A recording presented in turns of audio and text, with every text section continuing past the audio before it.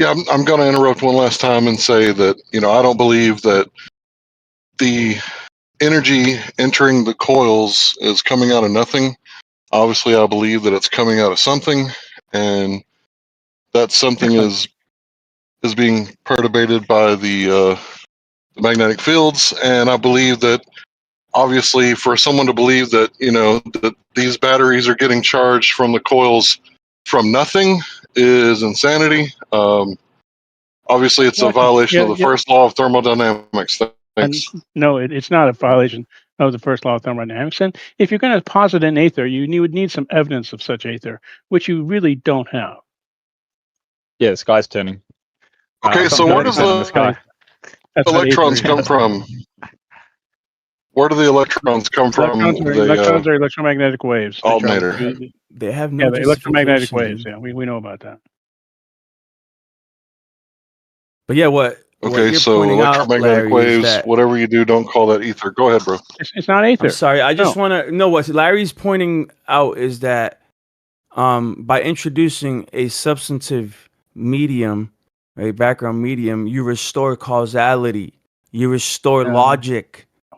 You restore logic to you, perhaps, but there is no aether. It's been, like I said, if you're going to posit an aether, you need some evidence. And all you can just say is it's logical. All you can just say is it's logical. Serious Glober side for this. Talking me. Thank you, Kirk. You have nothing, dude. I would love to hear a serious Glober. You have less than nothing. I wish I could meet one in my life. You have less than nothing, Lion. The only ones I meet are in real life, and they're not really trying to discuss flat Earth. God damn it, Kirk, you want to talk to me for a while? All you can say, Lion, is that I think there needs to be an aether, therefore there is an aether. That doesn't work like that. You need evidence of such. Yeah, you restore physical causality. There is physical then causality. all these pseudo forces are all of a sudden actual forces, real dynamic forces. C plus minus V. Who would have known? Who would have thought? Doesn't work that way. Light wasn't constant. Light is constant. It's in the vacuum. Speed of light is constant in the vacuum. Who would have thought that there's a preferred direction? There's no preferred direction. Oh. See, I know all this is.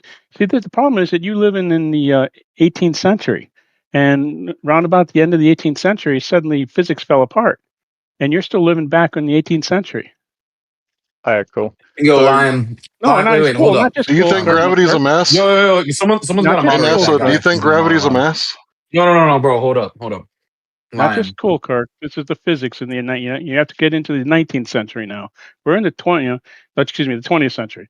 We're in the 21st century now, but you guys are still living in the future, 19th century. You're living in the future. Do you believe in Newtonian gravity? I'll be quiet, bro. I'm trying to ask Hello. Thank you. Newtonian gravity works quite well for most everything. Thank you. Okay, so you're living in the 16th century. Gotcha, bitch. No, Newtonian gravity works quite well. You got him. Yo, Lion.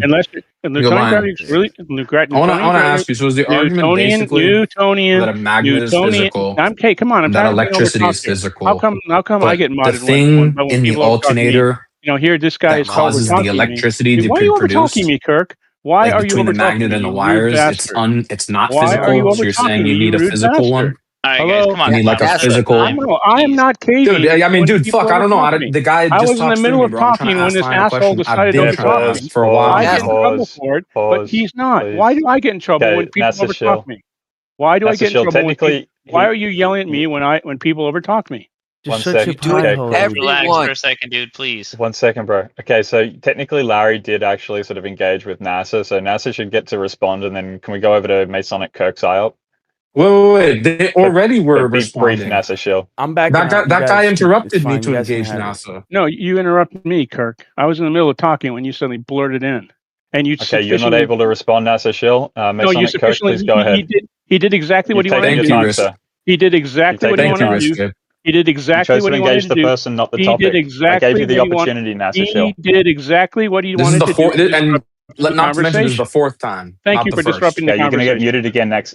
You're going to get muted again. Why do I get muted when people overtalk me? Because you're not engaging with the topic. You're engaging with the person. You're playing the man and not the actual topic at large. He was overtalking me, and you didn't mute him. May I ask Ryan the question? All right. This is extremely disruptive. Don't make me have to mute you, NASA. This is so disruptive. Why did you mute me?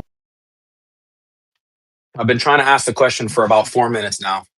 Okay, Lion. So I have to ask this. I'm trying to steel man your understand your position. Is your position that in the alternator there's the electricity, the wire, and the magnet. And the magnet moves, and essentially the electricity is produced. All those components are physical components, but essentially the medium from the magnet to the wire is supposedly non-physical or like virtual photons or whatever. And so basically you have like it goes from physical to non-physical to physical. And you're saying if we had a physical medium, that it would just all be logically consistently physical thing, like magnet that's physical interacts with aether that's physical, that interacts with wire and electricity, which is physical, versus their idea, which is magnet physical, field mathematical, wire physical. Is that what you're saying, Lion? I'm just trying to steel man or understand your position or argument. Thank you. Well, I mean, I'm not sure what you're asking me, but I do believe that there are things that are transcendental, right, but still considered physical and substantive. You understand? Now I can get into it with. I'm sure the audience does not want me to get into that philosophical talk at this time, dude. Especially I'm tired, dude. But things that have concreteness, things that are physical, things that are substantive. God, He's transcendental. Right? He's physical, he's substantive, and they're transcendental entities that are grounded in him that are also substantive. Just because they're transcendental, just because they're like even electromagnetic waves, right? I consider that physical, dude. Do you not? You don't consider that physical? And in order for them to propagate, they need what? They need a medium. You need a substrate. Now the Globers are going to say no, they don't. They can propagate in a vacuum. I beg to differ. Well, they do because you can notice them when you have a vacuum chamber. Yeah, when you have a vacuum chamber. Magnetic field propagates through a vacuum. Yeah, I'm not talking about your little vacuum chamber, bro. It's not void of matter, void of substance. That vacuum chamber. Whether you believe it or not, there's still substance there. There's a medium that permeates all things. Even in the Cavendish experiment. Hold on. Even in the dude, wait. Cavendish wasn't about medium. Even in the Cavendish, hold on. I'm using this as an analogy. Even in the Cavendish, what you guys call an experiment, not an experiment because you have not actually isolated the independent variable. Away from what I'm asking manipulated the independent variable, so I don't consider it. I don't consider it an experiment. But even if you do the why don't Cavendish, you address what people hold on. Are even asking if you, I'm going to address right now. Even if you do the Cavendish experiment inside of a lead box and you have it grounded and you've controlled for all the possible variables that your mind and your infinite wisdom can think of, and you think you've had it all factored in. Right now they're starting to realize in quantum mechanics, in quantum field theory, and electrodynamic field theory, they're starting to realize that there are fields that permeate all things, dude. You're a homeopathic Witsit. I asked you a question. Can you answer the question I asked you? No, because vacuum energy your presupposition is that in that vacuum that it's void of matter. I'm not talking about the frac. I'm not listening to what I asked you. You said the vacuum. You said that things can't permeate through a vacuum. Then I said, well, light goes through a vacuum, and magnetic wave goes through a vacuum. You said not that kind of vacuum in a vacuum chamber. So the question was, what kind of vacuum are you talking about then? It doesn't exist. This concept of yours doesn't exist, is what I'm trying to tell you. No, You're presupposing this idea that doesn't exist. You don't have an area that you can point to that's void of matter. Lion, I'm responding to concepts you are bringing up and asking you questions about your concepts. Yes, and I'm trying to. Well, it's not his concept that there's not a real vacuum where there's no matter in a volume. It doesn't exist. Pretty damn close. Even in a lead box, grounded, there's still a medium that permeates inside that lead box. What medium is there? The vacuum catastrophe. Look it up. I did. It doesn't work. So you're saying there's this medium. You don't know what it is. You can't measure it. You can't touch it, but you know it's there because it has to be there. No, bro. We keep telling you. You're calling this a belief system. When you can't prove something, you guys are admitting to this, bro. When you can't prove, no, incorrect. When you can't prove something, it becomes a belief, becomes a religion, and you basically have a aether religion now. Okay, so you tell me what is maintaining, right, the density of the elements within that lead box. What is maintaining what you guys refer to as the nuclear forces or the Euler forces, strong intermolecular forces? Yeah. So what is maintaining all that? Intermolecular forces and what's holding the atoms together are two totally separate forces. Yeah, all of them. All of them. No, they're separate. The Euler forces, the intermolecular forces, the nuclear forces. Euler forces. What is maintaining all of that? Yes. What is maintaining all of that? Euler force is like at 10 to the minus 30 something meters. You have to be really, really, really, really, really, really, really, really at a few more really close in order for the Euler force to kick in. The point still stands, right?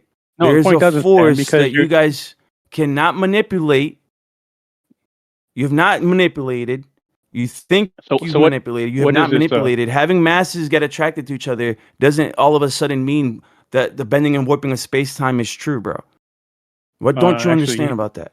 Well, Cavendish didn't know about the bending of space-time. He just knew that mass attract mass and measured big G, but that's okay. Little G, big G, both. But let's say, but even if we granted you that the masses they get closer to each other, right? Or there was tension or torsion, right? Let's say that did happen. Why are you so certain that it's the bending and warping of space-time? We're not. That's mass attract mass. Bending and warping of space-time comes later. And by the way, you realize that like every physics student does this in like Physics Lab 101. It's like a $700 experiment. You can buy it online. Yeah, you could do it in college. Yeah, I heard. Yeah, all the time. Yeah, people. Blue have actually built a 2/3 model of the Cavendish experiment. They're using that now with the University of Nashville. And they're coming up with some really good data, really close to what. So, okay, but you still don't know the cause. You don't know the causal agent. We don't need no cause. Don't need no cause to measure the force. Sorry, that's a different. Is it mass attract the mass, or is it the bending and warping of space time, dude? Yes, both are the same. Oh, you see, you have no idea, dude. This isn't an experiment, dude. I do. He just gave an experiment because they did measure. They did vary the mass. They varied the mass and varied the direction. So it is an experiment, despite your no-ahs. Hey, if you don't mind me adding in just a little bit, this is what I was saying earlier about the fact that definitions and assigning meaning to certain words such as gravity, right? Replace it with plasma gradient. Then it's all it is the attractive or repulsive forces of a background medium either getting stronger or weaker. That's what you call bending and warping, right? Plasma is in the background region. Plasma is discernible. It's in our reality. It's something we can detect. It's not the medium. Right. Well, that's your definition of what is the medium then? What is there available? I don't mind you invoking a medium. I don't mind you invoking an underlying medium, but don't describe it with terminologies about things that aren't in the medium, like plasma. Plasma's above the medium. We interact with it. Right. It's in everything, right? It don't mean plasma isn't in everything. Where'd you get that from? Pazza, hold on, Pazza. I got it from you, Pazza. We got it from you. You told me last. No. 2 weeks ago, you told me everything is in everything. Did you say everything was in everything? I was talking to a specific context, wasn't I? Well, okay, let's go with Is nothing something? I was talking about the idea that there are atoms of gold in water, atoms of gold everywhere. There are protons in atoms. But that's clearly not the same as saying there's plasma is everywhere at the same time. Everything can't be plasma. Is plasma a thing? Is plasma a thing? Yes. Not in the context in which I made my statement 2 weeks ago. So you can stick it up your ass. All right. Listen, all right. I'm writing this down. I'm writing all this down. Hold on, RG. Okay. I'm writing all this shit down. Everything's not in everything. Hey, Jeremy, make sure the pointy end of the pencil is facing towards the paper. I got the crayons out. Don't worry. It don't matter which side it is. All right. So while you write that, I was going to ask him, see what I was really getting at and trying to ask you about, gradients, right? As far as plasma being the fourth state of matter and the underlying source, right? So when you say within everything, and when you say it's the fourth state of matter, are you going to ignore the fact it's also superheated electrons, superheated gases, where you stripped of electrons? You think we would notice that? Well, this is why I say plasma gradient, because it widens the realization of what it can be, its potential, not just stripped electrons, excited ions. It goes much, much further and deeper than that. And my question to you was, when you asked me about, you know, we don't, you know, the vacuum is something about the vacuum. And, you know, I would say this, that is in your model, it, the plasma, or I'm sorry, vacuum being void of matter, and then as you get denser with elements, you know, it becomes something else other than a vacuum, or is the vacuum ever present in everything all around the universe? Because your laws have to have the ever present, you know, or if you can't say that, like the vacuum is ever present in everything, then you have to, in your model, go to, dang it, now I'm losing my train of thought. You would have to go to, instead of vacuum. So you're saying now your final statement is everything's not in everything. Is that your final statement? Jeremy, get yourself a girlfriend, for God's sakes, man. I'm not interested. Wait, he needs a girlfriend in addition to his wife? That's gonna. I don't know if he wants to do that. He needs someone to show his affection to. Leave me alone, Jeremy. I made a statement 2 weeks ago in context. Now all of a sudden you're bringing up 2 weeks later and saying, "Oh, when you say this, do you mean this? When you say that, let me write this down." I got all this shit written down, Pazza. You're not going to get The away irony with is, it. Pazza, were you, Pazza, were you riffing then, or are you riffing now? Because it sounds like you don't remember or recall exactly what you meant back then. I do remember what I said back then. The context in which I said it was we were talking about atoms of gold being dissolved in seawater, and atoms of gold being found prevalent everywhere in our bodies, around us, everywhere. All the elements are pretty much, it's some concentration everywhere. And within inside that, I said that the protons in that and the electrons in that. That's the context. Now, Jeremy understood that context, but Jeremy, for some reason, plays a little notebook wordplay game, because that's all he's really got. Just word Well, that games, was profound. Jeremy. When you said that. When you said that, I was like, oh shit. I was like, everything's in everything. I was like, that's crazy.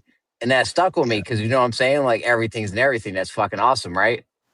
Doesn't that just sound awesome? Everything, but plasma isn't everywhere. Plasma is a state of matter, ionized matter. So it's not all matter is plasma. It's a potential state. It's not matter. But what all if the there's time. a little bit of plasma inside of everything? Why? What makes you say that? Oh, May? It fills in the gaps between the other molecules. You got like 99% like empty space in these atoms of yours. There's plenty of space for plasma. We can fit some plasma in there. Molecules. Yes, sir. Yes, sir. Plasma is the state of matter. Yeah. How could it be between the molecules? Well, it's a state. It eventually is a state of matter, right? Eventually. Oh God. Yeah, but pure potentiality, right? A pure potentiality. It's a substrate. Is it a substrate of pure potentiality? Is it some anti-arithmetic filamentation of the corona of the partly ionized state of matter substrate? Pazza's gonna pop pretty soon, I'm pretty sure. Let's keep. Yeah, hoping. you're about to lose it, Pazza. You all right? That was crazy what you just said. I'm writing that down. Somebody write that down. Write it down. Write that down. No, it's a question. Don't forget, it wasn't a statement. It's a question. So you can write it down. You want me to answer? You want me to answer that? Sounds like you've been mainlining Ken Wheeler today. So do you know much about Birkeland currents and telluric currents? Are you asking questions, or I thought you were going to answer something? Well, I can answer if you ask it again, or try my best. Somebody write this down. Go ahead, Pazza. What is a plasma gradient? Where is it from, and where's it going to? Where's it going to and from? Everywhere. It's in everything. Can you write it down this time? I've said it like 3 times, but go ahead. Write it down, Jeremy. What if there's a plasma gradient inside you right now? Jeremy, no talking. You're a secretary today. Write it down. It's called a stenographer. Yeah. So this spark of plasma in us, it begins with. Do you want to know that part in us or the meta? Yeah, it starts at the spark of life. At the moment of conception, there's a literal spark. That's where the plasma gradient. That's where the plasma gradient starts. Yeah, so that's been debunked, but that's okay. And the natural tools. Hold on, the natural tools that we use to translate this very, very little bitty spark, right? It's called rods and cones. Eventually, we in our eyes we form these rods and cones. Rods and cones. Yes, sir. Boats and hoes. And what it does is it grabs hold. You know, why don't we talk about Birkeland currents? I mean, you're going from biology you guys stop to interrupting physiology. him for crying out loud. It's the fourth time he tried to say it. My bad, SE. My bad. That's how, my how fault. long do we have to let him? How long do we have to let him rant before we can? 7 minutes. Go ahead. Not RG. ranting. You asked me if you want to know. I'm going to answer. He's basically going. He's basically scattergunning this. He's talking about Birkeland currents, and he's talking about eye physiology. No, I asked you earlier, bro. I asked you that earlier before you asked me. Get it right. Okay, here we go.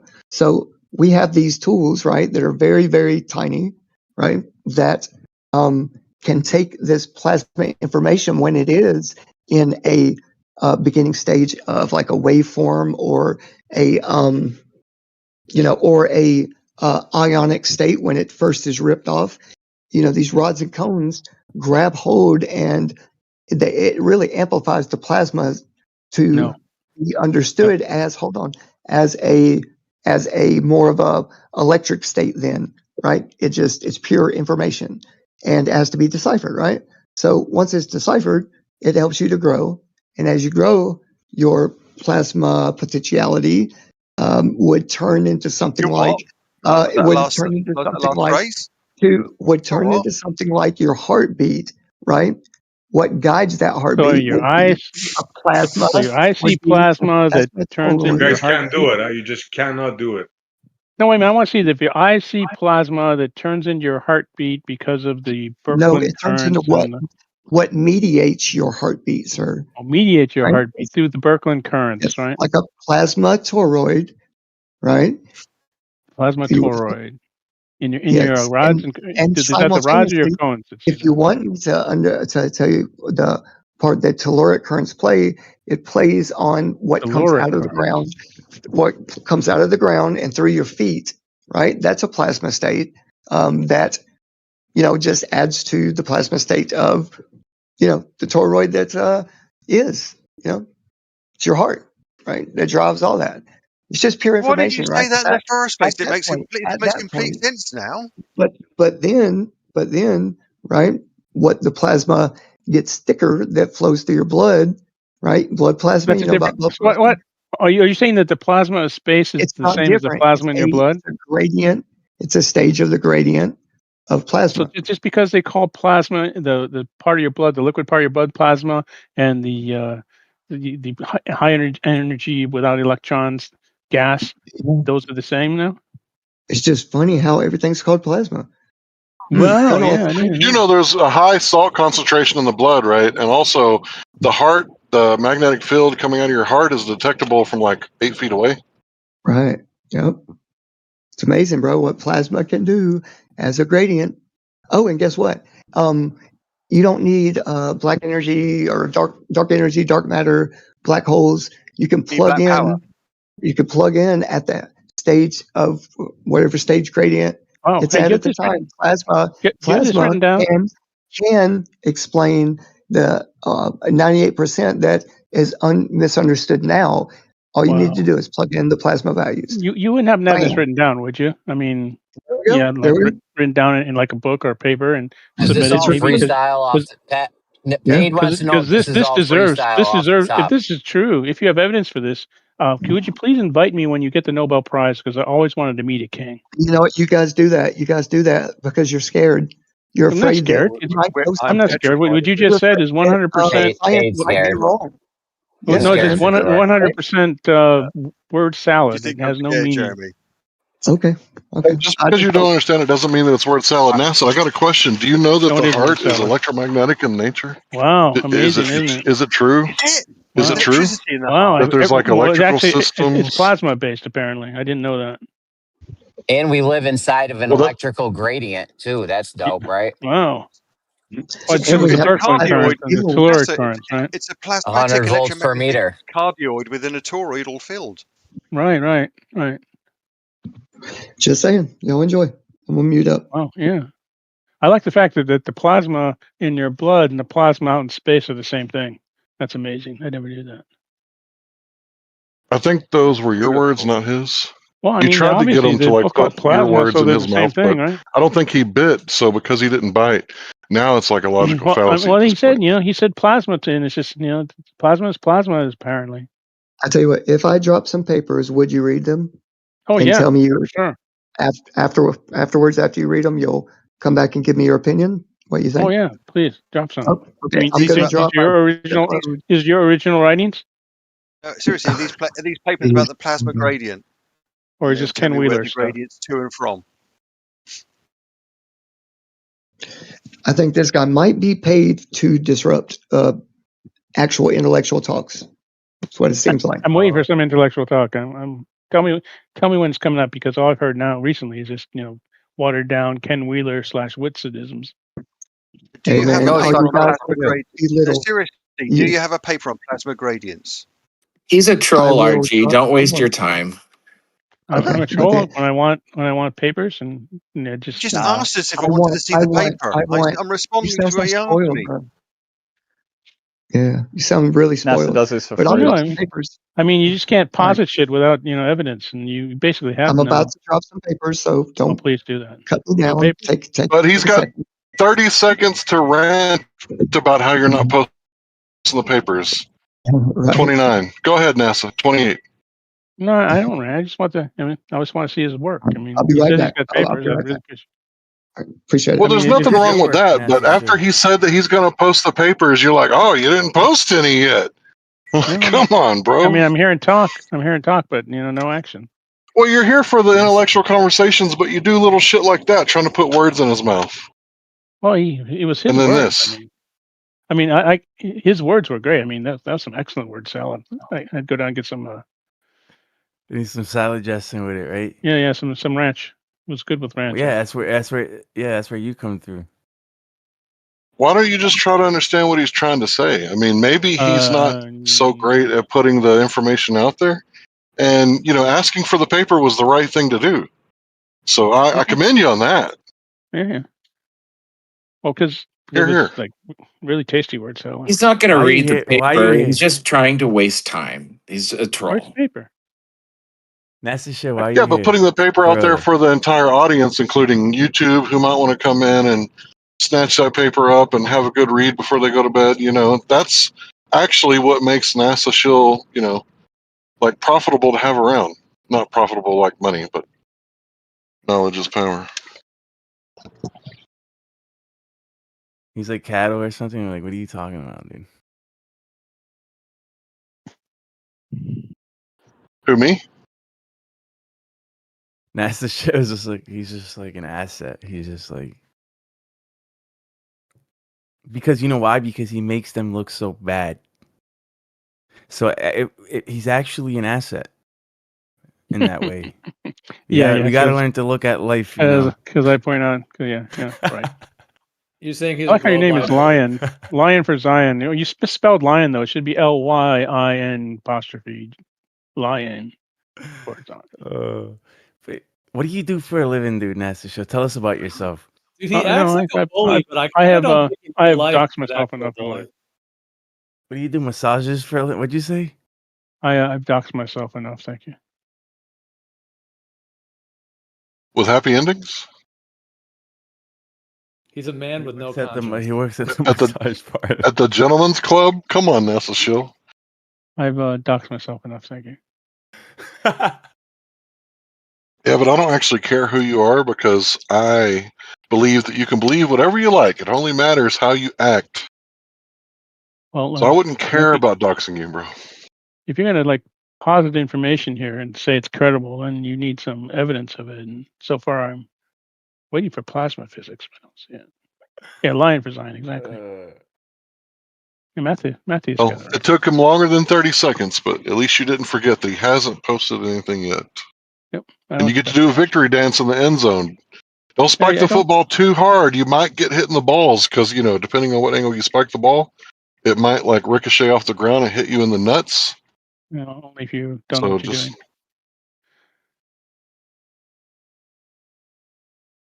Just ask me how I know about, throwing balls on the ground. Okay.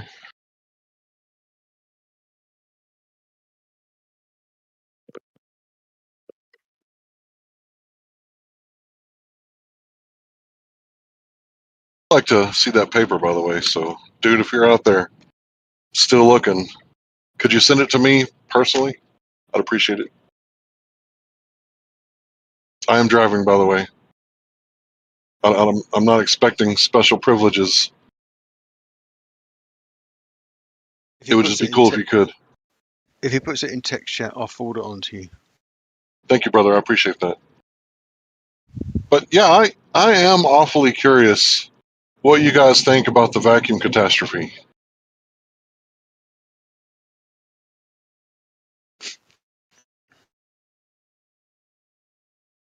And if you don't know what it is, you know, I wouldn't blame you. We don't know what it is, bro. What is that?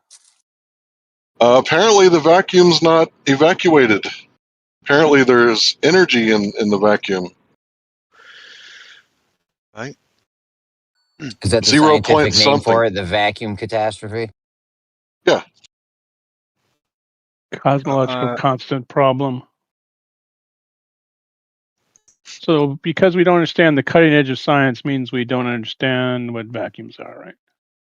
Cutting edge, huh? How long has it been the cutting edge? For like 50 years?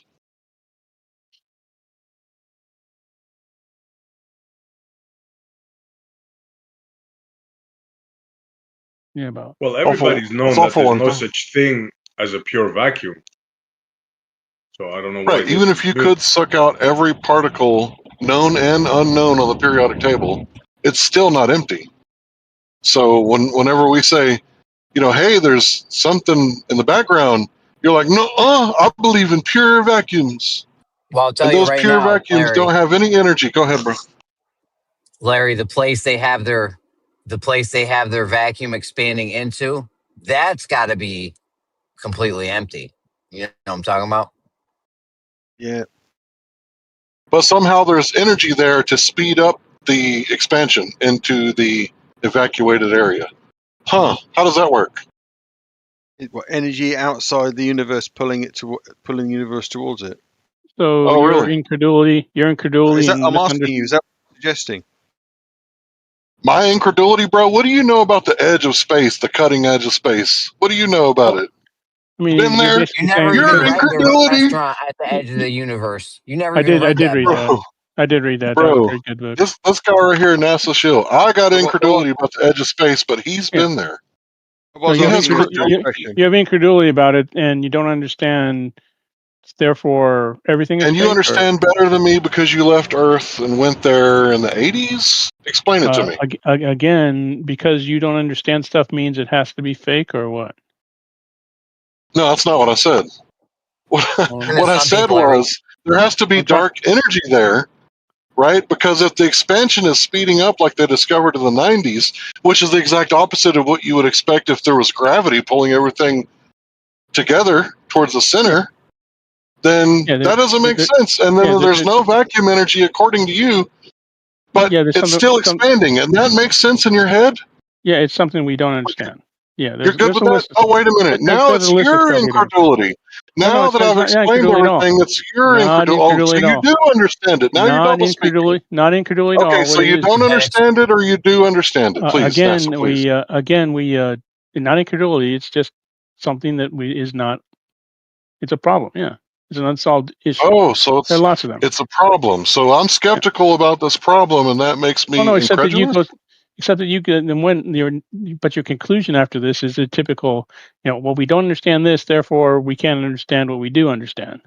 Usually, because we don't understand. Because Witsit does it all the time. We don't understand this, therefore how can we understand something we've understood for a long time, like gravity? Bro, talking about word salad, really? No, it's not a word salad. This is you're trying to build an argument on what he didn't say, but what you think he's going to say, because you're just saying usually this is what you do.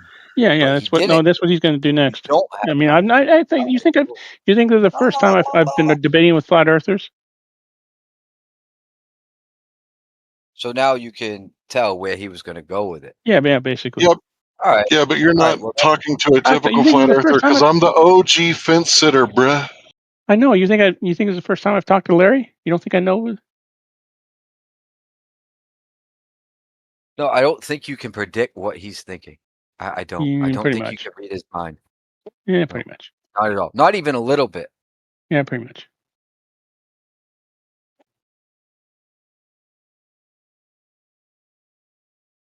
So we don't understand the cutting edge of science, but you don't understand it further. My dad could beat up your dad type argument. Is that the best you got? And SE, excellent. So where's the SE? Where's your substitute? If the Big Bang is a problem, what's the substitute? Or are you going to pull the Witsit falsifications independently? Oh, more funding. That's the substitute. We just need more funding, right? Right, guys? So we could find that elusive dark energy and harness it and distill some dark matter and put it together, and then boom, right? Right, bro? Bro, you don't want to directly mix dark energy with dark matter, bro. It's a recipe. No, It's a recipe I'm talking for about distilled dark matter. Distilled dark matter. if you See, he distill it. knew I was going to Alright. say that. He knew that I was going to say distilled dark matter. And then don't forget to whisper unicorn nipples when you stir it together, right? That's how the magic spell goes. Just There need we more go. funding. There's the incredulity right there. Boom. There we go. And you said you know where you're going to go. What are you talking about? Well, you started comparing it to unicorns, so I guess, you know. Dude, can you define it? What's this? Oh, Can you what's define it? Welcome here. Welcome. So, Can you why don't define dark matter? Why don't you and Larry get together here and get Can you the define dark talking matter? points together? Can you define dark?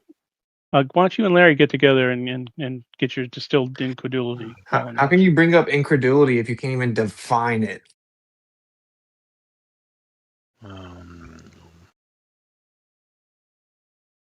Yo, is the space your vacuum is expanding into, is that a perfect vacuum with complete don't know. nothingness? Nobody knows. If there's something there, then that's not the whole universe.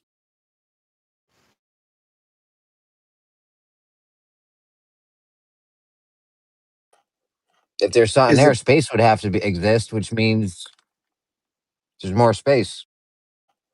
If there's something there, space would have to exist, which means there's more space. Maybe. Space is expanding into space? It can't be space, though. It could be space, but it have to be perfectly empty space, no? Is it space what it's expanding into? What does that mean? I don't know. This is your crazy story. You got space expanding into what? Not space? Isn't the universe, isn't all of space, time, and matter in the universe? So if it's expanding, it's not. That's the conundrum. Yep. Don't you need space for something to expand? Yeah, don't you need space for something to expand into?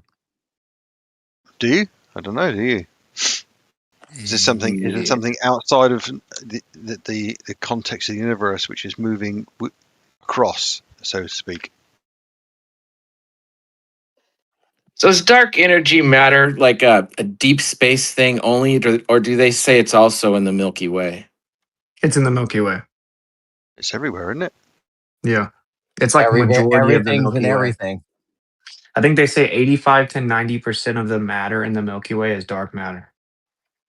Is there dark matter inside me right now, Pazza? Is everything actually in everything? Their model falls apart without dark matter. So completely destroys. Jeremy, how long are you going to take a statement I made in one context to pretend it should be applied everywhere? I liked it, bro. I thought that statement was dope. Everything's in everything. I was like, yo, that shit's fire. I wrote it down, bro. I was like, that's the coolest shit I heard all week. God, Think about how obvious this is. How do you guys not see what happened? They came up with an idea of gravity based on the solar system. So based on what we could directly observe at first, right? And we have Kepler's laws. It has like radii and ratios and periodicity of the planets. And it's a kinematic relationship. And then they derived a dynamic equation from that, right? They just plugged in G and it was undefined or whatever. And it worked on the planets because that's what they made it based on. That's what we could observe at the time. So it works there. But then you start to make more observations and it doesn't work. Well, that's because you just built it for that place, right? So when people say stuff like, there is no dark matter in the solar system, or you don't need dark matter for the solar system, do you not see how goofy that is? It's like, well, yeah, of course, because you only created gravity for the solar system. And so It's obviously wrong. I don't think anybody says there's no dark matter in the solar system, do they? I've heard it NASA 100 Shill has times. said that 100 times. Yeah. I've literally You heard don't it need 100 it. times. Oh, I don't Yeah, think you don't. that. Yeah, because you don't need it All right. because gravity works pretty well at the solar system level. It's a useful tool for predicting the motion of the heavenly bodies, but still falls apart when you add a 3-body problem. First of all, it's not No, predicting anything, and secondly, it was made because we actually, looked at this. No, it didn't actually, it predict did anything. predict. It did predict Neptune, but that's okay. No, it didn't actually. If you actually did, look actually. into that, no, Actually, I did. actually, no. Actually, I No. did, and it actually did. Actually, looked where they predicted it would be, and guess what? It was there. Actually, that's not what. That's actually not what happened. Actually, That's that's actually what not what. happened. Actually, is what happened.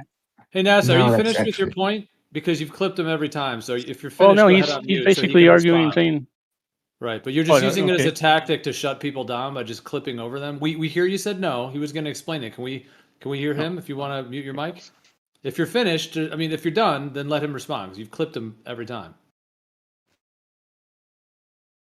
Yeah, so it didn't actually work, right? So like the predictions of gravity as to where Neptune would be, it isn't where it was.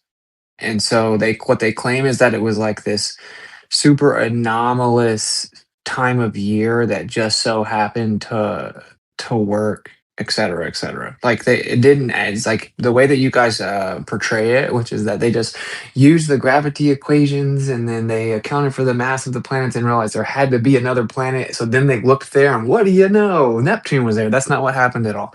Neptune was observed multiple times way before this. It was in astronomical charts way before this, and the gravity equation actually didn't predict where it was. It was actually wrong. Oh, so history is wrong because you say so? No, I'll drop a paper from like Harvard explaining how this is the case. Yeah. Let me see that. Yeah. Okay, no problem. So it says that just a quick online Neptune discovered by Urbain Le Verrier in 1980. Oh, where is it? There's a date. 1846. So what's the alternative individual and timeline for its discovery?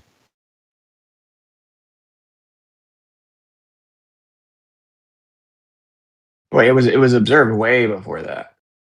Okay, but that's not what. Yeah, it was Wikipedia observed, says, but nobody realized it was a planet. They thought it was just a star. And the only way they found that is to go back and look on the old charts with knowing the orbit that we know it and saying where it should be in the sky at the time someone drew the diagram. Yeah. And yes, There is evidence that Neptune was seen and recorded by Galileo, Lalande, and Herschel in 1830. So 1613, it was someone saw a light. right. And then we go back with our predictions of the orbit and using our math that Witsit doesn't like and the gravity that Witsit doesn't like. And hey, look, this little dot here, yeah, that's actually Neptune. No, that's not what happened. Exactly what happens. No, I'm about to find the paper that just completely debunks it, and then you'll just pretend this never happened. So does this paper debunk the idea that Urbain de Le Verrier didn't see it on the equinox cycles of 1846 or something? The gravitational prediction actually isn't where Neptune was. That's the point. They actually had to make all kinds of corrections and claim that it was like it's like the statistical odds were basically impossible. It isn't an actual prediction. I'm just going to get the paper. You know, I mean, this is the thing. It's like the people that believe in the story are never the ones that actually research the story. That's the funny part. Except it was within a degree of where they said it would be. It was pretty damn close to where they said it would be. No, so it wasn't now perfect. it's already moved. Now it's already changed to where it isn't where it was. Oh, it's perfect. That's just got to be perfect, right? It's not. No, how far perfect, was it off? It's wrong, right? How far was it off? A degree. How far was it off? A degree, I believe. A degree? Yes. I'm about to find the paper. A degree of what, dude? That doesn't even, dude. A degree in the night sky. 1 degree. So it's not in miles or anything. It's just off a degree. Yeah, because that's a lot, dude. A whole degree at that distance. That is fucking huge. How many miles is that? It doesn't matter how many. It was within 1 degree of where they said it would be. No, you Yeah, guys but always reduce shit down to make it seem like everything's going slower or it's just a little bit. You know what I'm saying? You say, oh, it's not 1,000 miles an hour, it's 15 degrees an hour. And Yeah. 1 degree is how many miles at that range? That's a lot, bro. 1 degree carried out that distance. It's like I'm an 1/8 inch out over 2 miles. It's like, well, you're fucked. To what degree did the flat Earth predict Neptune? Nice deflection. So here we go. Oh yeah, the We've flat been Earth told says we over. don't know. We've been told over and over of their How about vindication posting and the paper instead of discovery of reading it? Neptune. Yeah. How about not interrupting and pretending you're an How about adult? posting it instead of reading it? We all can read Witsit, you know. How about posting it Can you post rather it? than Can you reading it? post it, Witsit? Can I have a look? Oh my god, you people are unbearable, dude. We want to Hey, if read. you could That's read not. that, Yeah, That you makes couldn't wait. You couldn't unbearable. wait the 17 seconds for me to read something because this is your server. I forgot. Post the Sorry. link and then talk. We're not going to over talk you. That would be the first time ever. Oh, that's so true. I can't even I articulate guarantee a Page's gonna response. overtalk Now him. now you're just Yeah. posturing. You're not reading it and you're not posting it. This is just wasting I'm going everyone's to get it, you time. retard. Hey, buddy. Try and keep up. I'm on a phone. I had to go to my Telegram to pull it up. I opened the PDF within the internal window. I was trying to read it, but you people have no impulse control, even though you're actual adults. So I had to then back out of all of that because you demanded, like I Still work not for you, reading that it. it's already sent, you loser. So now you wanted me to send it. I've sent it. You haven't opened it. You're not reading it. And now I'm supposed to be reading it. Yeah, you guys got to quit doing the victory fucking dance at the 50-yard line before the paper's been posted. That's really fucking weird, guys. I wanted them to post it. That's all I asked them to do. Oh, I did post it and you're still complaining. I'm not. You're complaining. Read it. What you were going to read. Now Okay. we can read it? Oh my. Nice. Thank you for your permission. Tell me when I need to clock in. So we've been told over and over about their vindication of gravity and the discovery of Neptune. Okay, so then it goes on to explain that instead of the orbit of Neptune agreeing with the calculations, or wait, just a faint flicker in them or in one of them every time we hear of the triumphant discovery of Neptune, this monumental achievement of theoretical astronomy, as the textbooks call it. The whole trouble is that we've looked it up. The textbooks omit this, that instead of the orbit of Neptune agreeing with the calculations of Adams and Leverrier, it was so different that, I might be butchering his name, that Leverrier said that it was not the planet of his calculations. Later, it was thought best to say no more upon that subject. The textbooks omit this, that in 1846, everyone who saw a sine from a cosine was out signing a cosine for a planet beyond Uranus. Two of them guessed right. To some minds, even after Leverrier's own rejection of Neptune, the word guessed may be objectionable, but according to Professor Pierce of Harvard, the calculation of Adams and Leverrier would have applied quite as well to positions many degrees from the position of Neptune. Or for Professor Pierce's demonstration that discovery of Neptune was only a quote-unquote happy accident, see Proclamations of American Academic of Science 1-65. So, and then I had that, we had to go find that paper, which was not easy to find, but we did find it. And it's written by a Professor Pierce at Harvard. He explains that actually, originally, Leverrier looked at it and said, that's not the planet I predicted because it was so many degrees off. But what do you guys say? We know gravity's true because it predicted exactly where Neptune was, and that's how we discovered it. Lie. That's a lie. Okay. So you have a book written by a occultist. Genetic fallacy. No, you have a paper that's referenced in that book written by a professor from Harvard. And in that paper, he shows all the actual data and the charts from Leverrier himself in his own words, saying that can't be the planet that my calculations predicted. So of the 1,000 pages you dumped here, which page is this on? I'll just control F Neptune, my guy. 138. He's talking about you got your shit from an occultist, but don't look into Isaac Newton's history, whatever you do. Fuck. Page 138, yeah, he was an occultist in certain areas. We don't usually quote him in his occult areas and his. Oh, well, I wasn't quoting this guy in his occult area either, was I? Yeah, actually, you are. No, I'm not. So it's like even to invoke Newton in his gravitational writings, you have to cherry pick it because he just immediately admits that it can't exist unless it's God himself doing it. And then he doesn't understand it and it makes no sense. Probably doesn't even exist. And it's not even a coherent idea at all. Uh-oh. So I'm just helping correct you guys here. Maybe stop just repeating things you hear or pops up as your first Google search, right? I The did make actual an truth assertion is about Neptune. the person, when people claim that this guy discovered Neptune using gravity, what actually happened is that guy that you're invoking said that he didn't do that and that Neptune cannot be the planet of his calculation because it was so many degrees off. So many? That's more than one. This is It's more than strange, one. Witsit, because I'm reading How here. many you just talking out your ass on that? How many wanna degrees jump in? is it? Because Witsit. 1 arc second. How many degrees is it? Because 1 arc second at like just a couple miles is like inches or something. You know what I'm saying? So if you're talking degrees at millions of miles, it's got to be a lot.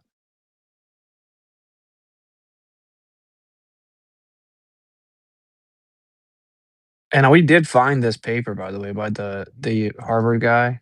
Like I'm just on my phone, but we did find it, and it shows the actual calculations and everything.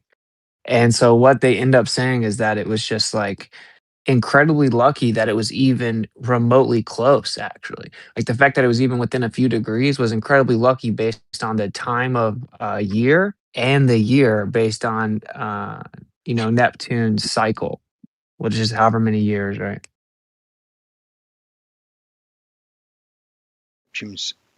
How convenient. Thank goodness. It's 165 Earth years, is what it says. Neptune's orbital cycle is about 165 years. And just luckily, based on where it was within that 165-year cycle and the time of year, that it was close enough. And if you look at it throughout the rest of its cycle, it wouldn't have even been observed anywhere close to those calculations. So what this actually shows is that the gravitational calculations are not correct and cannot be relied upon. And if gravity actually was true, then Neptune would have been exactly where it was supposed to be according to gravity, and it wasn't there. The irony that you're invoking this as validation of gravity when what it actually did was show that the gravitation calculations didn't work. No, all that means is, and it's acknowledged, and I can read you the letter that he wrote to Galley upon his observation, upon his discovery of Neptune, and what he wrote in the letter to him doesn't say anything suggesting that it wasn't his planet. I can read to you the exact phrase that he said to him. And any kind of errors in where it was because of the measurement errors of the time. There wasn't they didn't have the degree of precision in their measurements to pin it down perfectly. No, that's not what happened. So this is why I invoked the professor from Harvard that goes and looks at their claimed prediction and shows that that's why he calls it a happy accident, because it just was luckily in the portion of Neptune's cycle that the calculation would have been even remotely close. I don't care what the guy said in a letter. What the fact of the matter is that the gravitational calculation, it was lucky. It was literally lucky that it was even remotely close to the calculations. You wouldn't happen to have that paper, would Factually, you? within your own paradigm. Yeah, I just said I'll go look for it, but of course, you guys can't do that. You guys are incapable of researching Well, anything that I'm might looking for conclude it, but something contrary to your belief system. I'm currently currently looking reading at a the teachings paper of the from- American Academy of Arts and Sciences myself. So Yeah, I'm actually reading a You're wrong paper about from that. Pierce. Don't you who find it doesn't- interesting that every time a professor, no matter how renowned they are, no matter what university they teach for, no matter how prestigious the university is, no matter how prestigious their tenure is, as soon as they write something that it concludes something contrary to the mainstream narrative and propaganda of quote unquote science, they suddenly get blacklisted, or their writing suddenly can't be easily found on a Google search. Isn't that interesting how that works? which paper are you talking about?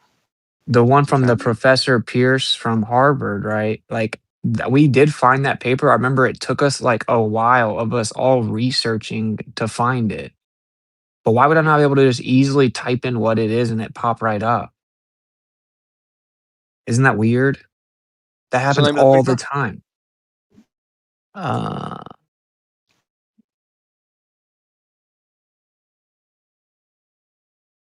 I don't know. I'm trying to find it. But I did in fact read this, that's all I'm just, and I'm actually just helping you guys out, right? Like, stop saying that when it's not entirely true, right? The reason the guy called it a happy accident is because based on Neptune's cycle, it was just luckily close enough that the observations, like when they went to actually look in I that found the direction. paper. Witsit. Took 2 seconds. Well, that's good. Look at Died in that. Look at you 1880. guys Yeah, looking that the things guy? up. I mean, they calculated all the sun and the earth and Jupiter and all the planets and with GR and said, oh, Neptune's going to be here. Is that what you guys are saying? Can you drop the paper? Basically what happened was the calculation, and by the way, there were like tons of people claiming claiming the prediction for the next planet outside of Uranus, whatever. There were tons of people. This is the part they like to omit too. They present it as though that this guy just used the gravitational calculation. We discovered Neptune because it was exactly where it was supposed to be, and that's how we knew it was there because of gravity. What was actually happening was all kinds of people for decades were predicting where the next planet would be, and they had like this huge spectrum of predictions, and then just one of them ends up luckily getting kind of close because of the portion of the cycle that Neptune was in. And then the way that story is told to the masses is we proved gravity because it predicted the discovery of Neptune. What a joke.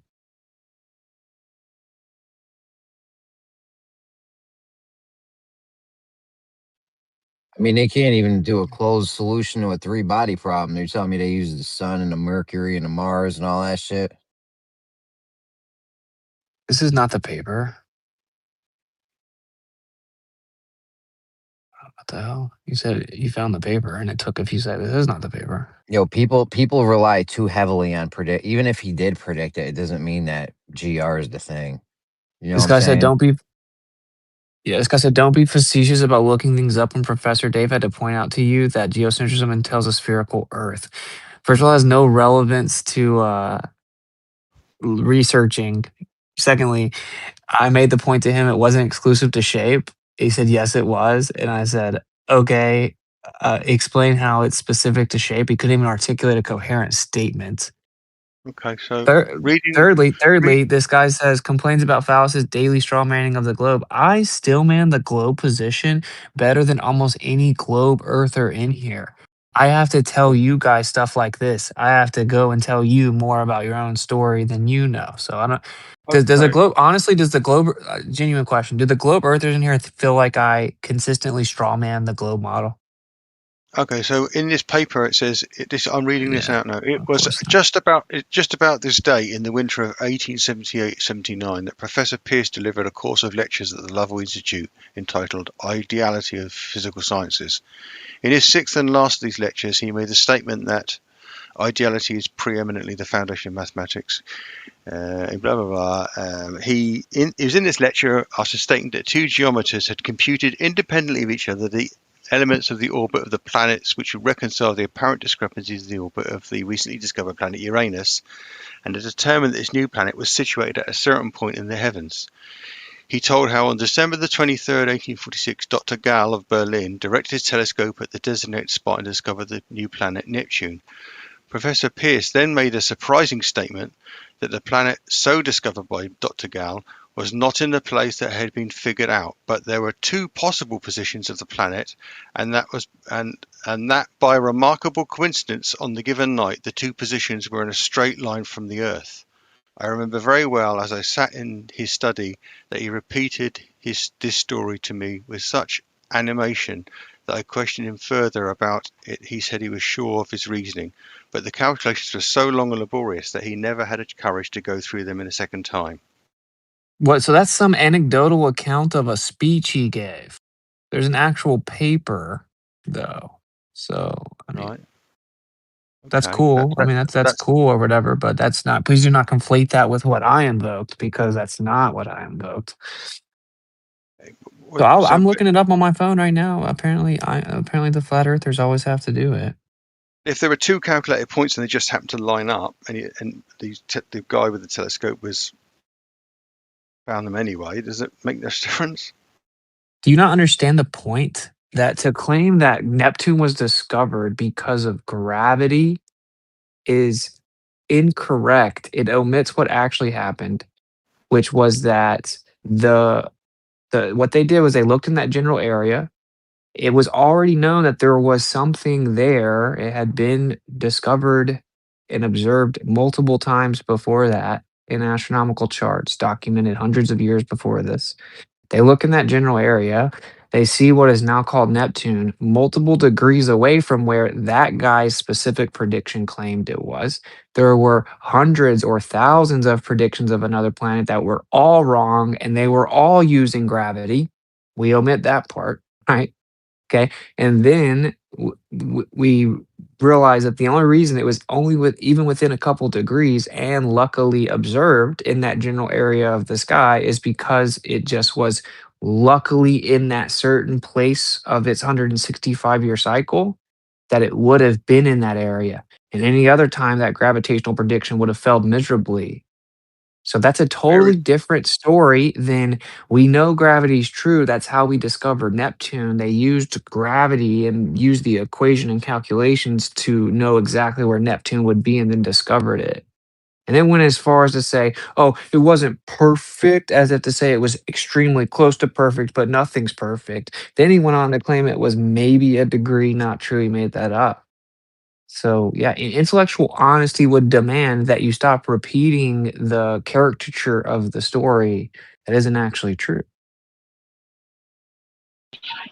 But if that's all they got, bro, you can't take that away from them. Like, they got to have something to stand on, even if it's a two-legged stool, that makes them collapse in front of everybody.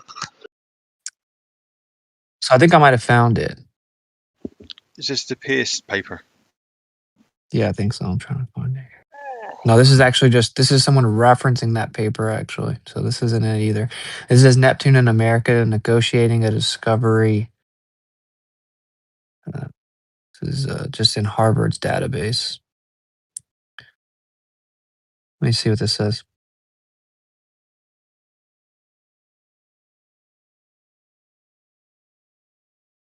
So it says the Harvard mathematician Benjamin Pierce that the observed Neptune was not the planet predicted by Leverrier and Adams, and that its observational discovery had been a happy accident. This is just referencing the debate about it. At stake was the extent to which Leverrier and Adams deserved credit for the theoretical discovery of the planet, and so by implication the degree to which the discovery had been, as British and French scientists contended, a demonstration of the power of theoretical science. And then look, okay, the guy that was debating against it just character assassinated him. Suggested some years ago that Pierce's opposition was not an isolated incident, but instead represented a characteristically American viewpoint to be understood in terms of national cultural traits.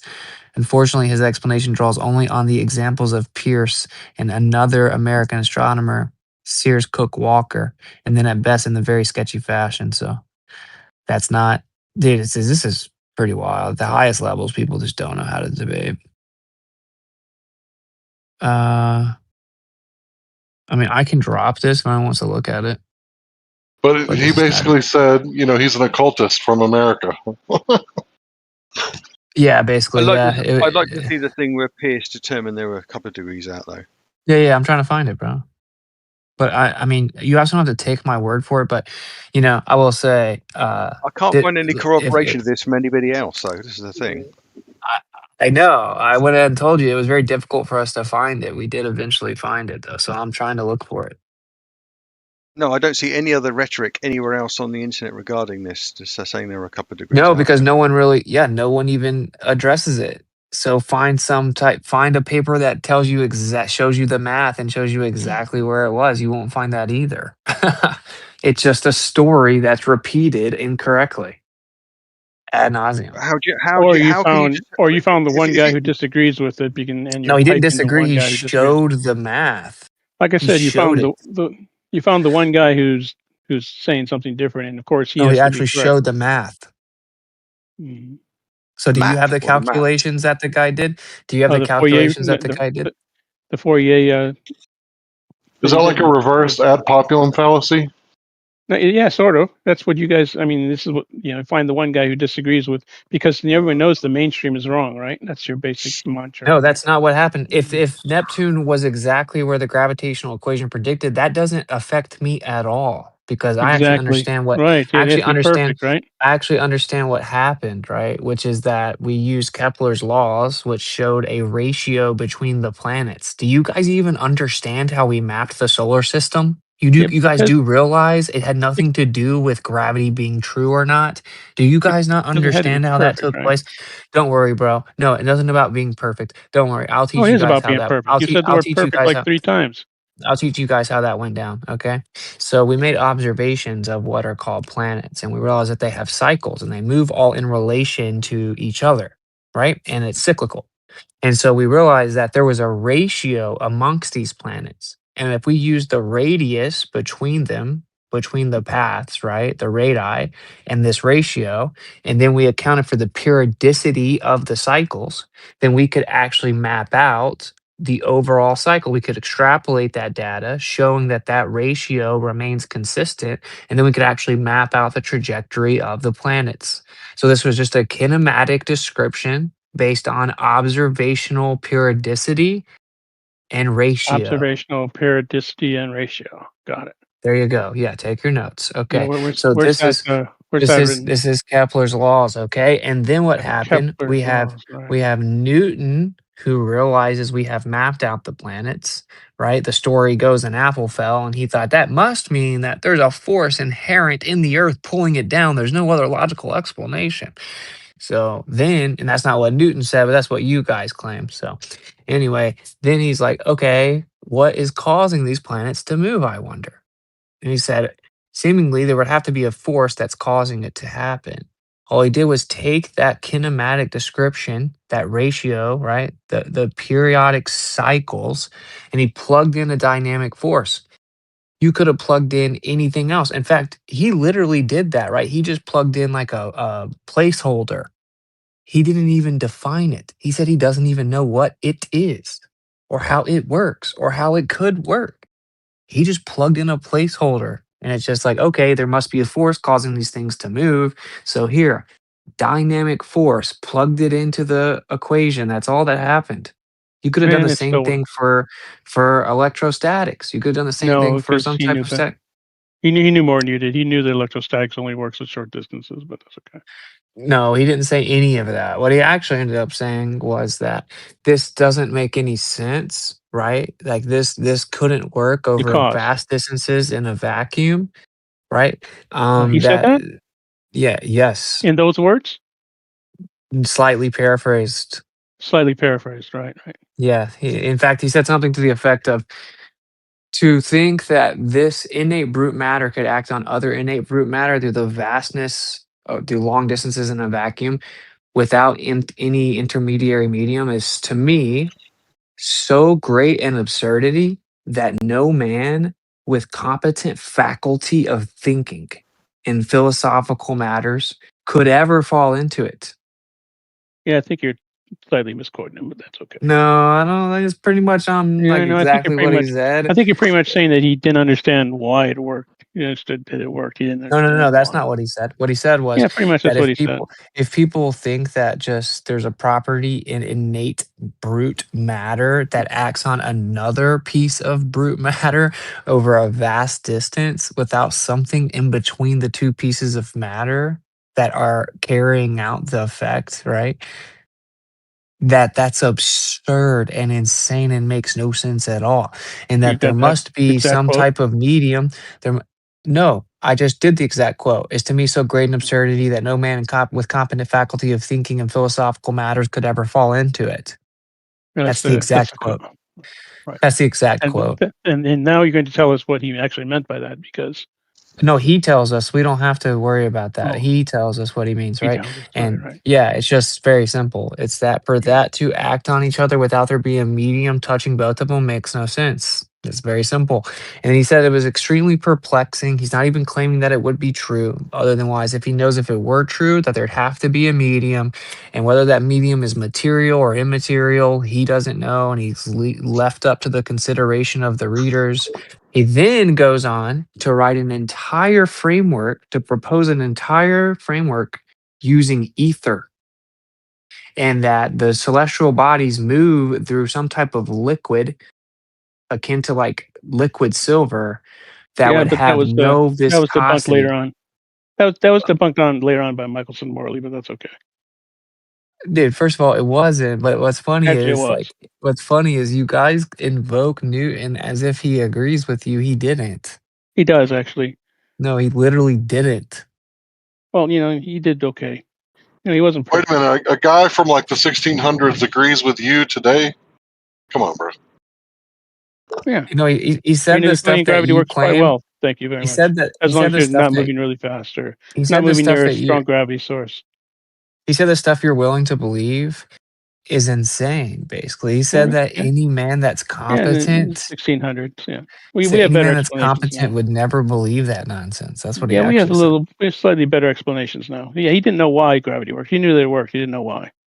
Hey, can you guys also see the issue with like if someone in this room, for one, invokes a hostile witness, and then you Hostile guys witness means say you can cherry pick without. That's all it means. that's not what a hostile witness That's is. exactly what hostile witness is. It means you can What? cherry Okay, pick. wait. Can we please get NASA to expand on that? So if I talk to the other doctor, right, and I cross-examine the doctor, that's cherry picking. No, that's what you guys do when you say when you say hostile witness. You just mean I can cherry pick the parts I want. Okay, do you know what hostile witness means? Yeah, and it has nothing to do with science in this particular Well, instance. define what it means.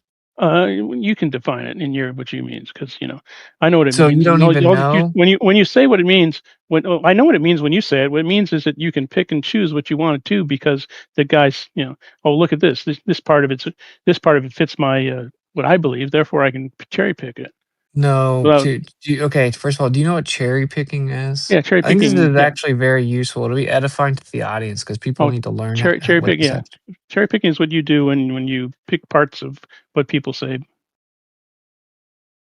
Okay, What? so let's say Witsit is guilty of that. Sorry, Witsit.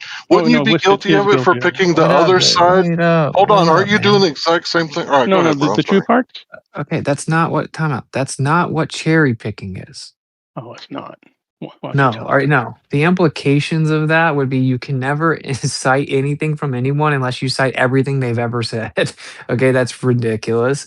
So that's not what cherry picking is. Do you want to try again or do you need me to define it for you? Oh, please define it for me. Okay. It's when you take something out of context where when left in context, it wouldn't mean what you're claiming that it means.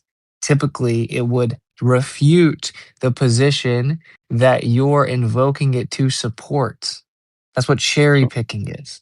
Excellent. That's what you do all the time.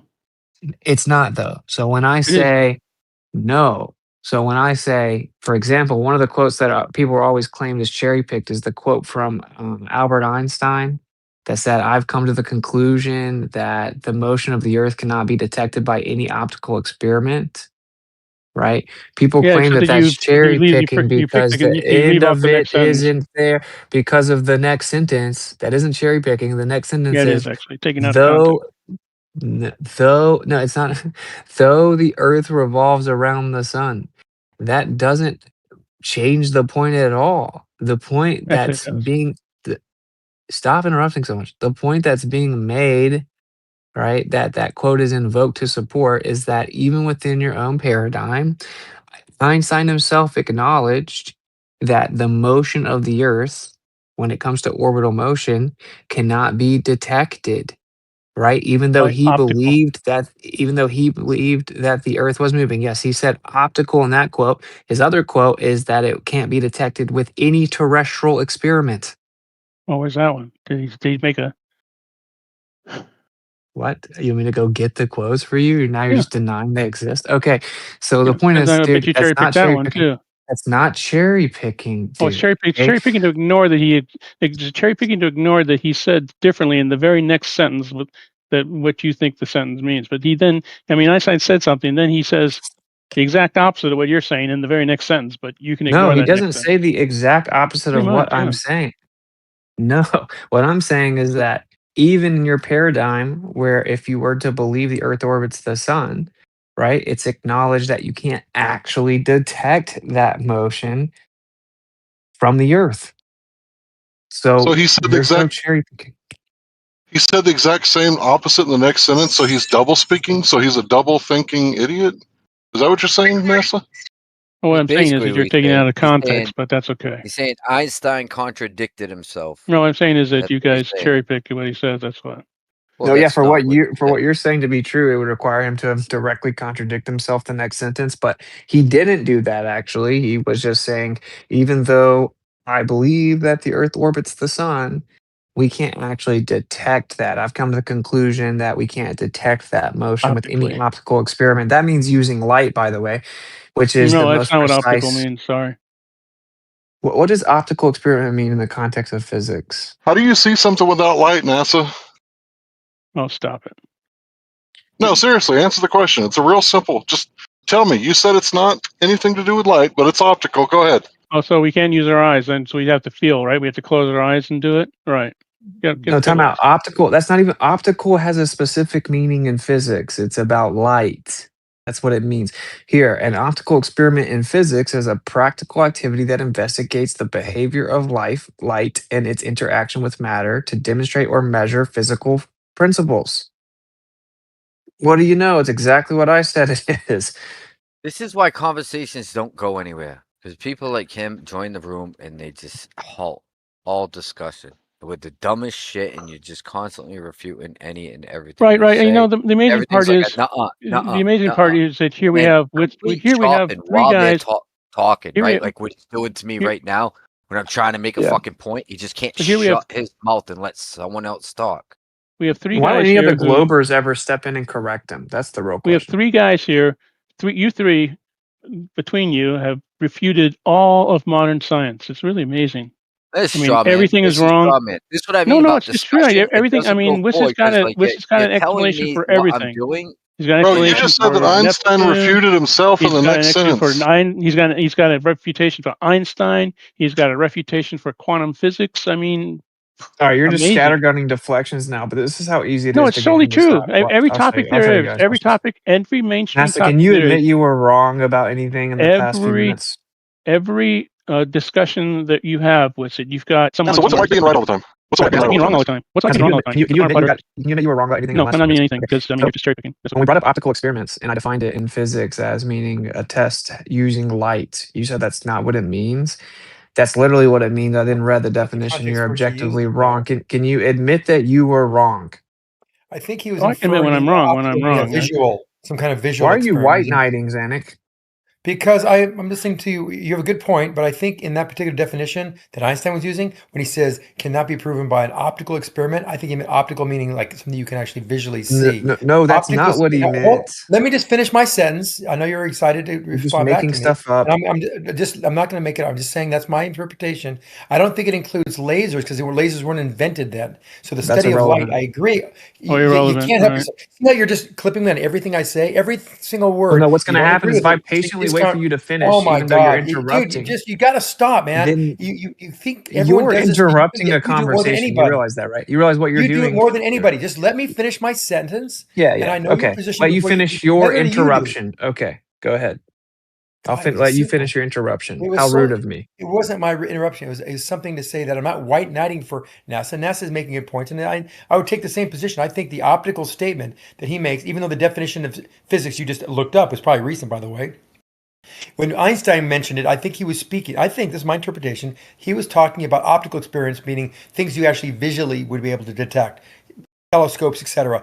These days, optical includes light as well, like lasers. Lasers went around back then, and I think we can do many more experiments with lasers that you couldn't do then. That would preclude that optical experience limitation from being totally true. This is real simple. Okay. This is why I knew I couldn't let Zanick go. This is why it gets annoying, because they say BS that's not true, and then people want to make other points, which is cool, but then the BS just floats around as if it's true.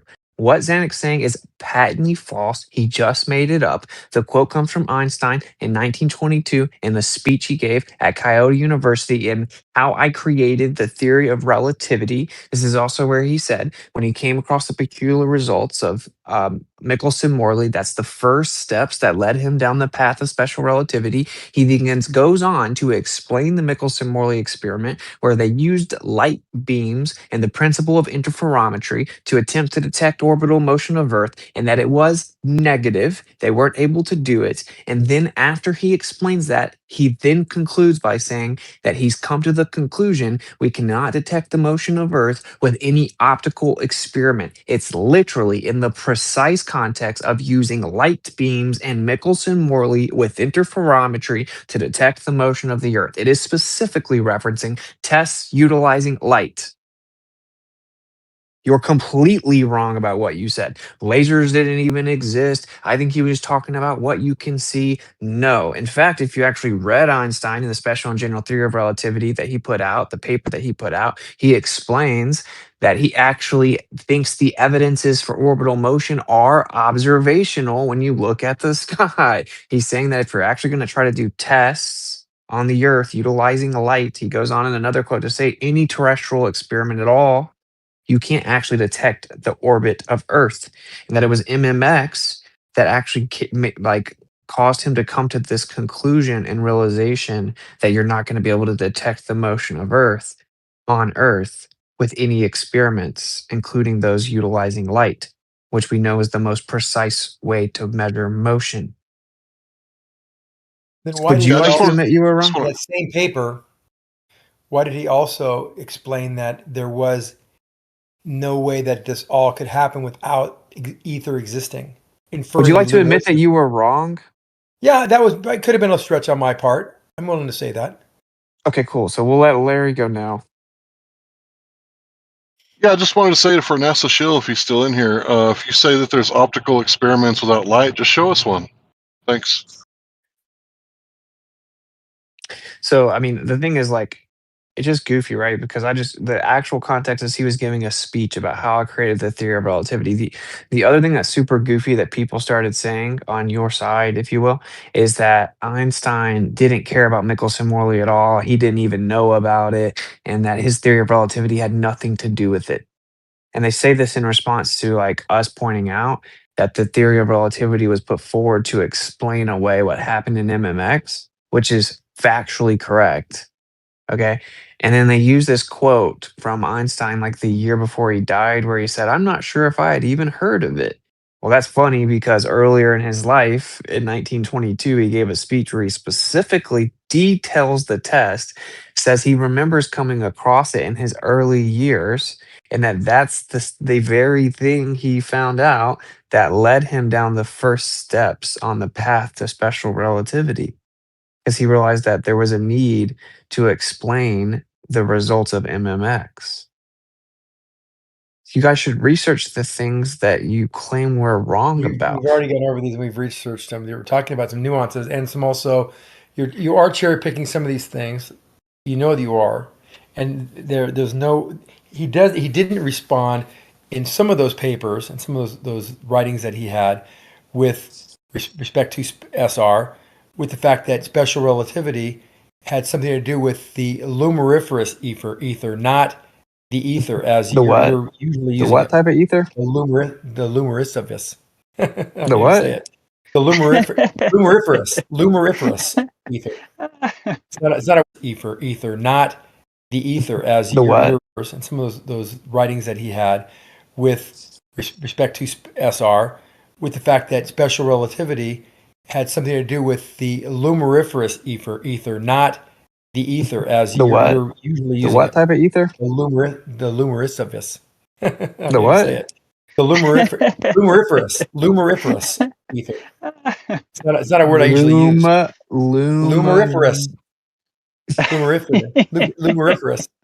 Luminiferous. Luminiferous. Yeah. light Luminiferous. Gotcha. Yeah, say that 3 times Luminiferous. fast. Yeah. Luminiferous.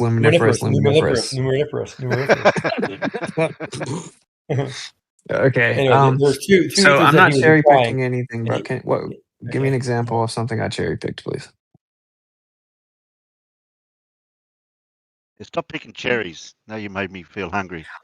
Like that's a pretty I just hefty want accusation, right? In intellectual spheres, that's a hefty. You're claiming someone is intentionally misrepresenting data and being intellectually dishonest and lying about what it says to deceive the audience. That is not true. That's basically slander. Stop saying words you don't understand. No, Okay, Larry, what's up? You said it about the Yeah, just luminiferous. come on, bro. Ether. Practice He on made your that own comment. time. Get a mirror. This was my take. He was saying what he asked me which one he cherry picked, and he talked about that before, and that Yeah, was but a you're cherry glitching. picking You're statement. glitching while you're trying to talk. No, luminiferous. I want to say because it's not kind of nice to say it the correct way. Thank you. Practice with your Can mic I off. just get in there? Pronunciation. Can I just get in there real fast? Like, if what he's doing is cherry picking, then every time someone cross-examined the other guy's witness, there would be an objection, Your Honor. He's cherry picking my witness. Oh yeah, that was the other thing I was going to explain. Like hostile witnesses, it's obviously a legal term, right? It's where you invoke someone from like the guilty party's associates or something, right? Or even like the person that's guilty, and you bring them on, you cross-examine them, or you invoke someone that's a hostile witness. You put them on your witness list, even though they're from the other side. Okay. In terms of debate, you're invoking someone from the own paradigm that you're challenging, from the own positive claim that you're refuting or whatever. So we're invoking people like Isaac Newton or Albert Einstein as hostile witnesses. The reason that we have to do this is because you guys just absolutely butcher and bastardize what is actually claimed within your paradigm. You just revise it. You make up your own version of the heliocentric model for purposes of debate on Discord. You just make it up. So Good we have to claim. Can you correct give us an example of that? Yeah, like where for 5 years straight, the majority of Globers claimed that both Newtonian gravity and Einsteinian gravity were true, and that in their paradigm, Newtonian gravity is still accepted as true. It is. I got another example. Math is science, but science doesn't prove things, but math does. Math is about proofs. Science doesn't prove things; it provides evidence for hypotheses. And by the way, Okay, but is math science? Pardon me? Because you Math is guys not love science. saying. Oh, okay. Math is Well, not you science. guys Math used is to a love proof. saying that. Math is not science. Okay, well, you asked for examples. Go ahead.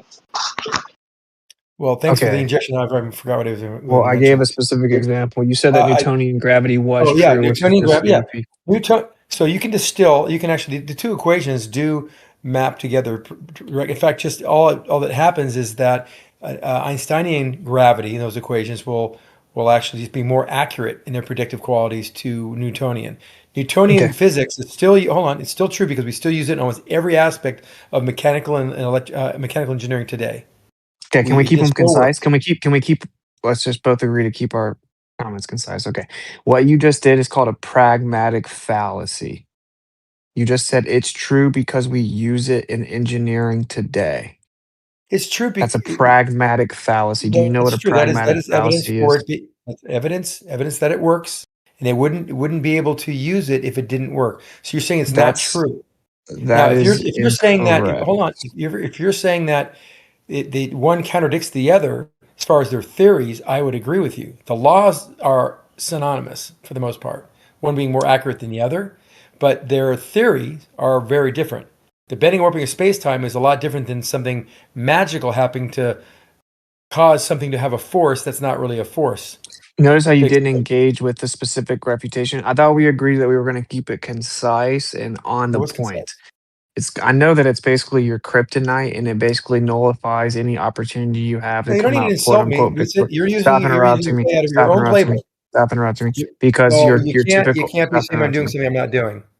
Because your And you typical can't insult playbook me, by is the way. stop, dude. Because your typical playbook is to be like, look over here and to scattergun other No, I'm not things doing with that. deflections, but we're not gonna do that. So You you said said it was true. You asked me to give an example give it to us. of Give it. Start cherry again. What's the picking. example? Go ahead one more time so Okay. we can be very clear and concise. Okay. I explained I have to teach you guys your own paradigm because Look, you don't need to be you make arrogant. You don't need to insult. Just try to use dude, your English words dude, and just you're communicate like freaking a out, normal bro. Like, adult, not like some dude, fucking pathological, not like some Zanick, you're about to get pathological. modded, bro. You're gonna get modded. Of course I am, do because not why would agree. No, it's because you're interrupting me. It's No, not but you're any in the other middle. You're reason. all you can There's do is no other insult people reason. and make yourself look like you are holier than thou. Stop doing that. It's not a good look for you. And just Why are we have a talking about conversation. people? Just address the argument, He's bro. doing it to me. You guys, you Glovers, he just can't have a normal conversation. Stop doing that, So Witsit. okay, no, I don't need your Relax. opinion. Dude, don't I'm, stop being a punk. dude. You're being a punk. Come on, stop it. I'm super relaxed. It's clearly you that's You're freaking out. not being relaxed. You got to Stop insult me as you explain. interrupting, dude. People don't want to have to like mute and unmute you for there to be any type of intelligible conversation. So the other alternative is that you can't participate. So just stop. Okay. There's nothing about being holier than thou, right? The NASA dude was making all kinds of accusations of us cherry picking.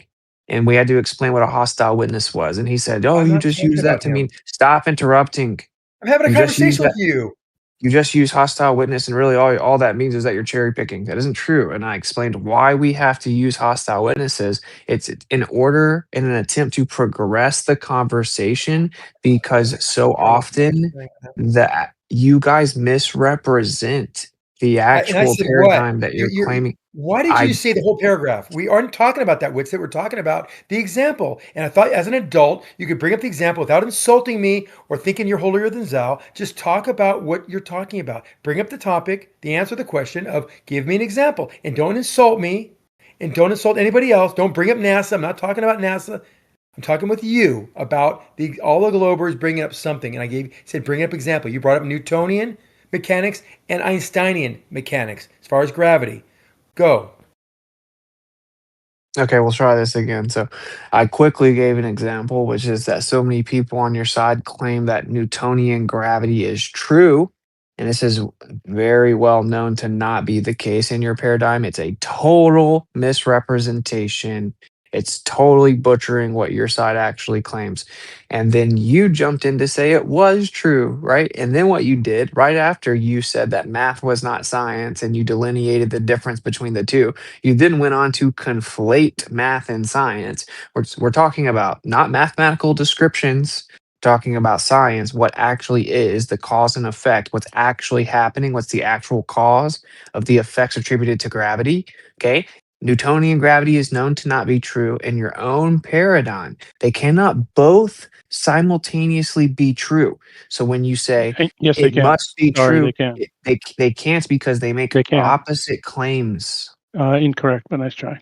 Okay, Newtonian mechanics and gravity says that space is absolute and fixed, and Einsteinian says space is not absolute and fixed. Can those both be true? Except that they both work, and Newtonian gravity works quite well. Thank you very much for the solar system where we sent probes and stuff. You didn't answer the question. Pragmatic fallacy, and you didn't answer my question. Pragmatic fallacy. Thank you very much. Okay, a pragmatic fallacy is the error of claiming that something is true because believing it is beneficial or works in some way. It works. It's an appeal to practicality where someone argues a belief works. or action is correct due to the practical, personal, or social benefits they experience from it rather than from its objective truth or evidence. Okay, so I just read the definition of pragmatic fallacy. Please stop using it. That was a deflection anyway. Yeah, except that engineers are very pragmatic people. You know, and when we send probes to say Mars, we use Newtonian gravity because it works. That was the whole point. That was the whole point, right? Was even if that very pragmatic. even if that claim was true. Again, you know, engineers like people that send probes. Even if that was true, they tend to be very pragmatic people, and rather than spend the work and getting the same answer in Einsteinian gravity using tensors, they use the equations that Newton has are much easier. So they use it because it's easier and simpler for math. If they use it because it's easier and simpler and gives the same answers. Stop interrupting me, dude. Well, I'm agreeing with you. Dude, look what you guys do. Like, look, you I'm can't agreeing with you. control For fuck's your sake, I'm grown agreeing with you for a men. change. I'm actually You're agreeing with adult you for a change. men. How I can't Okay. agree with you now? Yeah, but can you shut the fuck up and let him You just talk? like it's Well, unbearable. if you let him dude. talk, he'll talk for like 20 minutes. Yeah, That's you not just even chop true. everybody. So we Well, see, the can't have problem is that anybody talk when with you in Witsit the talks, room. when Witsit Dude, talks you for are 20 so minutes, he's going to bring up fucking 5 annoying, different points NASA. and Just veer into a different subject And I've all the always way. heard the psychologists say that women are more interested in people and men are more interested in things. Why are you so interested about Witsit rather than the fucking argument, bro? Well, because It's like you go you think this is the silent. first You time go I've debated silent about when you Witsit? get caught in like 4 lies in a row, and then you 4 come lies in a back row, in right, later right. after you calm down. That You is don't exactly what he accept does. any of Right, the right, right. No, consequences of the you know, bullshit you've been saying. You go quiet and then jump back in with a bunch of like interruptions. well, Yep. you know, So, Contribute fuck all you to the know, conversation. well, yeah, he's Nasa, going to go. stop, He's going to stop, change it and stop. go with Oh, 5 more oh, lies and no. misrepresented when you know when I'm the actually fact the one that's trying to keep when him fact on that you know topic. something does work, you know, and you can say it's pragmatic fallacy all you want, but it does work, and they do use it because it's simpler. Okay, so don't interrupt me. So, yeah, the argument is that they use it because it's simpler and it's easier, right? And it's And it useful and works. it's practically useful and it works in certain scenarios. Okay, that's a textbook pragmatic fallacy. We're trying to discuss whether or not it's true, whether or not it's true, not whether or not it's useful, not whether or not in certain cases it works well enough and it's simpler and easier. None of that matters. We're discussing Yes, it whether or does not it's actually. For engineers, true. it does. And this is why I gave a specific example and I asked you, and neither one of you answered. One claims that space is absolute and fixed, the other claims space is not absolute and fixed. Can those both be simultaneously true?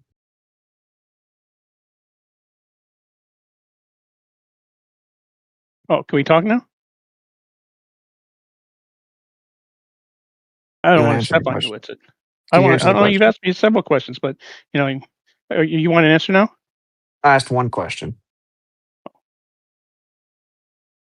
Yes Do or you even no? know what the question was? I want to make sure that I have your permission to talk first. Or are you trying to plug in the chat GPT or something? Well, I'm trying to make sure I have your permission to talk because I wouldn't want to clip you or anything. Yeah, the hint salted dead air and it being your turn to talk. Yeah, yeah. You can say it's a pragmatic fallacy all you want, but you know, the fact that Newtonian gravity works quite well in you know non-accelerated areas away from strong gravitational force traveling. That Even though wasn't it's the really question. small. That is the question. It works very well, and we use it because it works. The fact Okay, that okay, it's a Zanick, subset.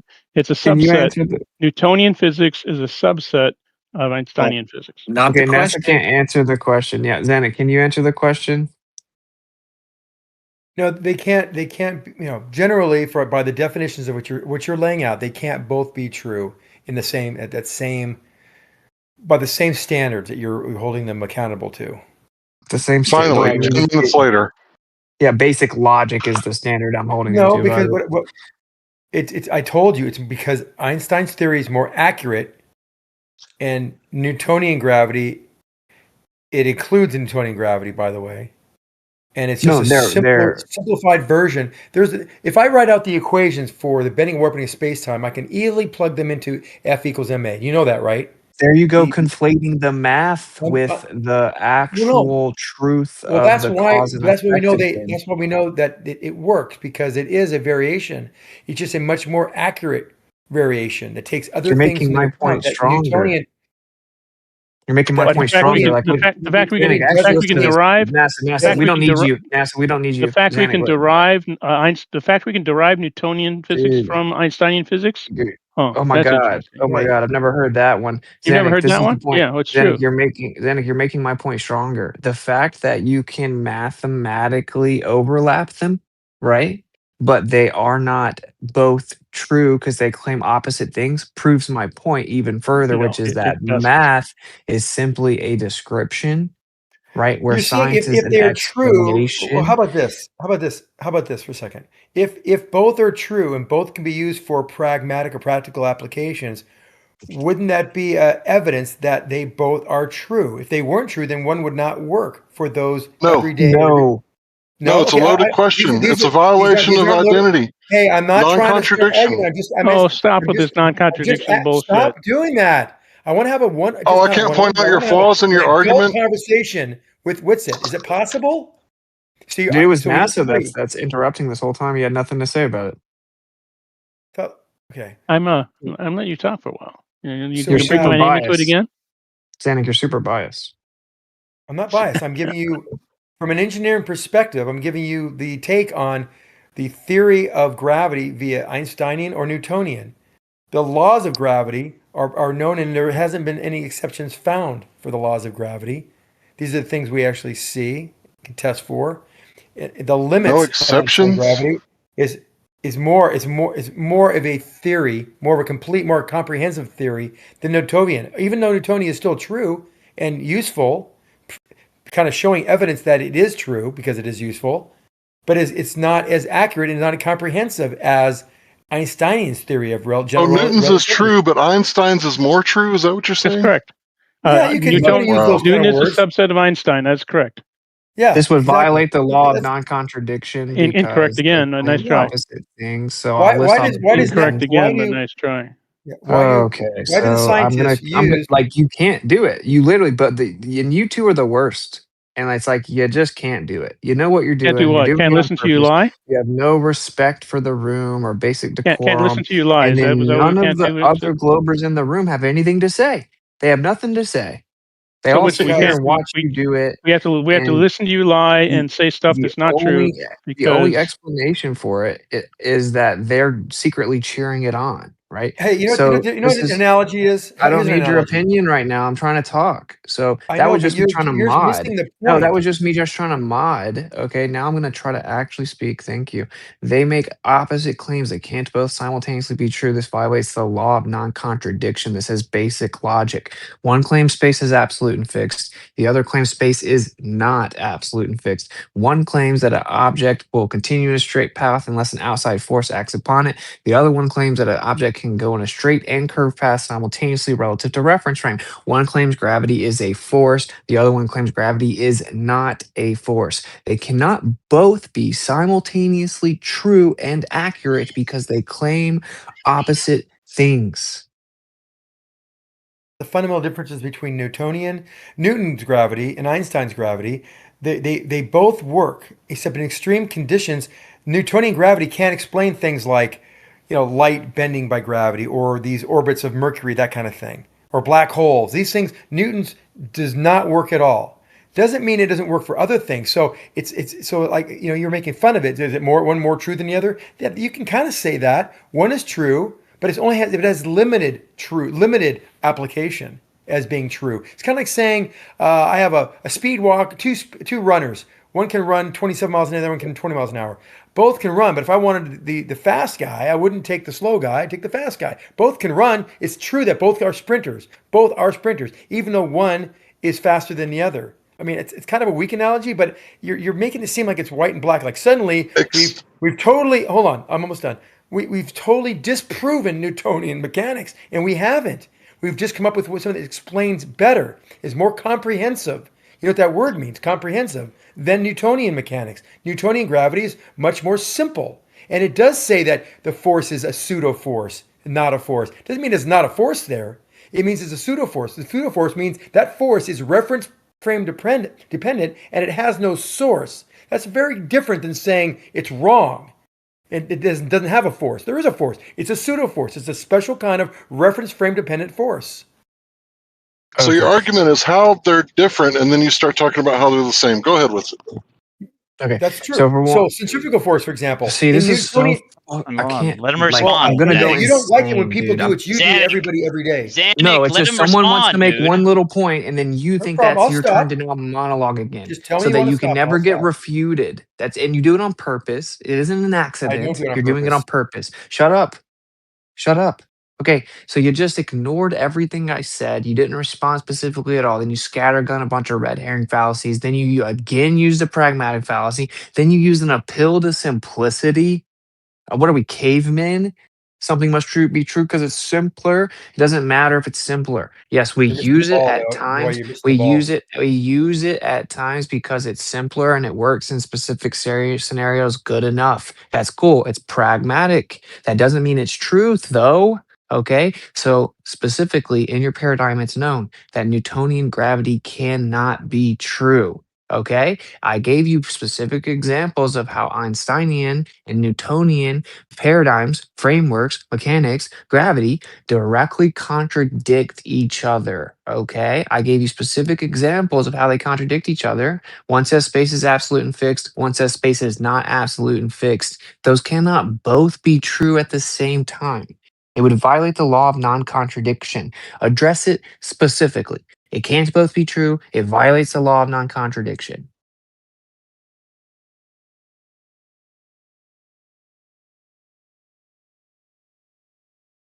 You're stuck on that, and I understand why, but that is illogical because two things can be true to varying degrees. For example, I can see Mars with my naked eye. Can I see the surface? No. Can a telescope more true than eyesight? What are you looking at then if you're not looking at the surface? Are you looking at the core? Okay, Sorry. you can't let me finish, can you?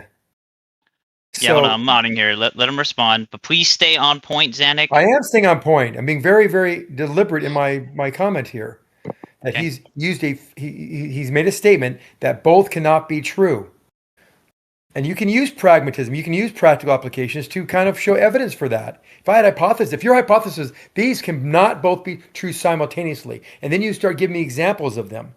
And then part of the examples I would use in my case would be some practical applications.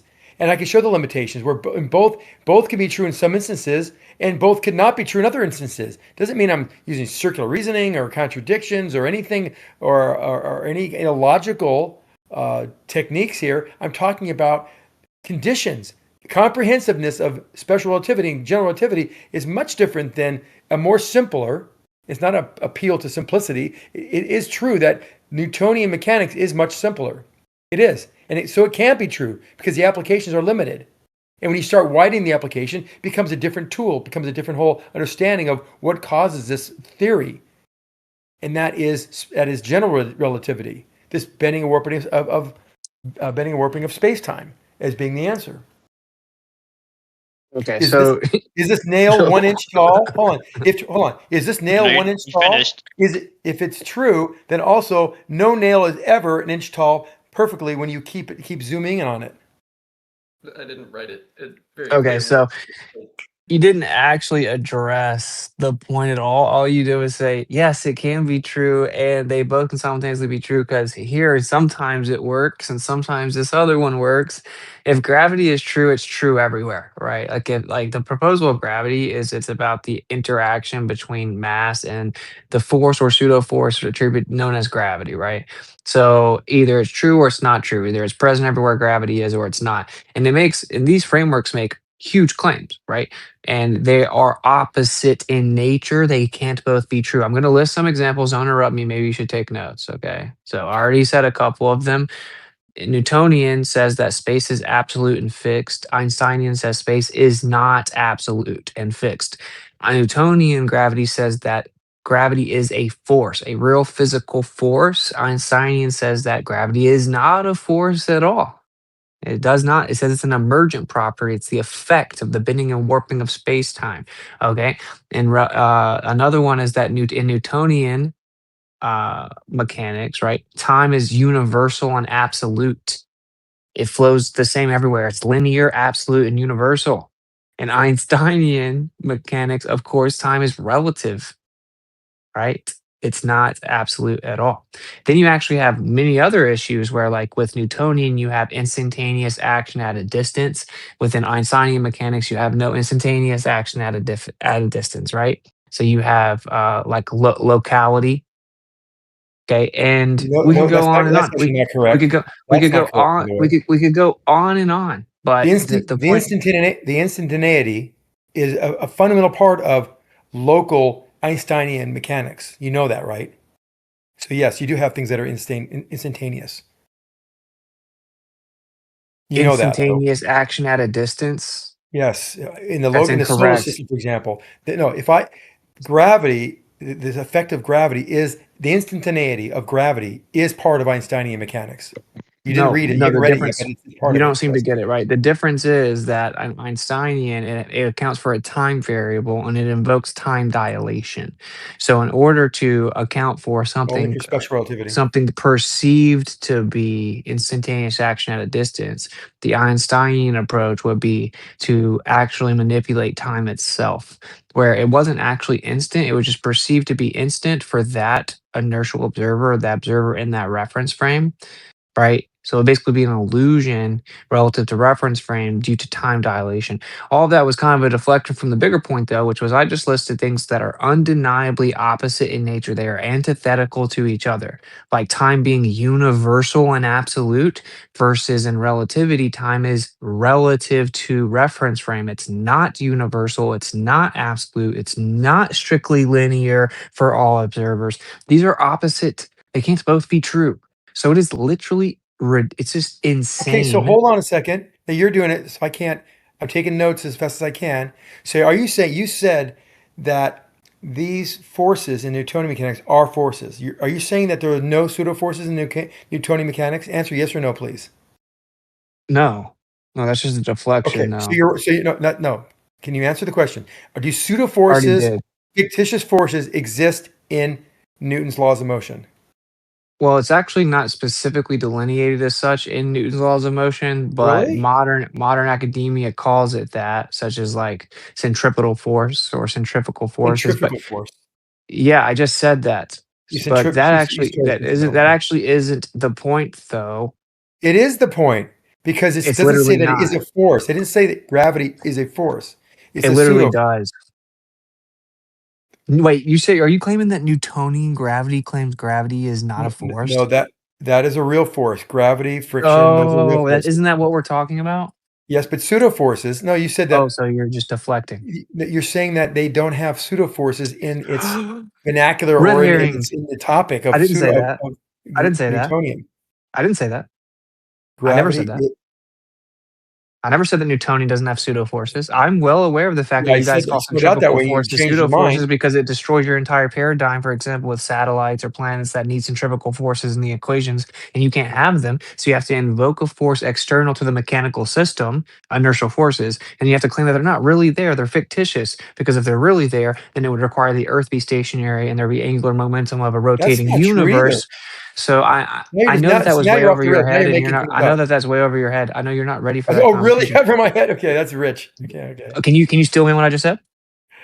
Yeah, you say that. Yeah, you have to have real forces instead of pseudo forces to make the orbiting mechanics of the planets work. So in other words, the Earth has to be stationary for that to occur. You're just No, that's rattling not a a bunch still of man. words. I mean, that was like a stumbling butchering of my point. It's not a Yeah, but still it was man. wrong. I didn't No, pay I attention because said, it was so wrong. oh, That's it why I was made you so laugh. wrong. What you should do is go to YouTube, okay, and then type in Witsit gets it, and then what you should do is you should go to playlists and you should go to middle ground, okay, and you should go watch my presentation on this subject. And if you think I'm wrong, then at least you'll understand what it is before you claim I'm wrong about it. So that's what I encourage you to do. Well, instead of talking a million I miles an just looked hour it and up. I'm repeating every other word, why don't you just go through it real quick? Why you think Newtonian forces do not work on the orbital mechanics?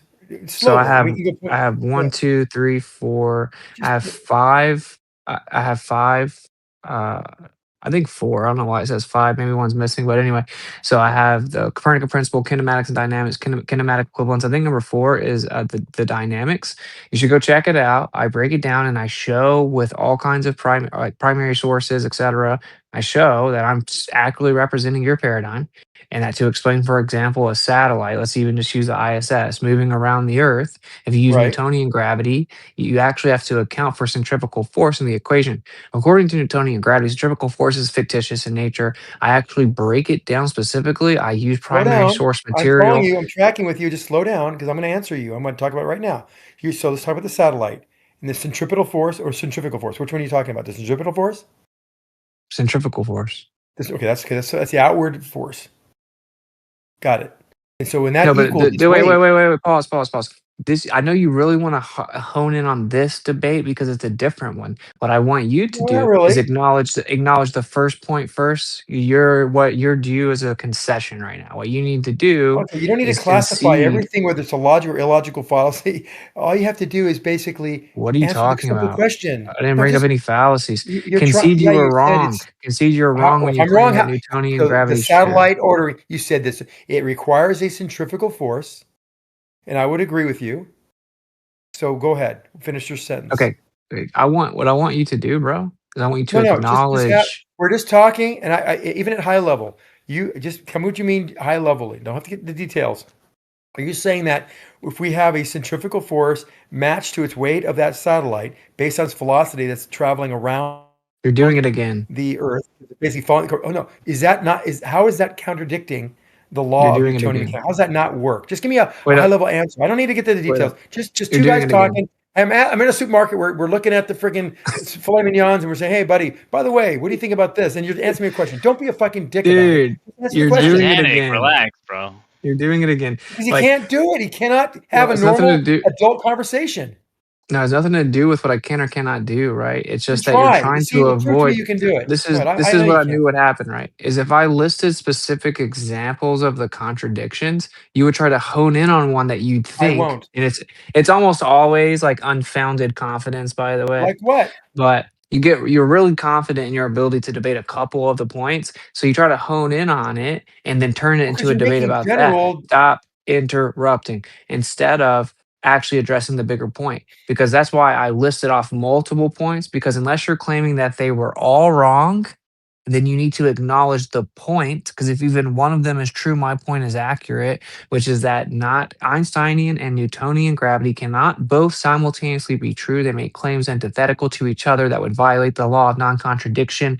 Respond directly. Just saying I no. did. I gave you a logical and a coherent answer to that. I said that yes, both can be true by varying degrees. Doesn't mean that one is antithetical of it. It means that one is true and one has a more broader reach in its No, they comprehension. make opposite claims. One says let's use time. One says time is universal and absolute. The other says that time is not universal and absolute. Can those both be true simultaneously? Yes. What? What? You just Okay. said no earlier. You were like, Okay. you agreed earlier. Even gave you props. See, let me get in just for a second. Hold on. I just got to get in for a second. So it's either motion is absolute or it's not. So it's all relative or it's not. Motion is all relative. Oh, it's not your turn. I can promise you, it's not your turn. You're hot mic and You're mute asking the yourself. question. Go ahead. Okay, I'm not asking any questions. Okay, so this boils down to his ability to hold the idea that 2 + 2 is 4 and 5 at the same time. And I don't know how he does it, because for me, it's mind-numbing to hear this kind of rhetoric that anybody with like a simple 6th grade brain would be able to say, wait a minute, either motion is relative or it's not. It can't both be true at the same time. And then you can't say, oh, well, to a certain matter of degree, or it's all relative. There's no way to get around this. So, Zanick, let me ask you a simple question. Is 2 + 2 = 4 the same as 2 + 2 = 5? Are they both true? No, they're not true. Why not? Why not, Zanick? Go ahead, bro. 2 + 2 doesn't equal 5. This is a weird crash out, bro. You're better You're than that. freaking out. What I basically, maybe I missed the statement because I had on. How am I crashing out? No, I think I didn't hear the last Larry. sentence. Maybe I got when I answered you. What's it? Maybe I didn't get You the didn't. question. Can you repeat what you just said? Yeah. Okay. One says time is universal and absolute, and the other says time is not universal and absolute. Oh, I agree. Can those both be true simultaneously? Okay. No. Thank you. Okay. Cool. There's many watch examples. The video. Just watch the video. What?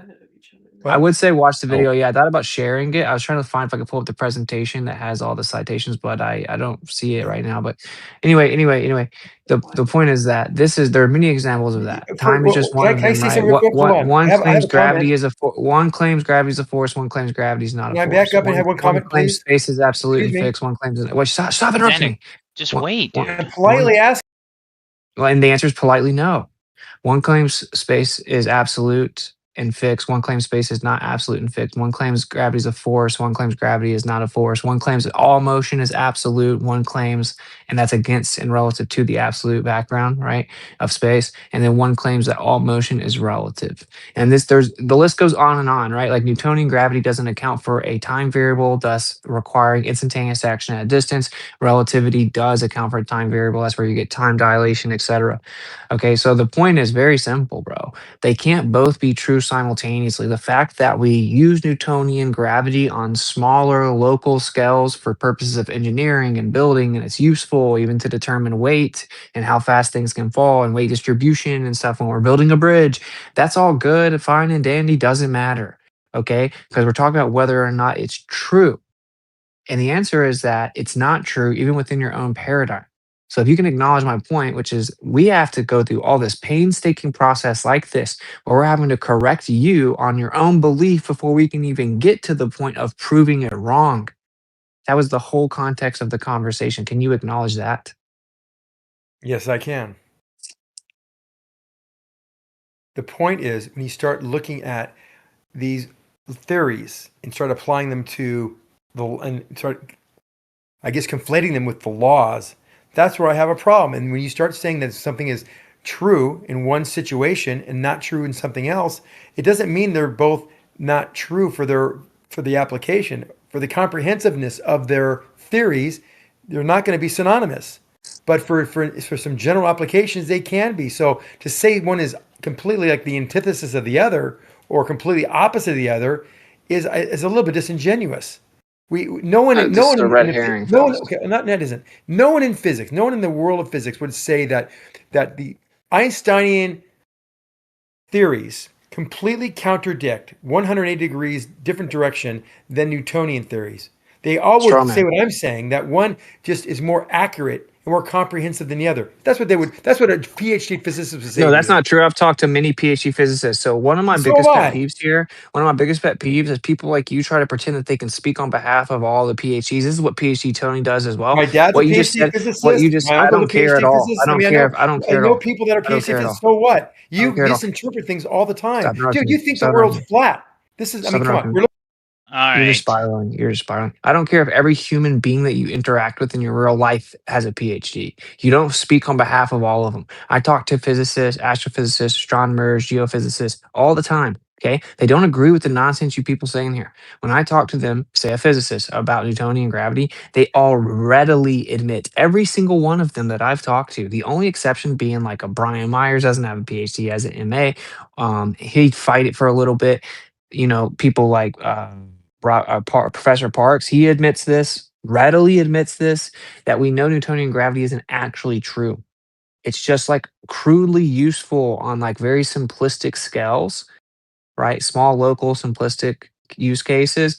It isn't actually true. And then Professor Parks will go as far as to say, we know relativity isn't actually true. Okay. So please stop claiming that they would all say that they just complement each other and one's more comprehensive than the other. That is not what they would all say. That's what Google propaganda articles will say. That's what zealots in here that defend the mainstream paradigm will say. That isn't what the actual literature says in your own paradigm, bro. Okay. I just gave you a very simple, concise, coherent reason behind it. They claim antithetical things. Okay. So unless you're going to deny the law of non-contradiction, then you need to concede. Yet they still work, and we use it quite well. Thank you very much. Again, that's irrelevant. I agree. No, it's totally relevant. Hold on, NASA, relax. I'm going for a little stretch here.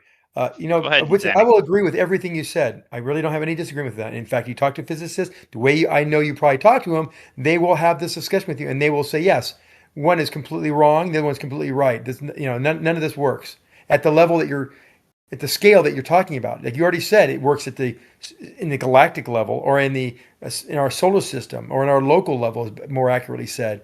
And you would agree too. You even said that. But it doesn't work galactically. So yeah, there's definitely areas where the relative motion concept of Einsteinian physics is far in excess of accuracy and more useful than Newtonian mechanics, which says that relative isn't. Motion isn't. You're not relative. conceding. You're just going to repeat it again.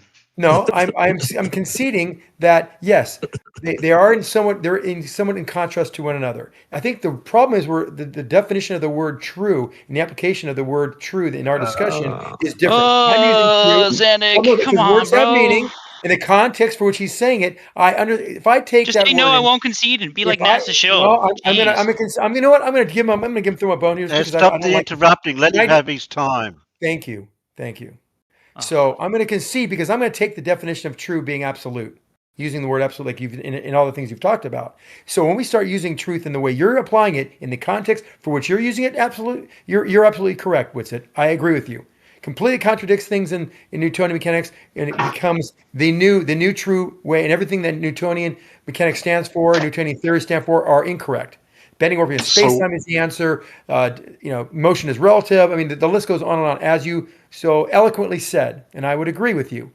But when we were our context for NASA and I were speaking about how Newtonian mechanics and the theory is still correct for most applications. And if you were going into court of law to say why you think it's true, and we start bringing up these applications where it does work, well, that would actually provide legitimacy to the claim that this works, that it is true by our definition of truth. Your definition of truth is different than our definition of truth. And so for that reason, I am going along with you and saying, yes, in your context, in the context of truth, yes, you are correct. So let's move on to something that makes any more sense rather than saying you're constantly correcting us and how wrong we are. So they're not slightly overlapping. They're diametrically opposed, aren't they? Only by the context of what Witsit said truth. Nope, one is a subset of the other. Newtonian's a No, they're subset not. of Einstein. One's not a subset of the other. And you guys wonder why I make fun of you for being fundamentalists. How come I get interrupted? How come I don't get? How come other people get to overtalk me? Go ahead, Nessa. You're good. Because you can. God, go ahead. Hold on, Terry. It's all right. I got it. Nessa, go ahead. Yeah, because you only got off your mic whenever you think a Glober gets interrupted anyway. You stayed perfectly quiet while I was getting just trampled on for 30 straight minutes. Go ahead. Go ahead. Are you done with it? Can I have permission to speak now? You got this, Nessa. Go ahead, bro. You can derive Newton's equations from Einstein's field equations. It's true. You've said that 5 times. And it's true 5 times. Okay, now let me. You already refuted that. Can you still man the rebuttal? No, you haven't refuted that. You haven't refuted that because it's true. Can you still man the rebuttal? Yeah, the rebuttal is reasons because I don't like it because of the law of non-contradiction, blah blah blah. The fact that you can derive it from you can derive Newton from Einstein shows that it's actually a subset of said theory, but that's okay. Okay, that's incorrect. So, and I just want to remind people remember. Wait, hold on. What do you mean? What's incorrect? You can derive clips. Correct, dude. Relax. Let them rebut it. You got to let them say things, or we can't get the funny clips. I just want to throw that reminder out there. You got to let them say the ridiculous stuff. It's hilarious. It's entertainment. Okay. Why is it hilarious that you can derive Newton from Einstein? That wasn't a stillman of the rebuttal at all. So you weren't paying attention, right? No, I was paying attention. It's just ridiculous. You're Steelman. I want you to. So you can't derive Newton from Einstein, or you don't like the fact, or you don't like the fact that you can derive Newton from Einstein. I don't care at all that you can. That's cool. It doesn't bother me. We don't care. You should. Well, okay, because it's irrelevant. It's irrelevant to my point. What do you mean it's irrelevant? Why is it irrelevant? Don't worry, I got you. So math is just a description, right? Yeah, math is a language like English. Things. Very good. Yeah, so it isn't, like English, it isn't science where we're explaining things and establishing cause and effect relationships. So what we're discussing right now is what is true, what is accurately describing the cause and effect relationship, and we're specifically talking about gravity. I'm actually yielding in good faith for intents and purposes, right, to the existence of gravity. I reject that. I'm yielding that just to show that even if I step within your paradigm, you guys misrepresent it. The fact that you can have a mathematical overlap or derive certain equations from within each other doesn't matter. That you can get the same mathematical solution, that doesn't matter, because what the numbers are representing are claims of physics. And those claims of physics are directly contradictory to each other. They're diametrically opposed. They are antithetical.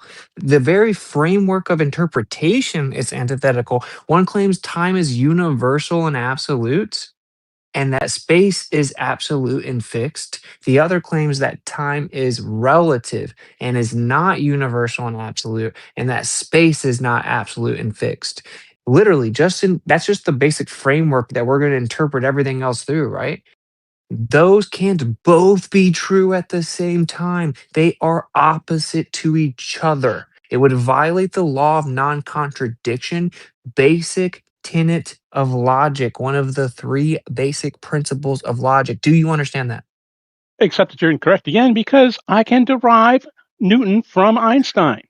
Starting with Einstein, I make a couple assumptions. I put that conversion. I put the conversion in the chat, by the way, for you. And you want to address what he said, please? Yeah, the fact is that this is like an engineering assumptions, if you will. It's like the famous ones where you guys put these. Oh, look, NASA says that the Earth is flat. Well, no, it's just an engineering assumption. Can you actually address anything he said? I am working on it. If you will let me for a change. How come I get interrupted and don't put it in the chat?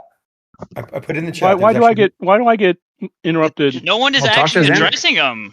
Yeah, I am actually. If you'll give me a little bit of little bit of leeway, but you'd tend not to give me any leeway if I don't specifically answer. Okay, let's watch. We're going to give you plenty of leeway. We're going to give you plenty of leeway, and we know for a fact you're not going to address what I said. And then if we asked you to stillman what I said, you couldn't do it. Yeah, the stillman. You want me to stillman something you say because you say it?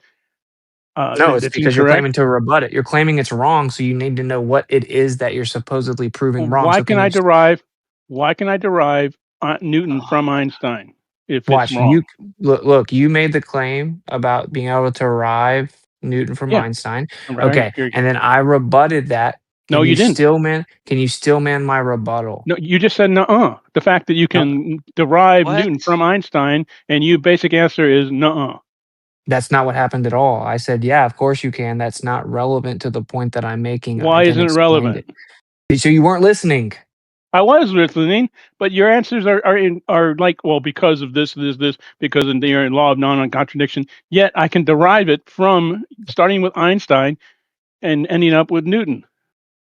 Can any other glober in the room actually stillman what I said? Terry, can you stillman it? Wait a minute. How come the fact that I can chill out for a second, because you didn't stillman it, 10 bro. seconds. 10 seconds. Sit down. 10 seconds. No. I'm not sitting down. I want Witsit to explain why deriving Newton from Einstein means that you're going to repeat yourself 18 times. Sit down. Well, yeah, until I get a freaking answer. I mean, you won't answer me. You already got an answer. You already got an answer. Your answer is no. I answered it. I answered it multiple times. And what you're showing is that you're bad faith. You're basically just a time waster. Every time that I ask you to stillman what I said. Yes, every time I ask you to stillman what I said, you can't even speak a coherent sentence, right? It just because what you stillman is wrong, Witsit. No matter what you say, it's not him that's stillmanning. It's you. You can derive the Newtons from Einstein. How much more do you need? How much more proof do you need? Right. So I can definitely stillman your argument, right? But you can't stillman mine. What, math is I've wrong? already answered it. No, I'll answer it one more time, right? All right, I don't want you to go into your big long rant about non-contradiction. Maybe you should listen. I have listened, but the fact is, I can still derive Newton from Einstein. That doesn't matter. Like, I agree. What do you mean it doesn't matter? Well, okay, I explained it doesn't matter. Okay, I'll say it very concisely. Try and pay attention. That's just math. Math is a description. Science explains things. Stop interrupting. Science explains things. What we're currently discussing is the explanation, the cause and effect. Which one is accurately explaining the cause and effect relationship of gravity? Those numbers that you're talking about, that you're deriving, they represent specific physical claims of physics, claims of explanatory cause and effect relationships, causal mechanisms. Those numbers, that math, represents causes and claims of physics. What we're debating is, are those claims of physics true or not? Okay? They give you the same outcome or solution because they're both claiming to give you the cause to the same effect. So yes, the math will be the same because it's the same phenomena that's allegedly being explained. That's irrelevant. What we're discussing is which one properly or accurately explains what is happening. Okay, so you're conflating the two. If you repeat that you can derive one from the other, again, you're just stating something that isn't relevant to the point at all. Oh, you just used English right there. The fact is that you just used English and refuted math, which is the language of physics. But you just used English to work your way around the fact that you don't like that you can derive Newton from Einstein. I understand that. Okay, All so you right. got nothing, right? So, I got. What do you mean I got nothing? I got math. Math is the language of physics. The Can you fact that you still don't man what I understand just math said? and just poo-poo. Yeah, you're gonna steal man because I don't like the fact that you can derive Newton from Einstein, so I'm gonna make up a bunch of stuff didn't do about it. why. All right. No, Yeah, no, no. that's Can I exactly make what he's doing. He's using I just don't using dislike it words. at all. I Oh, don't here we go. dislike it Here at we go all. again. You don't like it? Well, then how come you have Hold to on. say I no? like Hold it. on. I All the time? actually, Hold on. Master, just so you Terry, know, what I do you actually think? like it. Well, I was just going to try to steelman it in a wording that I got. It was there's an interpretation of one or the other that is different to what the maths is. Exactly, yeah. Very simple, yeah. And so, like, ironically, I don't dislike that you can derive one from the other. I like that because it perfectly elucidates that point, right? That math can end up giving you the exact same solution, right? But that's just because it's a language. It's just a description of the phenomena. Let's use an example. We're gonna drop a ball, okay, on the earth. Okay, we have an Einsteinian interpretation of that ball falling to Earth, and we have a Newtonian understanding of the ball falling to Earth. We can both use separate equations. We can use Newtonian equations or Einsteinian equations to accurately describe that ball falling at roughly 9.8 meters per second. If we use the Einsteinian equation, it's going to be way more complicated. It's going to be way more complex. So if we were going to do it in real life, we would use Newtonian equations because that's way simpler and it gives us the same solution. And it's going to accurately match the ball falling to Earth, right? That's all good. That's fine. So we can use, that's not the point though. The point is, in terms of what's actually happening in real life, what's actually causing that ball to fall, only one of those could be true. Of course, technically, neither one of them are true. I'm yielding that for a second. Only one of them can accurately be representing the causal mechanism. One claims there's a force of gravity that's innate to matter itself, and the gravity of Earth is effectively pulling that ball down to the Earth with a force. That would be the Newtonian equation. That's much simpler. That would represent it. The Einsteinian equation, that would be much more complicated, is claiming that the Earth is inside of the fabric of space-time and that displacement of mass creates a giant gravity well, and that ball is falling down to the Earth due to that gravity well, and that the gravity is just the effect of the bending and warping of that space-time. Okay, those are fundamentally different claims. They are not And claiming the same thing. and both give you the same answer. So engineers, being the practical people that they are, use the simple equations. Thank you very much, Witsit. We I just agree. made that point. I just made that point. Yeah, So thank the you. point And is, we agree. We agree. We so, use Newtonian physics to describe the ball falling to Earth because it's simpler. So this perfectly elucidates the pragmatic fallacy. This shows a It perfect doesn't give a shit. example. This shows a perfect Engineers are example of why. pragmatic people. This shows a perfect example of why it's not smart to use pragmatic fallacies to claim things are true. We can't say this is true, right? Because if we did this with Newtonian gravity, for example, we would say, okay, gravity is an innate property of matter, a force that pulls things down to the earth, like Newton said, because we can use it practically to describe how fast that ball will fall. Yep. But that would be a All true. pragmatic fallacy because Works. Sorry, it it works. actually isn't true, right? Like it isn't actually what's happening. There isn't an innate property Well, of matter called it gravity. actually works though. It actually works though, in 9.81 meters per second, not 9.81 Okay, meters. what if I create an equation, right? And instead of your interpretation of gravity, which is say Newtonian innate property of matter, I say that there are invisible fairies every square inch of existence, and they're the size of a plank of a single plank length, and they're everywhere. And what they do is they constantly sprinkle invisible fairy dust, and that fairy dust interacts with matter, causing it to migrate to the larger mass in the vicinity, and then Go ahead and publish that. effectively acting like okay. The way But it do you works. get that? Go ahead and Wait, let publish me that. finish. Let me finish. Publish that. We'll call it the Witsit fairy theory. Wait, look, time out. So that's my theory, okay? Fine, And the now Witsit fairy theory. I like I'm it. gonna plug that into an equation, and it's gonna But what equation? The Witsit fairy equation? It's gonna perfectly predict how fast the ball falls. That's What very easy equation to is do. that? It could be almost exactly the same. We can derive Well, let my me see it. fairy Let me see equation. the. We can derive my fairy equation just like we can the Newtonian equation, right? And so if I were to give you that mathematical equation, that would just the fact that it accurately matches the ball falling down would not mean that invisible fairies exist in every square inch of existence and that they're sprinkling magic invisible fairy dust causing objects to fall. Fine, let me see the Witsit fairy theory. I'd like to see that, please. Go ahead and publish that, and send out for peer review and see how it works, and let me know. You understand his point?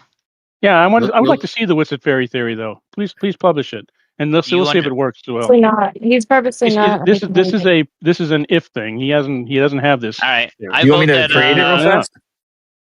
Let me see it. Come on, publish the Witsit fairy theory. I'd like to see that. Notice that every time philosophers try to ridicule the scientific method, giving those absurd analogies, those analogies are never something that would actually work in reality. In science, for a theory to be viable, EMBO, I was about to tag you in. Okay, where's that coming? It has to make novel, testable predictions. And the only way for a theory to make those and for them to be true, this theory actually has to be true. It has to actually reflect reality. In all of those absurd examples about the unicorns and fairies, they will never make novel, testable predictions because they know it's bullshit. Wait, that's not what happened at all, though. What actually happened with Newton was he didn't do any of those things you just said. He didn't see anything, observe anything, nor did he even actually make predictions. What he did was take Kepler's laws and the periodicity and ratio of the planets, right, which was already mapped out and predicted. In fact, predicted so much so we would know the orbits of the planets for the next thousands of years. Okay, no prediction involved. We already had it mapped out. He used that ratio and then he said, well, there must be a force causing it. So he just plugged in a dynamic force. And then when he explained it, what he said was, I don't know what this is at all. I can't even define it. I don't know what it possibly would be. And to me, it makes no sense that it could even possibly work. Certainly not over vast distances could innate brute matter act on other brute matter. And to think that that could happen over long distances without some type of medium in between the two objects, causing mutual contact, is to me so great an absurdity that no man with competent faculty of thinking in philosophical matters could ever fall into it. And whether or not this medium is material or immaterial, I've left to the consideration of my readers. And it occurs to me that if this actually does exist, it would have to be God himself doing it. Okay. So please tell me how that. Wait. So you have this beef with my fairy. My question for you is: you have this big thing about how my theory is so different because it's about invisible fairies, and that was so below and beneath the Newtonian framework, right? Please tell me how me invoking invisible fairies is different to Newton saying he can't even define what he's invoking. It must be God doing it. That's extremely easy to do. That's extremely easy to do. Even though Newton didn't say that directly himself, he created a theory which has a specific formula. And even if he didn't specifically say that about that formula, the formula is here available for everyone. And from those formulas, we can derive predictions, like the fact that every mass will attract every other mass at this given rate. And we can do stuff like the Cavendish experiment. That experiment came out after Newton. So, and yet it gave perfect results that were consistent with Newtonian gravity. That's not even true either, actually. So when Cavendish was first done, he didn't even account for other variables that cause the same effect but are much stronger, like electrostatics. When Cavendish actually originally happened, he ran across the yard and pulled out a telescope and looked in the shed, and he said I thought he saw the ball deflect a little bit. That's what actually happened. And then claimed to reverse engineer the weight of the Earth, which is just hilarious. They didn't even account for electrostatics. If there was any electrostatic charge whatsoever, nothing was grounded in that test at all. all. And what you're now going to do is deflect and say, oh, well, now it's been done. Oh, so then your original claim about how it was done shortly after Newton is completely nullified and proven wrong. And you're going to move the goalpost to some other test now. Secondly, you're just assuming and reifying, affirming the consequent that the actual cause proposed, which again is undefined even in Newtonian gravity, is true simply because the effect exists. That's affirming the consequent. If Newtonian gravity is true, then the balls will move in Cavendish. The balls move in Cavendish, therefore Newtonian gravity is true, affirming the consequent, because there are many other things that could also be true and cause that effect to happen. So if I don't know if you were here, you just jumped in. The entire point here is that when people on your side claim that Newtonian gravity is true, they are wrong. They're misrepresenting their own paradigm. It isn't true. And then they claim Newtonian and Einsteinian gravity are both true, which can't be the case because they make claims that are directly opposite to one another, such as time is universal and absolute, space is absolute and fixed, where Einsteinian mechanics claims that space is not absolute and fixed and that time is relative and not universal and absolute. So they can't both be true. It would violate the law of non-contradiction. Can you address that? Yes, I absolutely can. I deny your entire premise that physics is a causal endeavor in the first place. In my opinion, the entirety of physics is descriptive. When we describe, for instance, the behaviors of bodies by, for example, Minkowski's four-dimensional spacetime, there is no claim that such entity like this four-dimensional spacetime actually exists. It's a matter of philosophical debate. Some would say that it actually implies that it does exist, some that it doesn't, but not all physicists would agree if that is a matter of philosophy. But what all agree is that our universe behaves as if such space existed. So what we can do is we have those models. Those models don't actually make claims about like if those forces actually exist, but they describe the behaviors of bodies, and we can test, like we plug our observations into the formula. It matches the formulas, and now you're going to say, but it doesn't like make the cause real. And like I do agree, physicists do agree that they don't make causal claims. The only claims they make is that those bodies behave according to those formulas. And the problem here is that it is absolutely true. No, it's not. No, Einstein specifically made a causal claim. He said that gravity is the effect of the bending and warping of space-time due to the displacement of a mass. And you didn't address my point at all. You said you were going to address it, and then you didn't address it. They are claiming that both Newtonian and Einsteinian gravity are true. That can't be the case because in Newtonian, it claims that time is universal and absolute, that it's linear and moves one way, it's universal and absolute, and that space is absolute and fixed. Einsteinian claims that space is not absolute and fixed, and that time is relative and is not universal and absolute. Those are opposite to each other, which means they cannot both be true. It would violate the law of non-contradiction. Oh yeah, I do agree with you absolutely on that Newton's theory was falsified for those specific conditions, like very high velocities or close to big masses. I do agree with you on that. It's just that Einsteinian formulas, Einstein's field equations, they reduce to Newtonian equations under those circumstances, where they give similar predictions. But this still makes relativity a more accurate description. Like we've actually proven that Newton's description doesn't work for those conditions. We haven't proven conditions where Einstein's doesn't work yet, but this doesn't mean we won't discover such conditions in the future. Maybe in the future relativity will be falsified, and that's what I'm saying. Like because we have this theory, it doesn't make some kind of absolute causal claim that this is like the actual mechanism by which the universe operates. It only gives us a description, a formula, and like we observe that bodies behave according to this formula, and so far we haven't seen but it ones does that make don't. causal claims about the speed of light, right? He makes causal claims about gravity, bro. Like what he's saying is not true. If what he's saying is true, then Einstein's theory would have just been a bunch of pages of math. That's not what it is, because he goes on to explain his theory, which makes primary postulates of light in SR, and then in GR it explains that gravity is the effect of the bending and warping of space-time. That's his theory of the causal mechanism, right? So, and this is what this is why I love this point that you're making. I agree with your point completely. And the specific point that you can derive one from the other and that they can both come down to the same solution.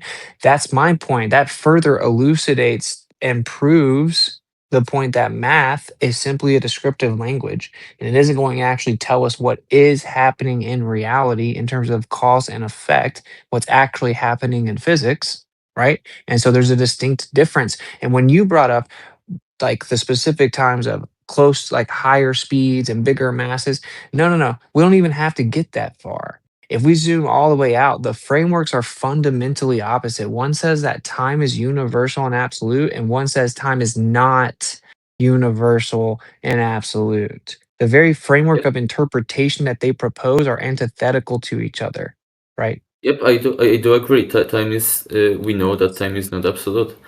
The only thing we disagree with is that you're saying that, you know, that it's only math and math is not going to give us causal information about the actual cause. And I'm just saying, yes, I do agree with that.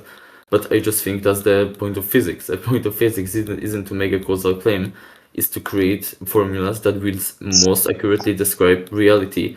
Because just saying like what's the reason why the universe behaves like that, it's a matter not of physics, it's a matter of metaphysics. The only thing we can do physically is to test how it behaves. But the most fundamental questions why such laws of physics exist is just a matter of metaphysics, not of physics. If it's okay, I'm going to jump off, guys. But to his point and to your point, Witsit, I think the only thing that's holding these things, any kind of life, like it's been disproven so many times, but the only thing that's giving this life still and breathing life into the idea that mass attracts mass is the Big Bang Theory, because that's the only thing that has set things in motion for there to even be a possibility of attraction, right? And I just want to leave it at that because that's been on my mind since you guys were talking. But like, if we were geocentric and stationary, there would be no life period for even relativity type of, where they leave question marks over people's heads. Like it's the only thing that's breathing life, I think, in my opinion, is, the movement of what they say is the Big Bang, right? It's the only way heavenly bodies could be attracted to one another. Anyway, I'll leave it at that. I know I'm but anyway, I just wanted to say. I don't want. I don't want plenty of that point to people who be believe lost. in the Embo. pseudoscience of creation. Someone wanted to say something. No, I just wanted to reset. Yeah, you were talking about metaphysics are the only way to explain why. Go ahead. What's it? Okay.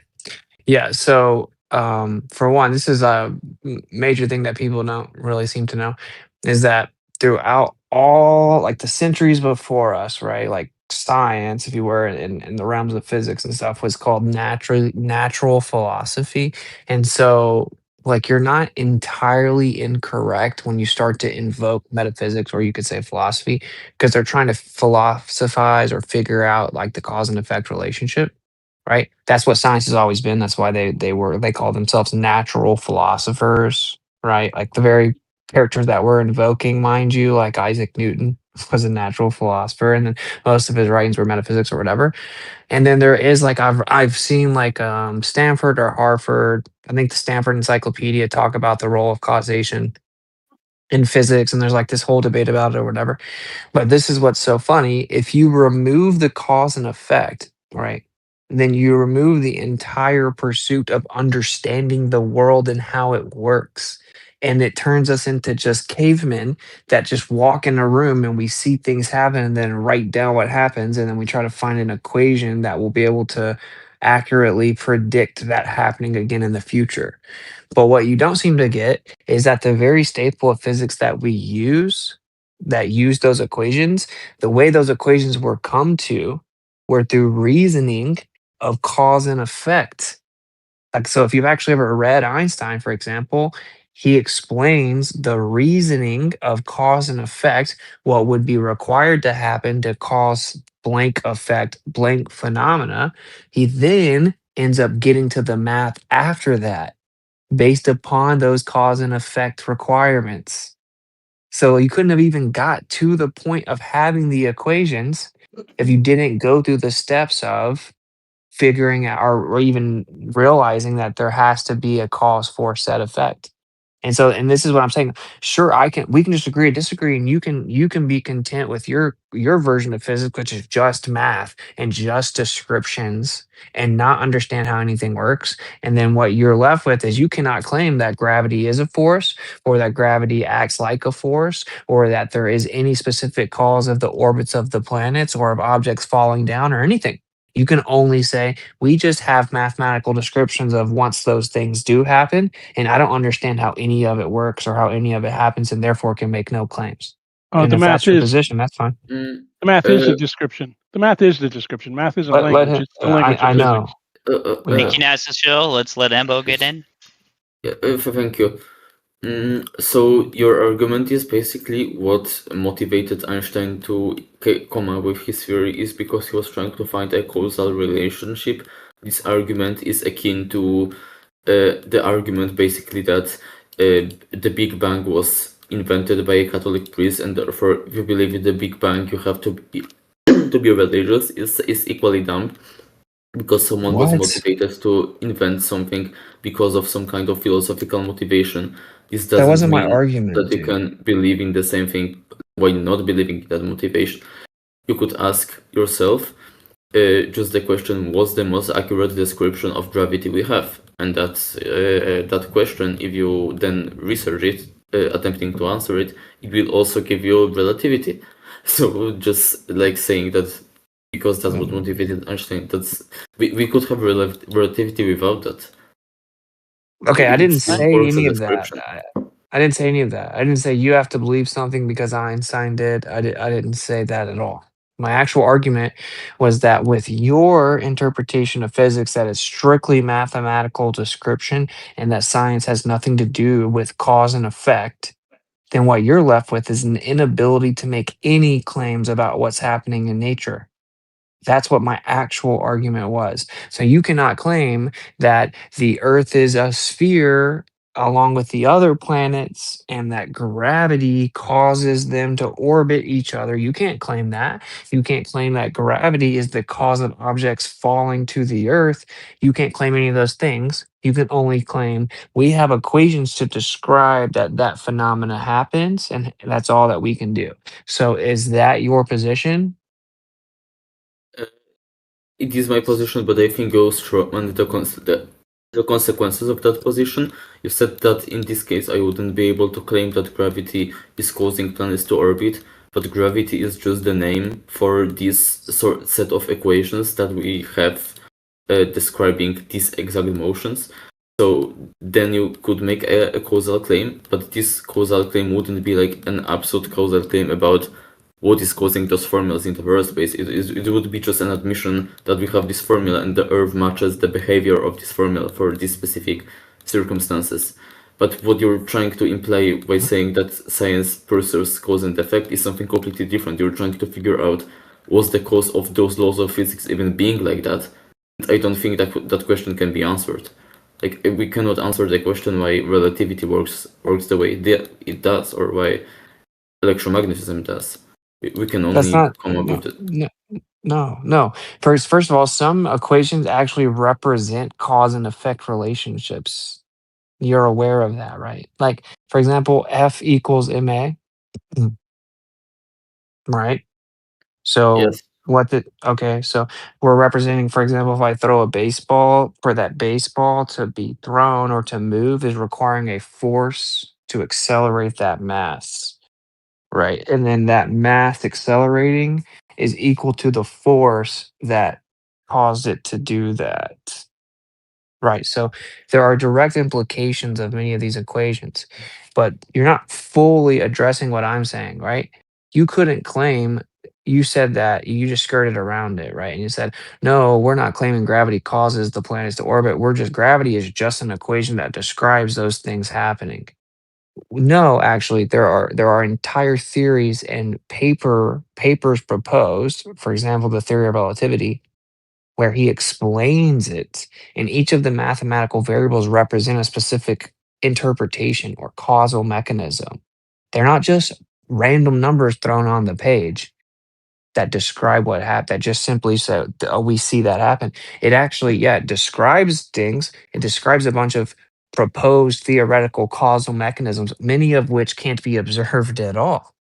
Like length contraction, for example.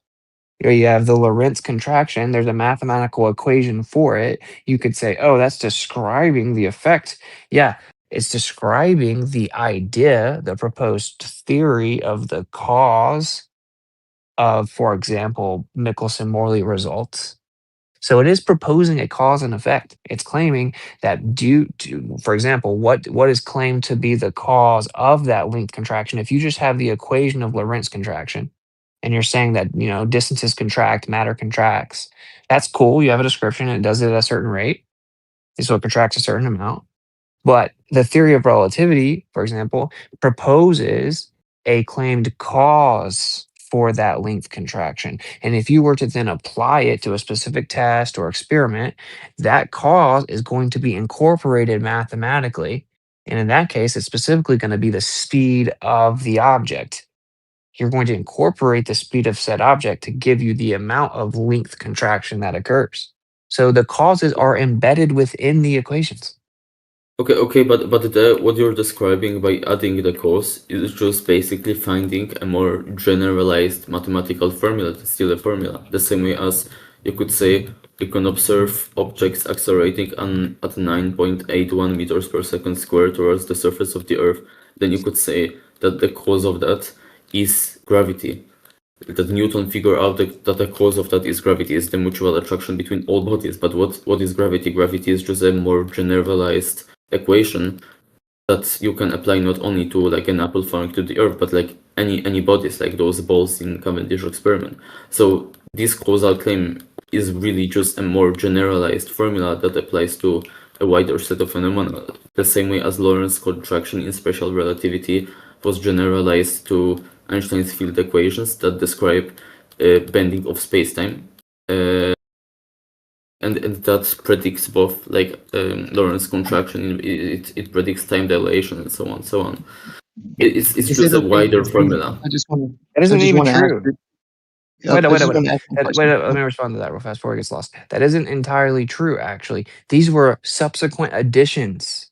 You said it was just like you're presenting it as though it's just like a necessary implication of the math. That like if you just start to do the math, that it's going to show you that those things exist. That didn't happen at all.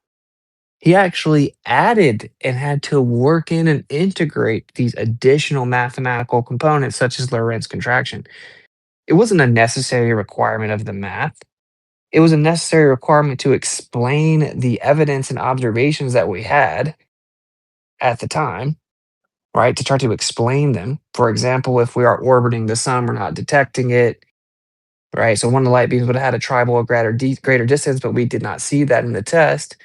So he incorporated within his theory the idea of Lorentz contraction and then incorporated an equation to represent that. The equation itself came after the proposed cause and effect relationship. Literally. Like that's how it was, that was how it was integrated. I still don't see a reason why that would contradict my idea of finding out the most accurate description of reality we have, even if this description had to account for all of those evidences, like us not detecting the motion around the sun. It had too much reality. That's literally just making my point in other words, because my point is that we're trying to figure out the equation that describes reality most accurately, but it's still an equation. We were trying to figure out a cause for the test, and then we described that proposed cause mathematically. And also, sir, I don't know your name, but my name's Russell. I just wanted to ask you. You made it sound really like nonchalant and kind of like it wasn't very important that you once you make the observation of something falling, you just place a word over that as a placeholder basically, and whatever you get in the end, you can just call it gravity, right?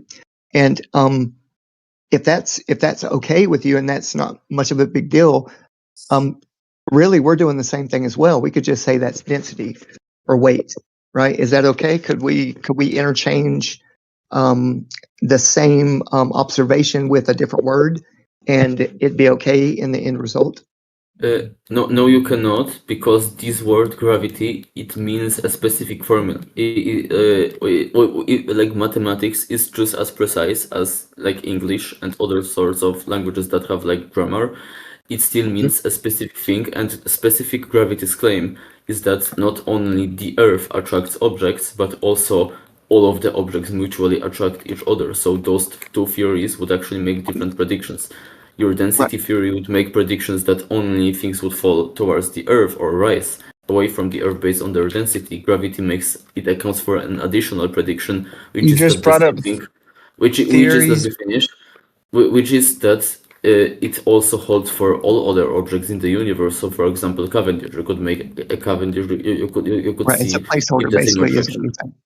Right. Yeah, I see where you're going my with point it. is not identical. They make different predictions. The predictions of gravity is that this attraction holds for any two bodies in the universe, not only the Earth. Okay. So let me ask you this They then. draw the density So only applies if you use gravity, right, as that placeholder, and you have an observation, then you have the word gravity, and you specifically made it sound not very important. But here's the caveat. I think along with gravity, you have to have a mathematical addition to make it work, right? We can just make an observation, call it density, right, and the rate it falls, and we don't have to add extra math and stuff in there if it's just a straight drop, right? So you would have to know a little bit more information to make your gravity work, right? Yeah, Russell, he's except saying as that I already pointed out, your theory of density causing the acceleration up or either up or down, it doesn't account for as much evidence as gravity does. For instance, there's the buoyancy fact as well. that yes, for instance, the fact that we observe the same exact attraction with other bodies than the Earth, like Cavendish observed, the fact that we can make bodies that are actually less dense than the medium fall down if they are in free fall. That is also not predicted by density and contradicts it. There's a downward bias, right? There's a downward bias. Yeah. Density and buoyancy is not sufficient enough as an explanation. Yeah. The fact that the gravitational acceleration. The medium fall down in free fall. What? It doesn't explain why there's a downward bias. No, wait, tell him to wait. Yeah, let him support this. What are you giving us? What are you talking about exactly? Oh yeah, so when you have like a zero-G plane that falls down in a parabolic arc, then and you have the air inside, and you mount there something that is less dense than that air, like for example a helium balloon, then that balloon is actually not going to rise, it's going to fall down to the earth with that airplane, even though it's less dense than the medium. Okay, the object within the body, anyways. Yeah, it's contained within the plane that's free falling. But anyway, this is the point, bro. This is what's so funny, right? First of all, you keep making this claim about Cavendish. It isn't true. Okay, for example, like when Cavendish is done in universities, it has a p-value, a probability value. It doesn't always work, and it very rarely matches the specific number predicted by gravity. Factually, and we've gone through this and shown all of the papers explaining that, and you guys just always repeat it as though you can always go do Cavendish reliably. It matches the prediction. That isn't what happens. Secondly, there are other variables that you don't account for, and only now in modern times have they started to try to account for them, and admittedly can't even fully account for them. Thirdly, it just makes the assumption that there's nothing else there. And this is what's most important though, right? It's like you are integrating cause claims. That's what you're doing. You're integrating cause claims. So you're trying to hide behind the math as though you're not making cause claims. I don't know what the motive is like to remove the burden of proof or something, right? But then you're still trying to be able to make the cause claims within the math. That's what the math is. The math is representing the cause claims. Hence why Newton and Einstein and every physicist goes on to explain the supposed causal mechanism within their theory. Okay. And so, for example, if we're going to have the ball dropping down, you claimed gravity is just a number and it just shows that there's basically attraction between masses. That isn't what your paradigm currently claimed is true, though. Your paradigm specifically does not claim that mass attracts mass. That is no longer a thing. So if that's what your equation means and it doesn't cause any claims, it just means that, well, then your equation's wrong under your own parameters because your paradigm does not claim that gravity is mass attracting mass. Oh yeah, that's relativity, but I'm not talking about relativity right now because the example I pointed out, Newtonian mechanics works the same way, and its relativity is more complicated, so that's why I'm using Newtonian gravity.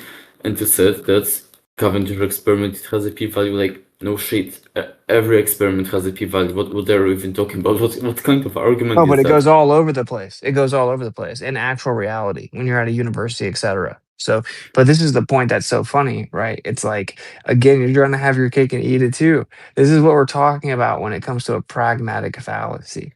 Are you claiming that Newtonian gravity is true? Yes or no? No, because we have made observations that contradict its formula. Okay, so let's remember that. Everyone remember the standard. I asked him if Newtonian gravity is true. He said no, because we've made observations that contradict the formula.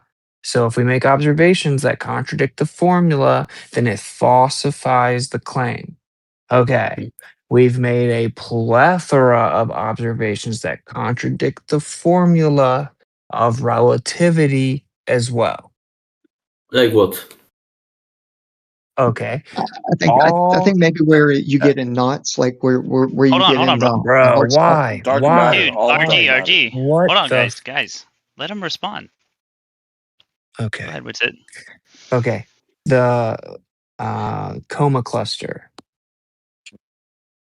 The observation of the coma cluster. Yeah, the observation of the coma cluster. Yeah. For gravity to be holding all of those galaxies together, it requires a certain amount of mass according to the formula, and only 1% of that mass was actually there. The formula didn't work. The observation directly refuted the formula. Okay. That just means that that Einstein could be wrong at larger scales in the same way that Newton is wrong at certain scales, right? Like it's an Hold on, approximation, and Einstein is probably okay. I will not. Can we let EMBO respond? Thank you. He jumped in right when he knew the guy's own parameters falsified himself. He had to try to save him. It wasn't a coincidence that he jumped in right then. I do actually agree with Jake's point here. It's the only thing that would mean is that which is why Jake interrupted. The only thing that this would mean is that relativity was falsified under those specific conditions.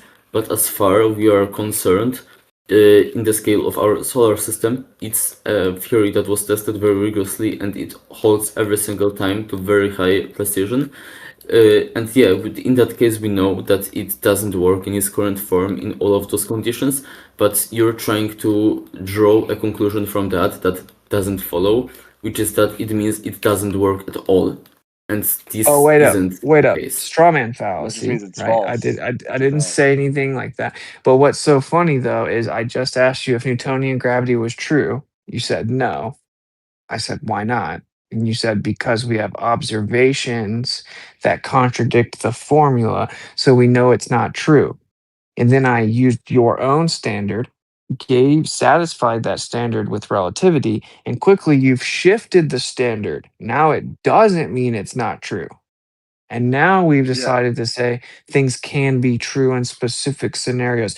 If I have a theory and it's only correct 3% of the time, then it isn't correct. And to point out the small amount of times it is correct and then continue to claim it's true is just goofy.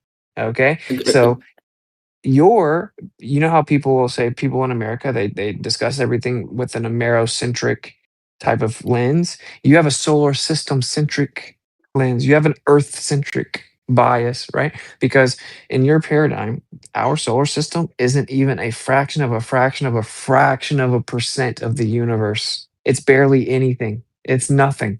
Okay. And gravity doesn't work in the vast majority of cases. Doesn't work in the vast majority of cases. So my question is, if your theory doesn't work in 99.999999999% of the cases, is your theory true? I would say the trick is in what you mean by true. If you want to mean it true in all circumstances, if you want to mean it by true in all circumstances, the same way I use the word true when talking about Newtonian mechanics, then yes, that means that relativity is false. But the thing you're trying to do here is to equivocate the meaning of the word truth, because I know from the previous conversations with you, so don't say it's a straw man, that you don't believe relativity accurately describes reality at any scale. You don't believe relativity works on the surface of the Earth. And we have evidence that it does. Jumping the gun. No, first of all, do you know what a straw man is when you're claiming to rebut my argument I just stated and you misrepresent and change it, you factually strawmanned me. So yes, it doesn't matter if you know what positions I hold or not. You strawman the position in an attempt to avoid it. You just claimed I was equivocating the word true when you just used it that way. I didn't equivocate anything. I asked you if Newtonian gravity was true. You said no. Then you gave the standard of observations contradicting the formula. And then when I showed you that's also the case for relativity, now you want to shuck and jive, change the definition of true, shift it to me claiming I'm equivocating something, and then still hold on to relativity. The reality of the situation is that your formula doesn't work according to your own standard. That means your theory isn't true. So you don't even have an accurate formula for gravity. It works for some circumstances, and I do agree that because it does work for them, from that it doesn't follow that it always works. But we still can be sure that it does work, at least for the according to the accuracy of our measuring instruments, that it does work in the solar system. Yeah, from that sure. We cannot infer that it always works, but we can still prove that it does work in our solar system. And if you disagree with that, then we can debate about it. But wait, do you not get the point though, bro? Like, to be like, if I point out evidence that shows that your theory and formula is not true, it's been falsified. If your response is, well, if we ignore all the places that it doesn't work and we only look at the places that it does work and we cherry pick those out, then my theory works. That's totally not valuable at all. Do you know what cherry That's picking disingenuous, though, Witsit, because if you take something like... I agree, it is disingenuous to cherry pick the places that it works. I agree. But I did acknowledge it doesn't work for those most of the cases. The only thing I'm trying to say is that because it doesn't work for most of the cases, this doesn't mean it wouldn't work on small scales, and we know that but it doesn't matter. It doesn't matter. It doesn't matter if it works in some places. To the buoyancy argument. Do that. But, take buoyancy. Everything explains everything with buoyancy. Well, not really, but 99% of the time it's wrong, but it's actually true. Exactly. That's a good point. The difference here is that we have a better model than buoyancy, but we don't have a better model than relativity. EMBO, can I ask you something? Is it okay? Could I ask EMBO something real quick? Yes, just real quick. Okay. So earlier you said that Newtonian mechanics is not true because you contradicted the formula. You have observations that contradict the formula. Witsit brought up an observation that contradicts relativity's formula, right? Or the idea of gravity not having enough mass, in the calculation. So why is that not true, based on that standard? It is. It means that relativity is false. If by false you mean that it doesn't apply in all circumstances, yes, that means that relativity is false. But physics should scale, right? It should scale everywhere. And that's the standard that you invoked. My personal opinion, which isn't proven, at least so far, is that the case with relativity is the same thing as we had with Newtonian mechanics, which is that relativity will be like a specific application of some kind of wider theory that will be discovered in the future that holds for those circumstances, like smaller masses, like in the solar system, but like doesn't hold for all of the galaxies. But then we'll discover a theory that also works for like the galaxies, but that will just be like reducing to relativity under those circumstances. This is my personal opinion.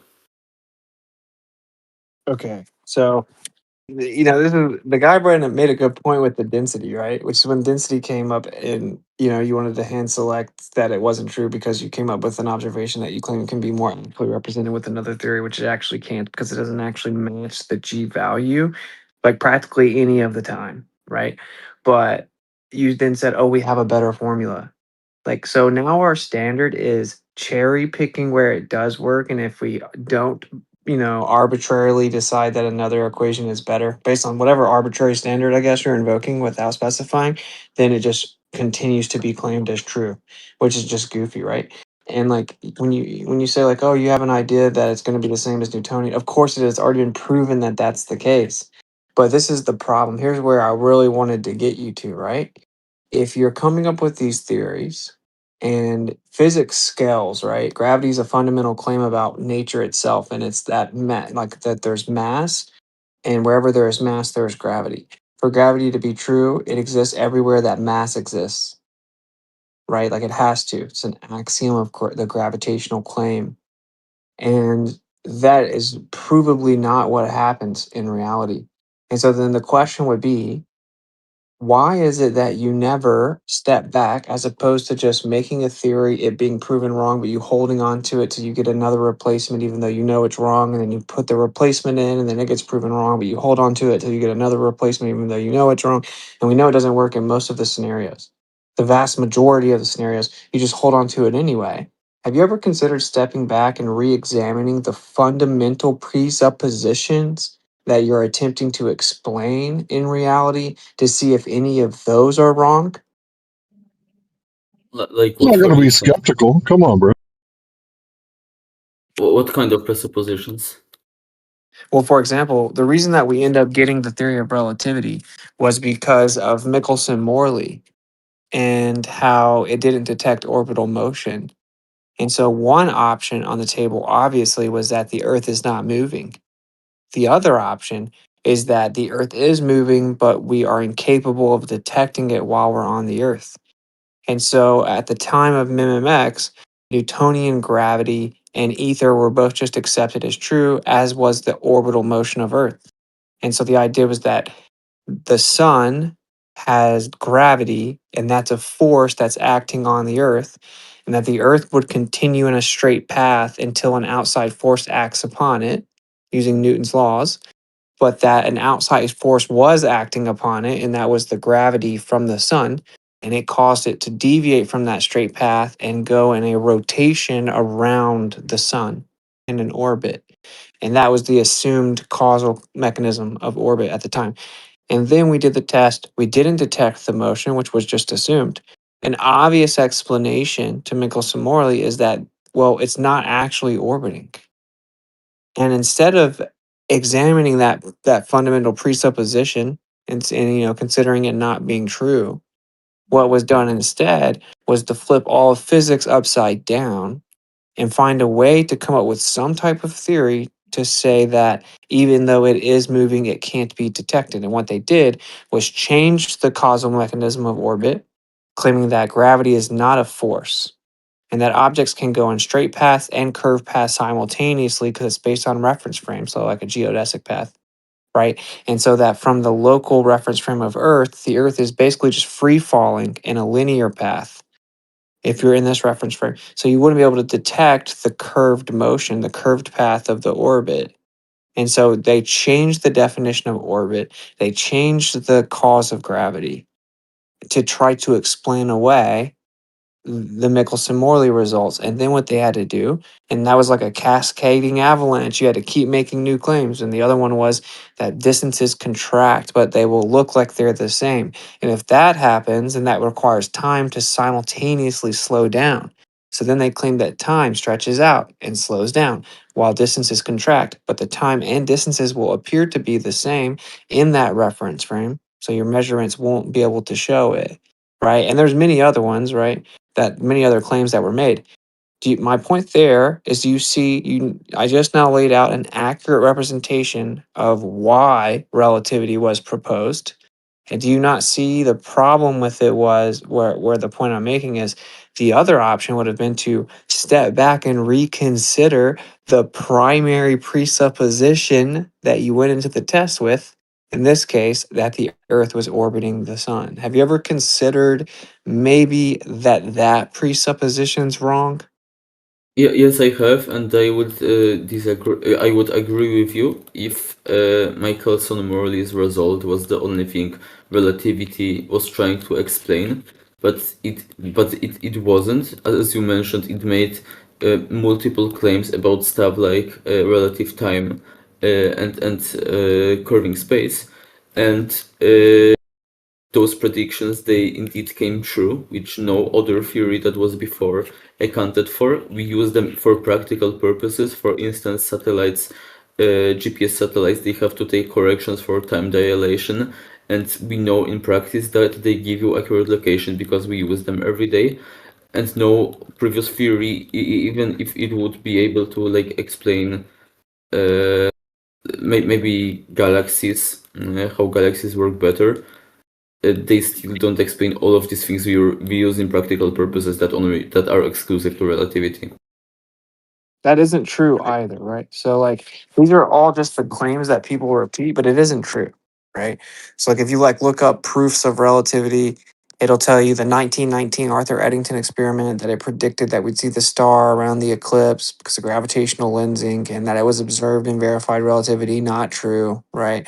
Out of like the 34 plates, 30 of them didn't actually make the observation.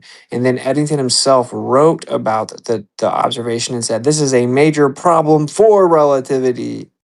Uh-oh. Okay. And then if we go up to this claim that time dilation was verified by Halfling and Keating in the 70s with the idea that they put atomic clocks on planes and it verified time dilation also isn't true. When you go actually look at their own data charts, it showed that the quote unquote time increased and decreased in both directions. Which is not what relativity predicts. It specifically did not verify relativity. The other claim that you made that's typically on the list is that GPS satellites have to account for time dilation. And when we use relativistic time dilation corrections, it perfectly matches. And therefore, we are able to reliably use satellites for time and distance and location. That also isn't true. They actually had to bring in Ron Hatch to make corrections to the satellite system. And he wrote an entire book explaining that relativistic corrections did not work, which is why they had to bring them in. They wouldn't have had to bring him in if they'd worked because they could have just used relativity to do it. They had to bring him in, and then by them I mean NASA and the FAA, etc. They brought him in and contracted him. He wrote an entire book explaining that he had to make additional corrections that are more consistent with an etheric framework. Right. And then also you said no one else made these predictions before Einstein. Also not true. 4D space geometry come from Andre Poincaré, right, which was like a French astrophysicist. He's the one that proposed it. He didn't come up with it. Time dilation being an implication of Lorentz contraction. That's Hendrik Lorentz, right? He didn't come up with that either. But of course, Lorentz was smarter. I won't ramble too long here, but Hendrik Lorentz was actually smarter than Einstein, so he understood that to propose length contraction, you had to actually make it intelligible. And he said the issue with this is if all matter is contracting at the same rate, that doesn't really make sense because more dense matter would seemingly not contract at the same rate. He proposed an etheric framework that was testable. It was tested and then proven not true. Einstein stole that equation, but didn't even propose a causal mechanism. And it's still not even proposed, right? So I'm just shedding light on some of these claims you're making that aren't true and requires further investigation. You cannot just rely on these like pop sci, scientific communicators making these claims and then repeating them like it's propaganda. Witsit, for the first one, the Arthur Eddington one, you said 30 out of 34 plates didn't show. Yeah, they had photographic plates back then. Is how they were making their readings. So is that like in the same location? No, it was different locations. Okay, got you. Yeah. I wonder why. EMBO, you wanted to respond real quick? Yeah. I don't really know much about all of this, but I wonder why, if all of this is true and all of this is all of those claims are in published papers, why don't you simply publish your rebuttal in a journal? which would be actually peer reviewed by other people? Well, a lot of the stuff I just brought up actually has been published. Um, it's like just like the Newton thing back what we were talking about earlier. People were claiming that they used Newtonian gravity to discover Neptune. That's another lie. That's not what happened.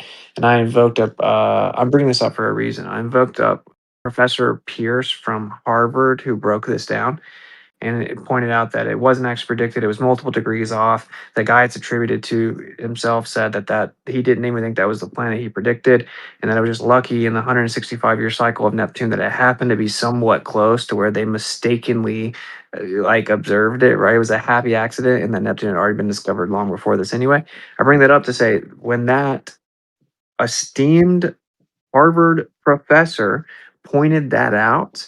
That paper that he pointed that out in was completely buried to the point we just had the whole room looking for it and we haven't found it. I mean, I know that when I was looking with the Poison Ether Cosby found it back in the day. So, I mean, I'll eventually get my hands back on it, but that's the reason. That's the reason. It's Professor Pierce. I forgot we didn't even find the name of the paper, but it's in we found the journal. I'll find it in a second, but anyway, the name of the journal, but you get the point. That's why. Like it's not like people haven't proposed ideas. Like I'll give you another example. You have Newtonian Machian Neo-Tychonian analysis of planetary bodies, motion of planetary bodies, something like that, and that's Luka Popov, and that was published in the European Journal of Physics, and that shows a dynamic equivalence using Newtonian gravity with a geocentric universe, and it shows that it works perfectly fine using the Machian principle. They published that paper, but then he wrote a subsequent paper where it was much more in depth, showing all the dynamics of the different planets and different universal causal mechanisms and stuff from a geocentric universe perspective and showing how it's completely viable dynamically. And all the math checked out, all the physics checked out, whatever. It's just literally just using Newtonian gravity itself. It's using Newtonian mechanics. And they didn't publish it. They refused to publish it. This is a well known and respected astrophysicist, and he had already had his paper published in the European Journal of Physics. But because the topic is not approved, is not the status quo, right? It goes against the religious establishment of scientism. It wasn't published. So that's my answer to you, bro. It would just be a waste of time. And if you had any chance, it would have to be somebody that's from within the system, right? And most of them won't do that because it'll ruin their cair. Yeah, Imagine they'll literally going to lose their school. tenure. Imagine going If to you could see school. the documentary Expelled by Ben Stein, he goes over some of the stuff where there's dogma, and if you go against the dogma, they'll expel you out of the in crowd. And think about it, like all these colleges and secret societies and fraternities, it's all in crowd stuff. Thanks. Yeah, You said I think it Expelled by makes Ben Stein. Ben Stein, yeah. But I think it makes sense though. I mean, if you think about it, if you go against a paradigm such as relativity, right? Let's say you've been working on it for 20 plus years, right? All your books on it, all your papers on it. Are you really going to let some punk just basically destroy your entire life's work? No. And a lot of people felt that way. Have you guys ever seen the movie The Principal, the documentary, where they're interviewing different people, and one of them is Michio Kaku, and he's asked this question basically, like if I guess I'll phrase it charitably, like the ostensible interpretation or ostensible implication of the CMB being that the Earth's in the center of the universe, that if that were actually true, right? Like, what would be his take? And his answer is very telling. He said he'd go into a full panic and he'd be like, wow, everything that I've done my entire career is meaningless. Exactly. Everybody that was involved in that film, as far as all the scientists that were involved in it, a vast majority of them came back afterwards and said a lot of their statements were taken out of context. They didn't mean what they were portrayed as being meant, and wanted a chance to have another documentary done to refute the claims of that particular film. The film's been so debunked, it's ridiculous. I want to ask a question that you brought up earlier. Right. That's a none of that is true. outstanding claim. Like, none of that's true. I'm about to refute all of that. I actually talked to the people that made the film. You have no idea what you're talking about. So it wasn't that the comments were taken out of context. Basically, their full interviews were shown. Nothing was taken out of context. Right. The questions were skewed and taken out of context. Nothing was taken out of context. Listen to what the people said afterwards. You can say whatever you want about what the producers did. The people who were involved in question, I'd like to ask you, what do you know about them and what they said afterwards? I know all about it. Let him finish his answer. I know all about this. Got it. Yeah, I know more than you know about it. So they weren't taken out of context, but they were pissed when they found out that the documentary was a geocentrism documentary, and they did not want to be a part of that once they realized that's what it was. But that's a them problem, that they have a philosophical bias against it. In fact, they were just super blunt and candid, like Lawrence Krauss, for example, who was like being super blunt because they're known for being super edgy from within the accepted positions. They were simply pissed that it was a geocentrism documentary, and what actually happened was it started to do very well, right? And so you have the initial investment of like just under $500,000, I think. It started to do very well in terms of the showings, and then they made this huge push to attack and censor it, and it was then removed from all of the theaters and all of the showings, which of course resulted in them not even making their investment back. So this is a perfect example of how, because what that documentary actually doesn't even make a definitive claim. It just asks questions the whole time, and it presents the evidence without omitting the uncomfortable discoveries and stuff like that. And because that's going against the preferred position of the establishment, it was completely stomped out. They even disallowed them from showing it. That's ridiculous. That makes my point even stronger.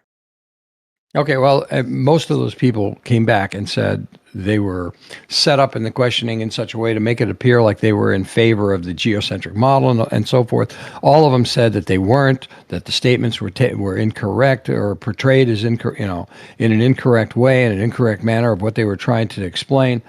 But I want to go back to what you said about Eddington. You said Eddington's experiment never happened. Is that what you're claiming? That he didn't see star lensing behind the sun during the eclipse on May 29th of 1919?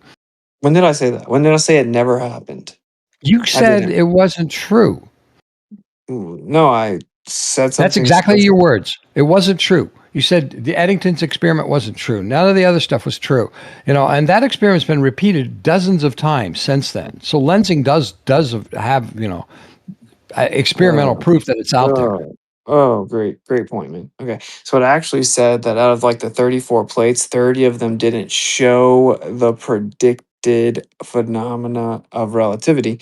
And Eddington himself afterwards even wrote saying that it was a major problem for relativity because it was so inconsistent with the relativistic prediction. And then they claimed that the three photographic plates that did match the relativity predictions, which was the claim, conveniently all got destroyed and couldn't be independently verified. And again, Eddington himself said that it was a problem for relativity. I simply stated a fact about it. Yeah, okay. So it's like if there were 34 plates, then 31 of them didn't show it, right? Whatever it is, there were only three that so were. You're gonna fall on that. You're gonna fall on that sword because all the other experiments, including radio astronomy from Earth and so forth, and other experiments done during solar eclipses by other observatories, absolutely showed the same thing again. No, first of all, I never denied the phenomena. You seem to not be able to follow. So why would you bother bringing him up? Is what my question is. He's saying that this commonly touted thing is fake. Just like exactly, it's not like actually reliable. So that's what I'm talking about. He's calling it fake then. You don't seem capable of like following what's actually being said. It's like either bad faith or not. I don't know, but I don't the know. point I was Go listen to making, the audio. Oh, I can The tell you what story's I fake, said. just like Eratosthenes. I know exactly what I said, which is like if you go Google proofs of relativity, you're going to get a specific list of things. And on that list, all of those things are being misrepresented. And it's pretty peculiar, right? If relativity is true and it has been validated, then how come all of the mainstream claims of what initially proved it were lied about? For you to come around and say, oh, well, that's been observed since then is irrelevant. They're claiming that it was verified in 1919. They then claim in the 70s that Halfling and Keating verified time dilation. That's a lie. Their data show that the time increased and decreased in both directions. That was the point. The point is that the mainstream stories that are claimed to have proven relativity were misrepresented and lied about. So anyone that's intellectually honest would think that's very weird.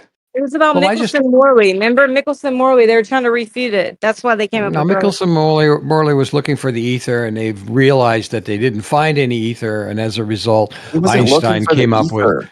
with. Well, They that's the weren't main looking reason for the why ether. Einstein.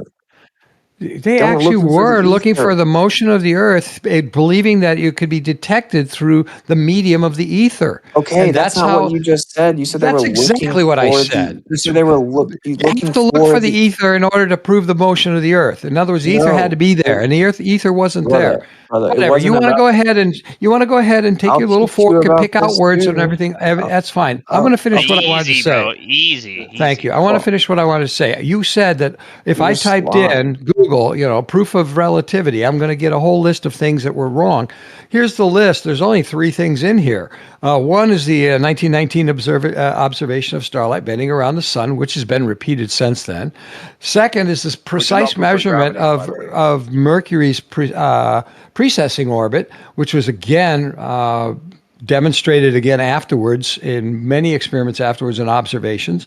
And then finally, gravitational waves with LIGO, which I don't know whether you guys believe or not, but that was actually demonstrating, that again, gravitational waves exist and the lensing of light can be measured as a result of that. Dude, we know more about every one of these things than you. Okay, so please pretending that good, you're Professor Witsit. Tell me more, please.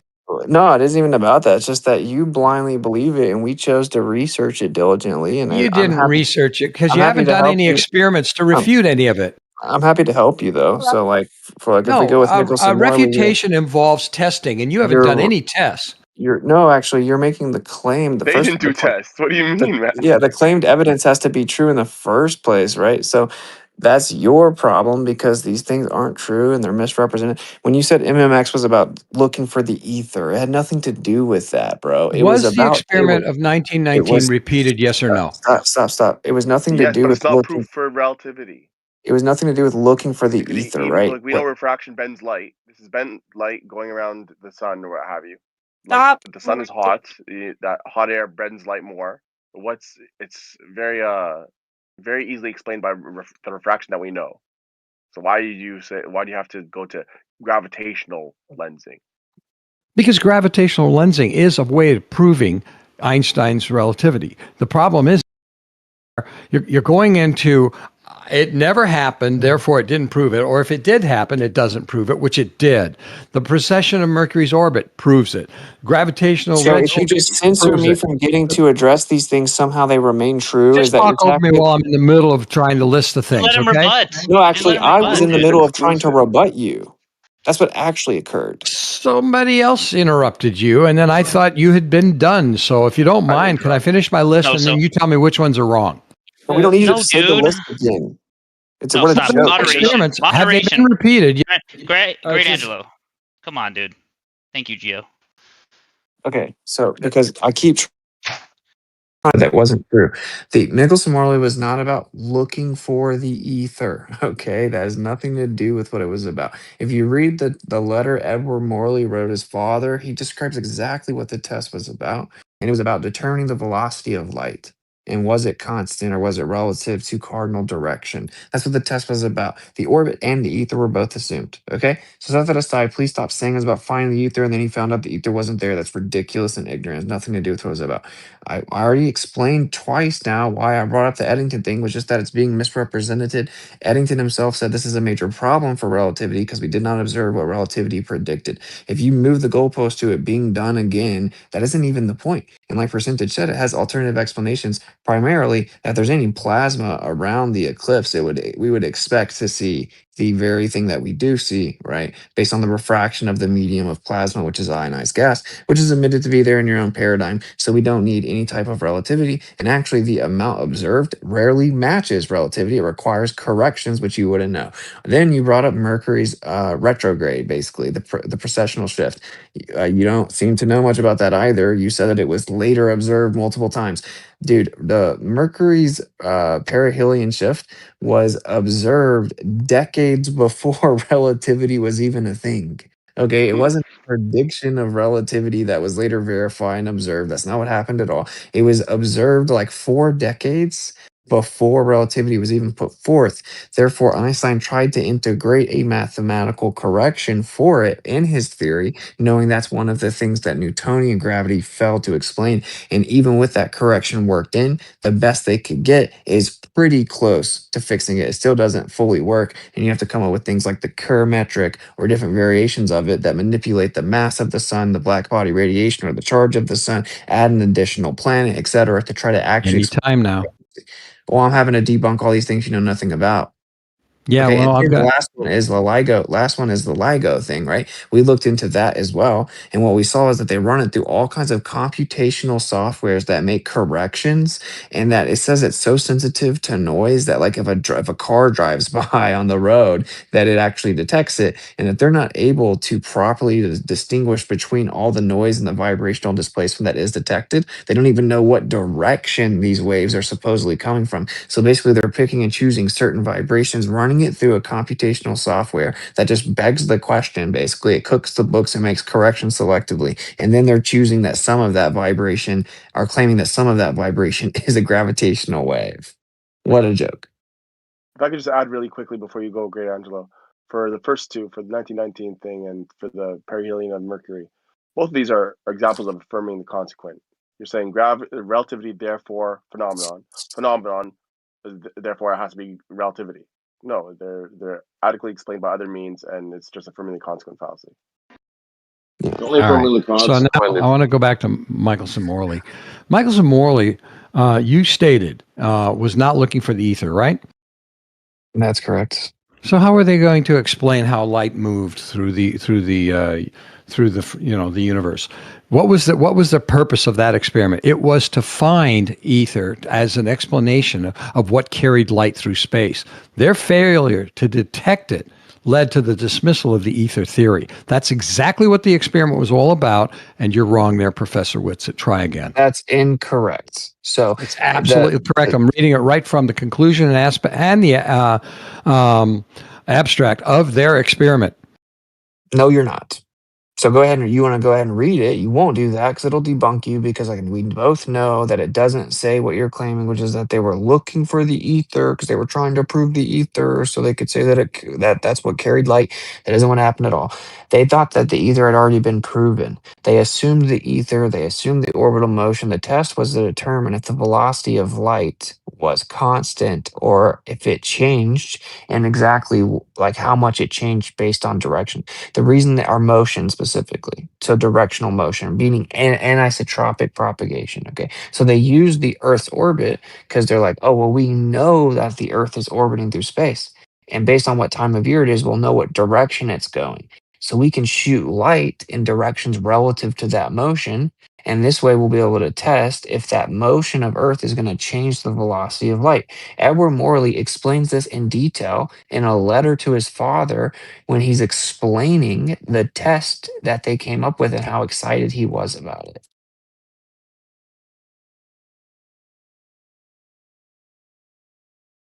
This is where you don't read the paper that's supposedly going to debunk me because the paper completely supports me.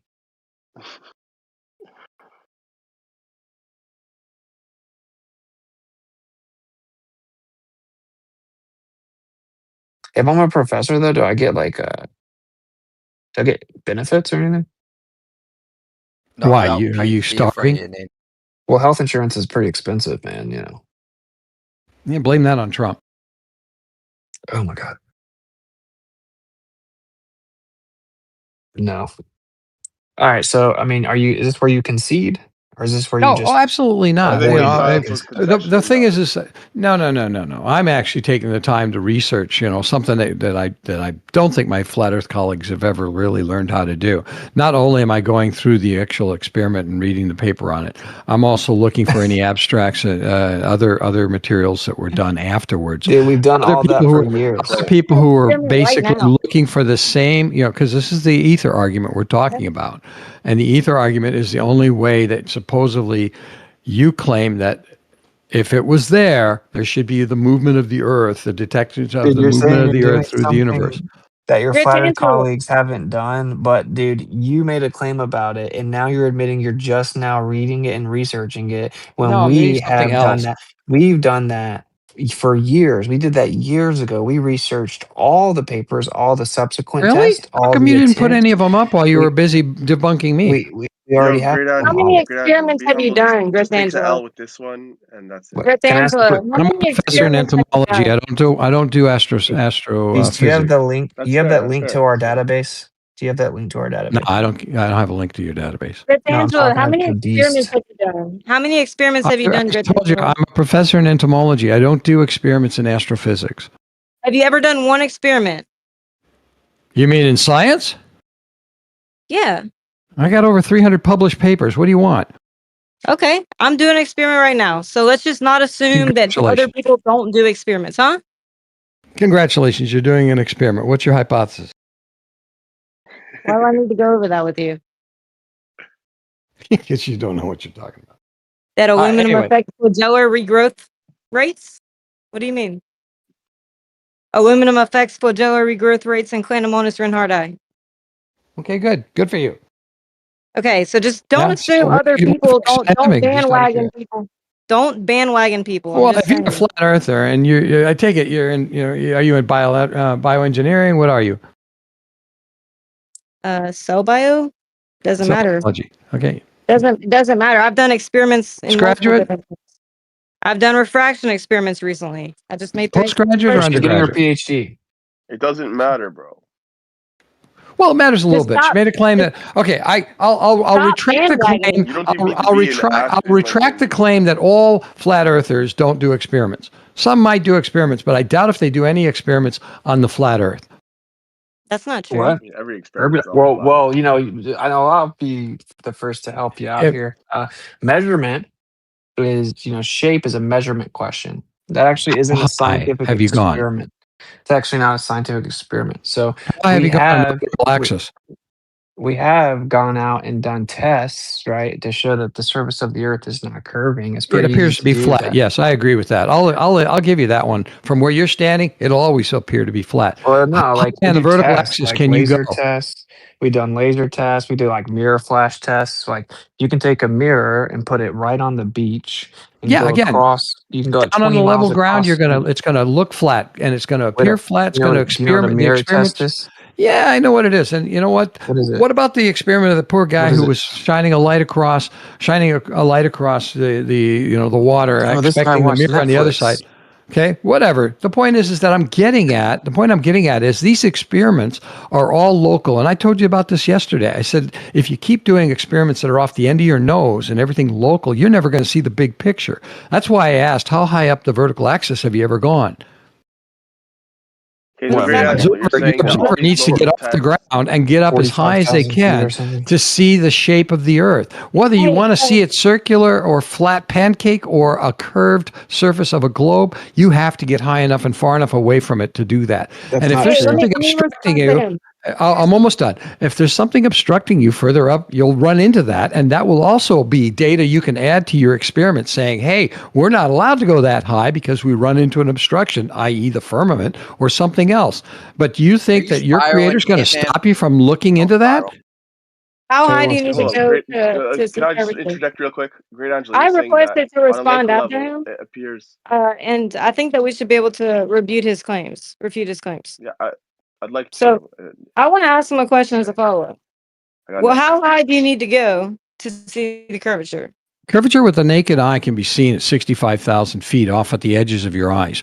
You go up to over 150,000 feet, or basically anything up around 70 miles or higher, you definitely start seeing curvature. And at 600 miles, which what the Gemini astronauts did, they actually saw 3/4 of the globe. Okay, I just want to say that whenever you want to put a satellite up with a camera, you have to get special regulations by the government. Whenever I was reading the contracts, basically said you need to have a reason to see these things in order to go send a satellite up there with a camera. So There anyway, are plenty of countries that will allow you to do that for nothing but a fee. That's not No, you true. cannot. That's not No, true. no, you cannot do that. You cannot go up there with. It's called surveillance. You have to have special access and permissions in order to do any recording So on camera. that's the reason why you guys don't want to get up off your butts and go up vertically, because you think the So government's going to stop you? Notice how you just lied, and then we corrected you, and you just skipped past it. So like we've No, I actually didn't. looked I into came even back. I things. didn't lie. You We've can go looked to other at stuff countries. Peru, by the way, is offering. interrupting me. Peru's got a brand new space program they're putting together, and Dude, they're looking you for know how people, arrogant- qualified people to. No, is there something wrong with actually answering your statement? Dude, Or are you going listen, to man. talk No, over me? Moderation, please. I'd like to finish what I had to say. You were Thank you. talking over I know me. it's a god in here, but you should mute him when he's talking over me. You interrupted me, dude. I did This not. is I was so answering her question. That isn't true, dude. Like the You point is cannot. that You walked over me and said it wasn't true before I even had a chance to finish it. So if No. moderation is going to be this unfair, there's no point for me staying here. Thanks, guys. that's not what happened, right? You made your claim and then you stopped. It's exactly what happened. And you know what? If you don't like my opinion on it, too bad. Great Angelo, I the doing claim was something as a private with Angelo. person, could you put these things up? And they're saying no because they have surveillance laws and stuff like that that don't allow people to do that. Now If you're you saying put- you could go get a job with their space agency for the government, sure, but that's not what they were saying. They're talking about a private person. I tagged you in some experiments, by the way, Grit Angelo. Some recent data I put together on refraction. Okay, So, yeah. so Before we what move the on to that, guy I have a said question for you, wasn't Great true. Angelo, if you don't mind. I have Go a ahead, question. Witsit. You said that you agreed that it appears flat on a local level, right? It appears flat. And it's all local, it's off the tip of your nose or whatever, it appears flat. Would you say that's an optical illusion, that it appears flat, but it's actually curving? Yeah, I'm still answering her question. And by the way, I just looked it up here. You can get permits from the FAA to go ahead and fly your rocket and put it into orbit and prepare for launch. All of it is legal. You can definitely do it. You just have to go through the process. So what's wrong with getting a permit? You need you have to have a reason to put a camera on any satellite. They've actually tightened Give them down a on reason. Give them your reason that you want to show the curvature of the Earth or no curvature of the Earth. They're not going to turn you down. So it's so funny because I'm the person in the room that actually knows what they're talking about with this. So can you not interrupt me? Is your back bruised? No, just none of you even know. You pat yourself on the back every 5 minutes. I just worried about your health. You just keep interrupting, pretending you know stuff when you're admittedly Googling it right now and have no idea what you're talking about. We've actually Googling tried it to stop interrupting me. We've It's actually a reference. tried I'm to posting do a this. reference. Some of us have actually tried to do it. We had someone that was offering to pay for it up to $1 million. We even tried multiple countries. Put something in orbit? Doing it, yeah. Maybe you should listen more and stop interrupting so much. And doing it in America is way more difficult. And we're not even talking about putting something in orbit. We're just talking about sending a rocket up really high in the sky. Not even orbits, which is way tougher to get approved to do. We're talking about just being approved to shoot a rocket up a certain altitude. Okay. America was way more difficult. You were going to have to spend tons of money even to submit the applications, and it can still get rejected. very similar to Antarctica. We looked into places like Argentina that have like more lenient rules, and they want $250,000, and you have to have a very specific type of fuel that can be used. You can only get that fuel from specific places. Those places have to approve your use case before you can even then take the approval of the purchase of the special fuel to the government organization that then has to approve your right to go there. Then you have to pay the application to get that approval. You have to pay the application to get that approval. Then once they approve, you have to pay them the fee to allow you to do it, right? And then you have to get like FAA air, like space or air area approval, blah blah blah. It's an extremely strenuous process, and it's very expensive. It's very expensive to even attempt to do it with no guarantee that you'll be approved. So it's How real many easy flat to earthers sit do you have? around and be. It's real easy to sit around and be like, you guys should already do this. When some of us have actually looked into doing it, literally with hundreds of thousands of dollars ready to spend on it, and realized no, it's actually not very easy. $25 million will get you into orbit. Then do it. Then do it. 112. Paul Allen got to 112 kilometers. I'm not the one trying to prove a globe. I already know it's a globe. You prove it's flat by going up there and look. No, the other major premise that you're totally wrong about is that you have to go up high, and that if you just look on the ground, it's going to look flat, and you can't prove it until you get up high enough. That's laughably incorrect. This is So if you got up high enough and you saw it was curved in a globe, would you admit it? Every time. This is basic geometry. If the Earth is a sphere with a radius of 3,959 miles, that's a specific size, which means the surface has to curve at a specific rate. You can absolutely test and see if that rate is actually correct on the surface. You don't have to go to space. You can do physical measurements, empirical tests on the surface to see if it's curving at that rate. Okay, it's a finite number. It's a size and shape claim. Therefore, it is testable with measurement. You don't have to go up into space. Wait, is that an optical observation? Is that optical? What's it? This is Isn't your optical argument now. observation So are things that are redundant? present in the atmosphere, because you can't get away from measuring things on the surface of the Earth without the atmosphere? Can they alter these measurements? Why are you interrupting? Because How he's saying can you the can fact measure that this there's on the surface. But atmosphere they have always anything to say, do with the point? flat earthers are always saying you can't measure because you're always going to be an optical measurement, and there always going to be something that can affect the optic. We never Okay, first see of all, exactly the yes, geometry because we're looking through air. okay, so yes, of course I'd there like is to ask a very air. This is basic what you question. guys tactically do, right? One will interrupt and the other one will immediately feed off of them. So what you guys do is you censor out the points. No, If that's you not want to what's address the happening. We're point sorry that you specifically, can't debate properly. Witsit? Yo, can I ask my question to the You global guys, hold zero? on. Just everybody stop. Great Angelo, you were interrupted Witsit originally. Then you got temporarily muted. I unmuted you so you could respond. By that time, Zanick interrupted Witsit. There were 2 interruptions. Can you guys have That's some fine. self? But can you ask him to be a little more brief? Because he's repeating himself a lot. No, he's not. He just He said did in this. his last statement 4 times. no, I didn't.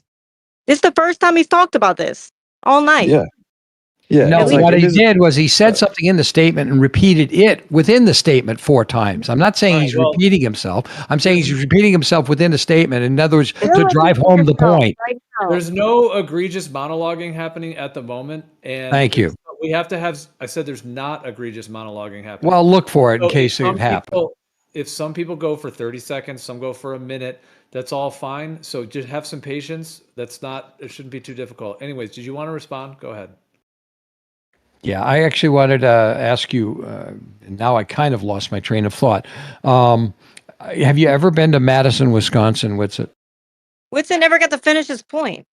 Exactly. Yeah. No, I haven't. I'd like to make my point too. Okay, I didn't know. I thought he was referring to me, but go ahead. Witsit, if you want to finish your point, I'll wait. Yes. Okay. The guy interrupted. I'll address that one too really quickly, right? Yes, of course, there's air, there's atmosphere, right? Quote unquote. That doesn't matter. That's not the point. We can account for those variables. We can do mirror tests, we can do laser tests, we can do physical empirical measurements of the surface in many different ways, right?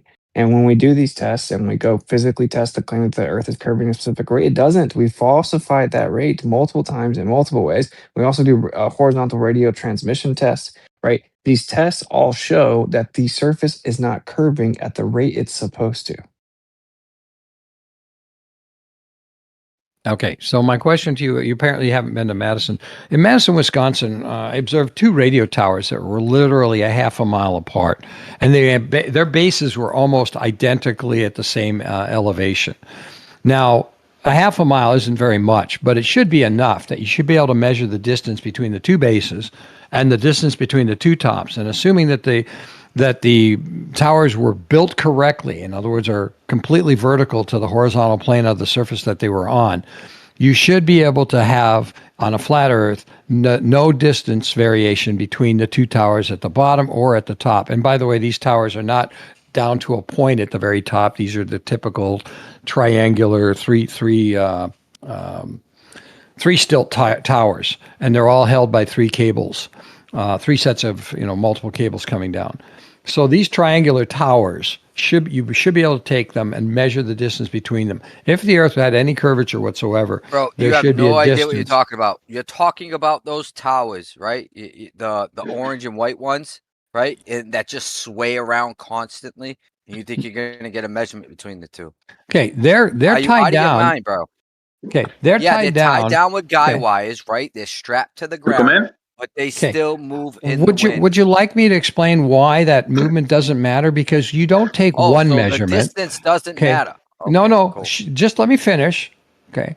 The movement doesn't matter because you don't take one measurement. You take about 200 measurements. One, I can promise you that. Is there? Hello? Are we gonna let me talk or not? Am I supposed to give you the same courtesy you don't give anyone else? Okay. Why does that mean you lectured? Why does that mean Just got lectured to behave. I'm trying to behave. If you will, I'd like to ask you to do that and let me finish what I was saying because I think I'll answer your question. Yeah, you have a problem with wind and all sorts of movement at the top of those towers, but you can get an average of the actual movement by measuring those distances over multiple times and eventually figure out whether there is a gap because the bottoms aren't going to move. The tops are. And both of them are experiencing pretty much the same wind because they're only a half a mile apart. So they're going to get the same movement and the same average. And eventually over time, you're going to figure out exactly what the distance is at the very top, the average distance at the top versus the average distance at the bottom. And if there's a distance of enough, and the further apart you go with towers, there are towers in North Dakota that are 10 or 12 miles apart. You can, again, I'm going to finish real quick. You can measure those towers, and if the tops are further apart than the bottoms, that is curvature demonstrated right there.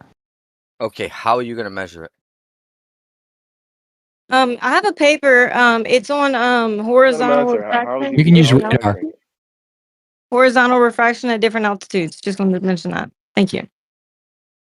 Okay, so this is ridiculous. What's the difference between the top and bottom? I haven't measured the towers. I'm just telling you that when I observed these 2 towers, okay, you can laugh all you want, but this is an experiment that a flat earther can do. This is a very simple experiment. I'm giving you guys an opportunity to do experiments that don't involve going to space.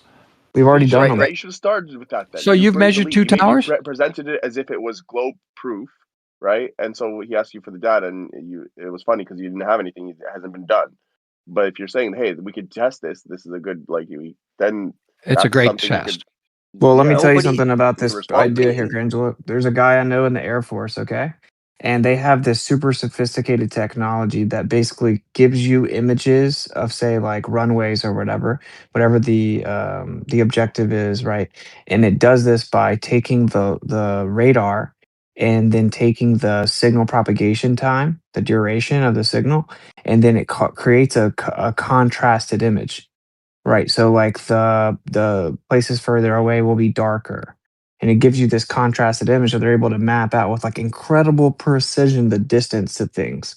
And so when he's flying over some of these really tall towers, right, then in theory it should be tipped away from us, right? Even though it's such a small amount, which is basically what you're talking about, right? There should be a distance between the top and the bottom because it's tipped away, and because it's tipped away at a greater radius at the top of the towers, then it should tip away from each other. But what he said is when you actually get the results back, it shows that the top of the towers are not at greater distances and they are not tipped away.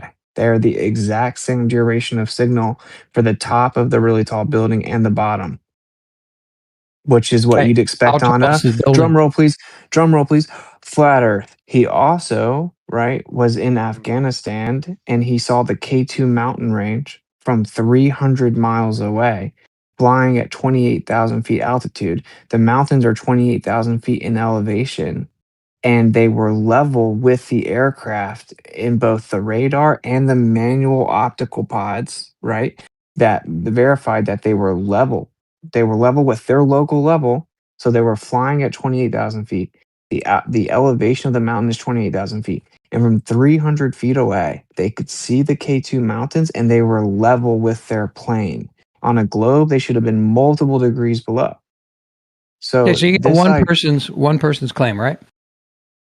Well, it's just anecdotal. Yeah, it's just the point is that it's an air okay. it's and, an air and it's I'm Air Force giving deck. you right, I- right, and I'm giving you examples of lots of different places where you can make these measurements. We've already and made asking you guys to do. measurements. No, you got one guy making the measurements. No, we went out and made measurements. We made physical towers. measurements.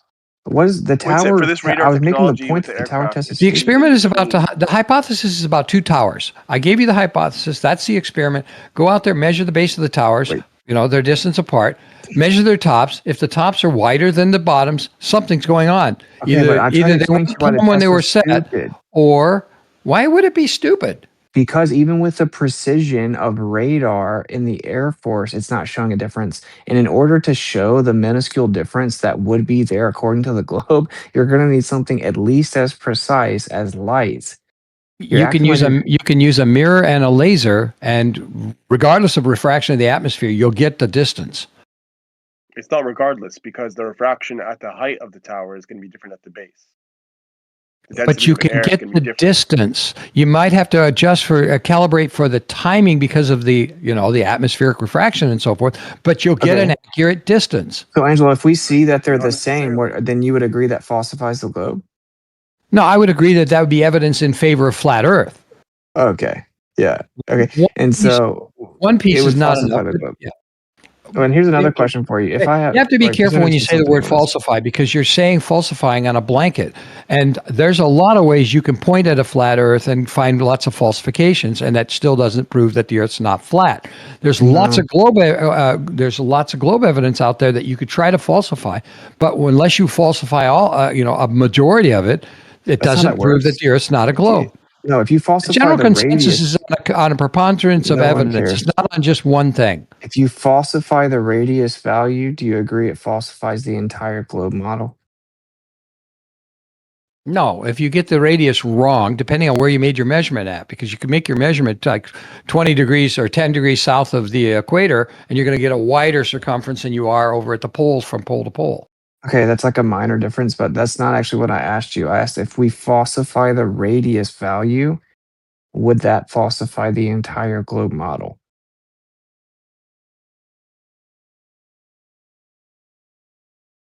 I would say yes. Accurately. If it Of was course, accurately and you're verifiably running into problems here falsified. with your testing the.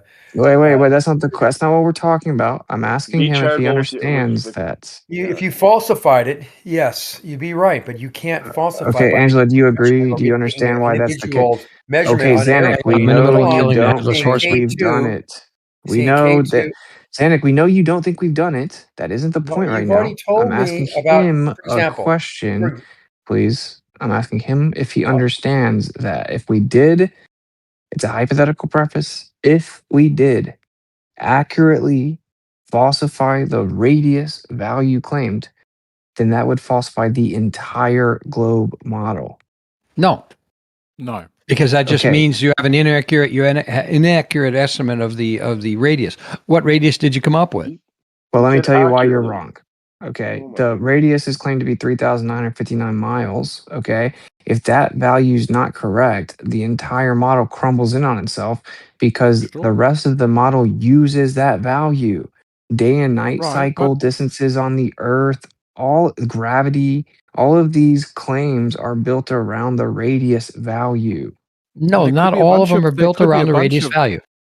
There could be a bunch that are lies, and we could still be on a sphere. You could still have as many of the same lies. Just one of them was it's a flat Earth because we're on a tiny part of it. So you've still got a radius. You haven't proved that the globe is false. You've just proved the I said the globe model, dude. Yeah. So all you did was say, "Yeah, you're right," but I'm looking for a way to claim you're not. If you're saying if you've disproven the radius, have you disproven a model including one with just that radius? Sure. Absolutely. You mean the globe model that we're all told is true that we're challenging? Yeah.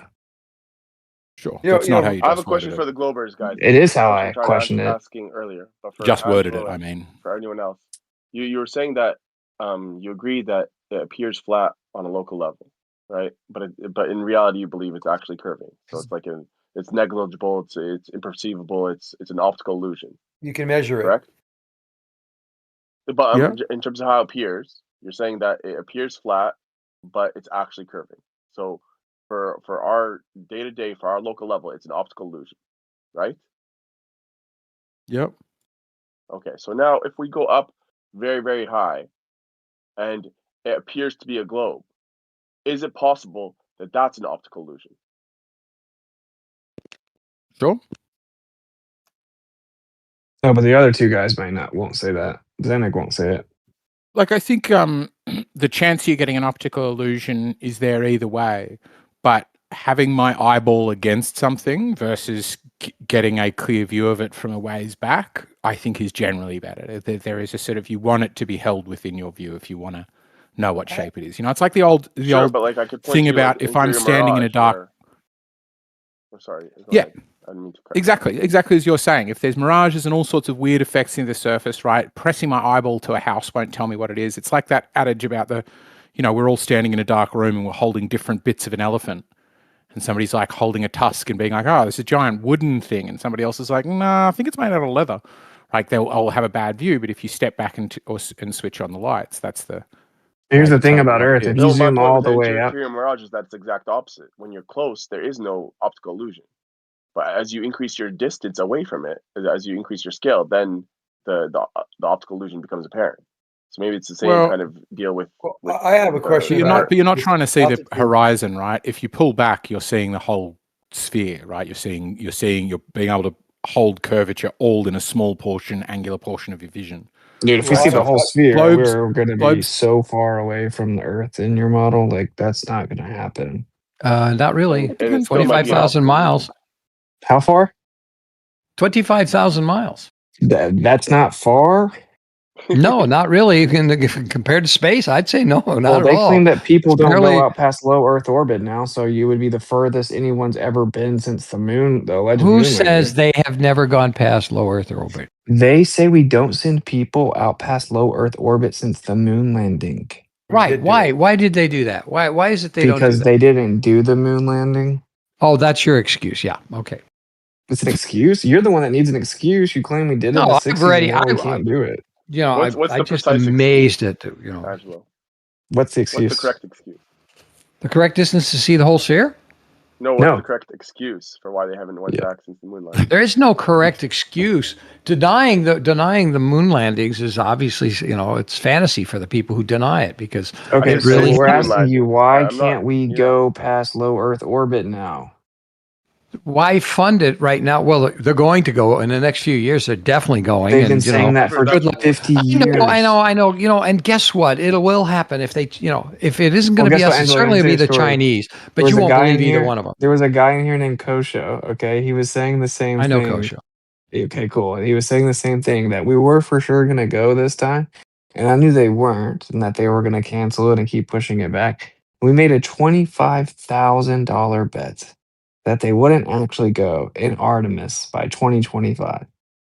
They won't go by 2025. They've had delays. You have to understand, funding for NASA is so bad. It's such a small amount of our budget that there's a reason why it's taking so long to make a safe trip to the moon. What are you talking about? They get millions, tens of millions of dollars a day. But the point is, though, that's not anything. At the time, dude, to compare it to the entire budget, it's just a really ignorant, deceptive way to use statistics. But what we did, the room we made that it's the bet, flat earther who does the same thing. I don't do that. We were You do it all talking the about time. they were claiming that we were going to go by 2024, right? And we made the bet by 2025. And no, to answer your percentage, no. Like I basically let them off of it. Because it's You like want to know something? insane, They actually 25 thought they were going grand. to land on the moon by early 1968, but the Apollo 1 tragedy pushed it back for 2 years, almost pushed it out of the entire decade. Well, look, I was you gonna say, believe the if the correct propaganda, but excuse we is do. because of the radiation from Van No, they just That's want to the make sure official it's story. safe. Yeah, the official excuse I is was gonna that say, it's hold up. I too was gonna say that dangerous. they recently. I don't know if it was recent, but they discovered in apparently this is the story. I don't know if there's truth to it, but in Chernobyl they discovered a mold basically that feeds off of radiation, and they're using it now in space or whatever to protect from radiation. Basically, the official stillman of why we haven't gone out past low Earth orbit now.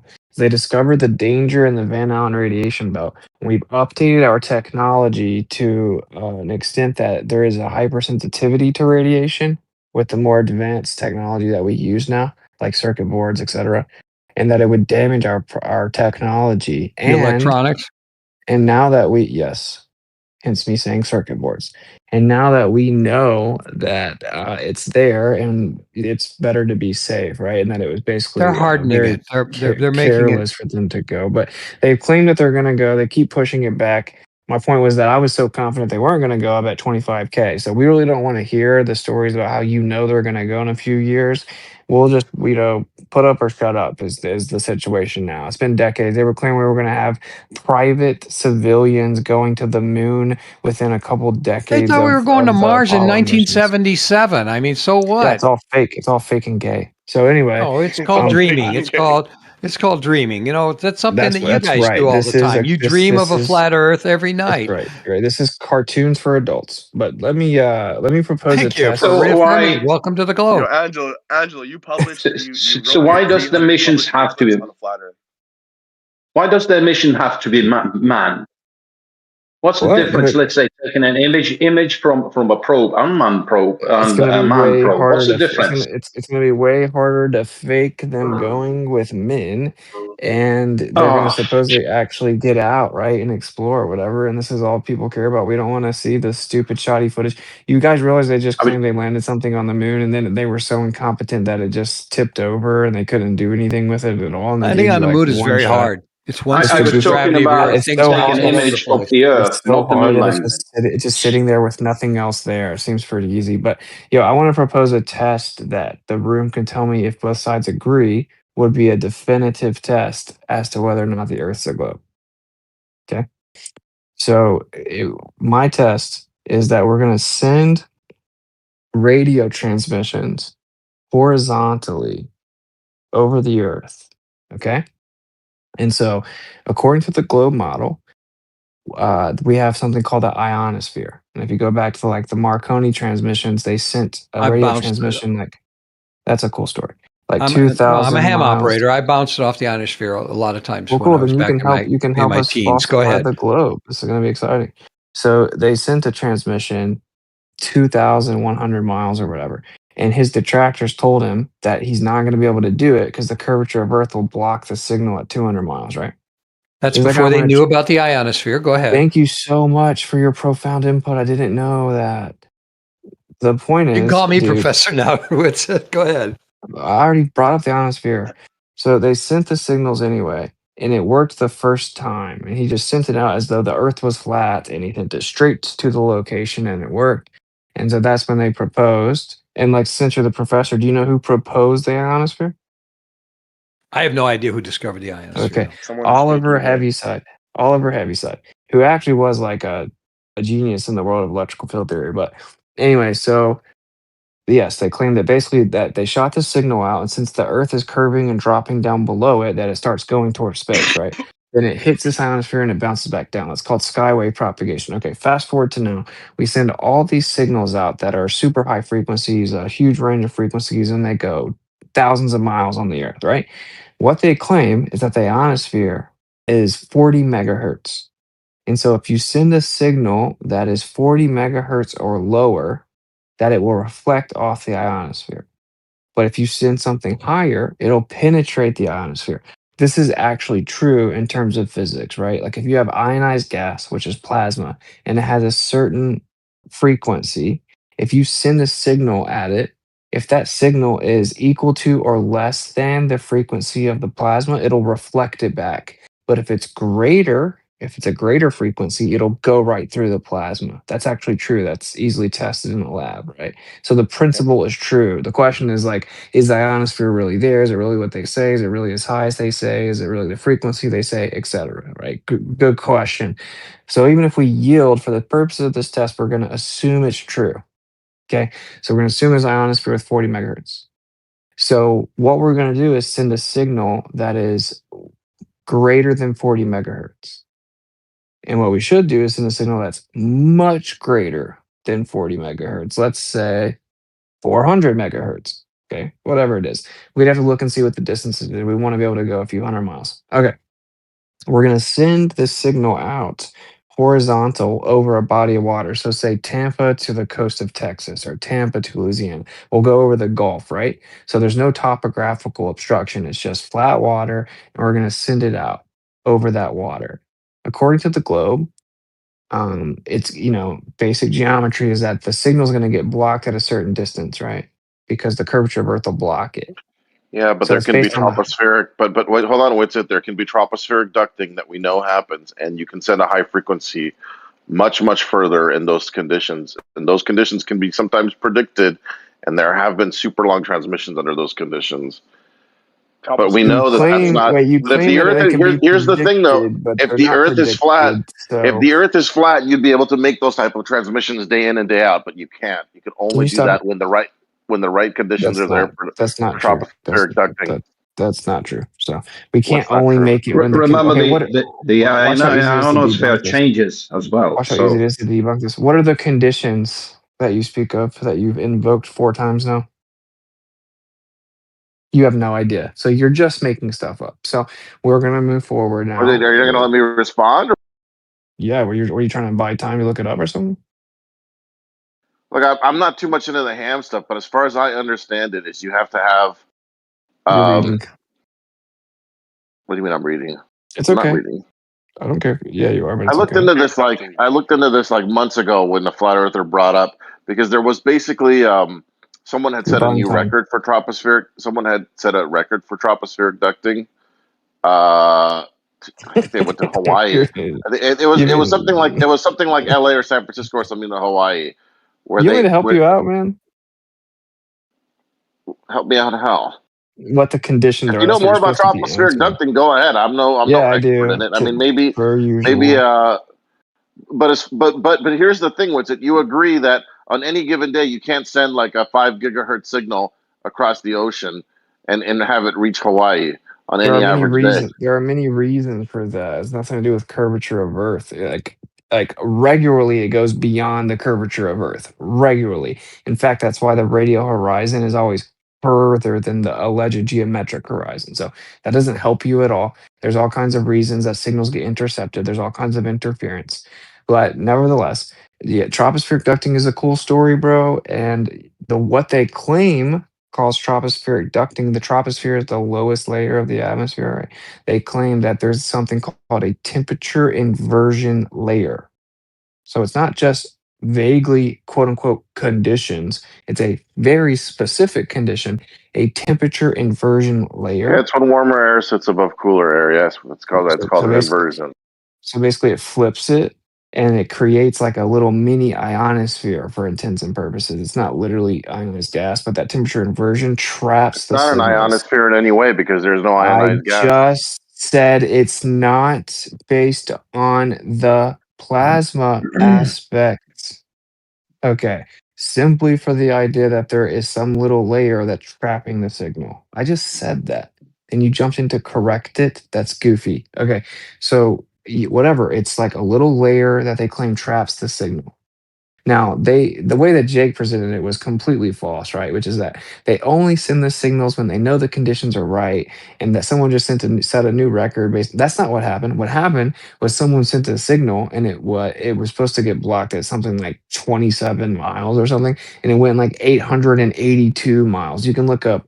I think it's Sora or Sarah or something like that. Sora. You say 800-mile transmission, whatever, it'll pop up. It was like a little fishing boat, and a signal was received with a little buoy on the ocean. It was like over 800 miles, and it should have only gone like a couple dozen or something. And so then after the fact, they're like, there must have been some kind of conditions because I know my globe has to be true. And then they invoke this idea of tropospheric ducting.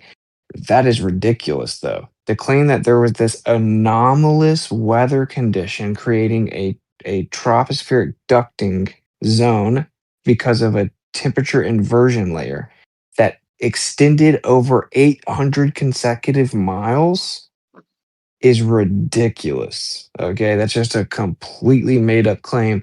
No evidence that's Not a possible made at up all. claim. They actually did it in the southern hemisphere around I think it was Australia or something. 1,000 miles. They used that 1,300 megahertz frequency. Those are ham operators from No, I Australia. know that they've done it. I just brought up a specific example. What's a made up fairy tale is this idea that you can have this anomalous conditions creating a temperature inversion layer for hundreds of consecutive miles. That doesn't make Well, that's why it any happens sense. over warm bodies of water. You don't right? understand how refraction hits these electromagnetic waves of that particular frequency. This is a light refractive condition that is actually proven to be done at any scale. I mean, this is how light behaves in atmosphere where these type of conditions exist. What are you talking about? It's not about It's a variation of what Paul was showing us last night, right? We saw how much the scene conditions you don't think those were changing from day to day. It isn't just refraction like the signal isn't being just bent. refraction, but it is refraction. It is refraction, though. The tropospheric the ducting refractive is refraction. index of that zone is what causes the radio waves to bend back and forth. No, it isn't. No, Yes, it isn't it just. is. Dude, why do you all interrupt so much? It isn't Because just. you think you know something you don't. It's really quite curious. You can't Why do you help do yourself. this? Because you're wrong. So it I'm isn't not just wrong. refraction, as in the like how you guys claim the light bends around the globe. Because this is No, it's technically bouncing light, back right? and forth. It's It's like radiation. basically it's a duct, up and down. Okay, yes.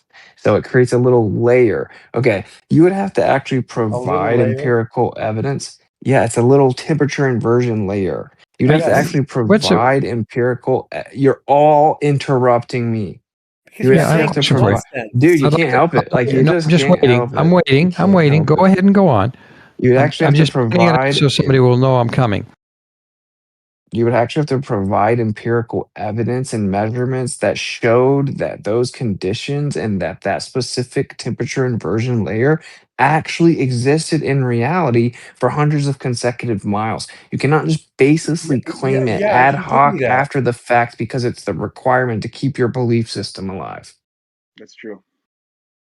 Okay, Now, this isn't a good thing that my test doesn't worry about any of this. This is all deflection anyway. Right, Jake's trying to jump out and find a way that the test doesn't work. Right, that's all that this was a deflection because I'm trying to, in good faith, present a test that both sides agree would falsify the globe, right? And so we're going to. You're talking about the flat Earth. You actually show that the Earth is this is why I think sphere. this server is somewhat suspect because like guys, Just starve the troll. Don't engage with him. Right. the Just troll. Why doesn't he get modded? Don't- Why doesn't he get modded? Why don't I get modded? Right. Why don't you just shut me up? Right. Rather than engage with me. Right. Rather than give me evidence that the Earth is flat. Why don't you just shut me up? Right. Yeah. Good echo chamber. What Why don't we just make this into an what are we echo talking chamber? Where all the flat about? Earthers. Something else. Well, you gonna give me some more evidence for the flat Earth? I mean, so far the proof that you see further from height is evidence to the globe. We're not talking to you, dude. Of course not, Dude, because someone you just can't mod have this any guy evidence. because You it just want actually to sit here and makes circle jerk among the believers, right? Wait, I got it. You're right. The Earth is a globe. We all give up. Is that Daymon? We give up. We surrender. I'm gonna turn this guy down, dude, since no one's gonna mod him. This is literally retarded. He's literally shilling and people are just allowing Literally him to shill. retarded, right? Just ignore him. Right. But if definitions don't matter, what does it matter if we call it flat or globe? Oh my god. Starving. Right. Do not Globe. engage. Earth globe. Bye. Yeah, okay.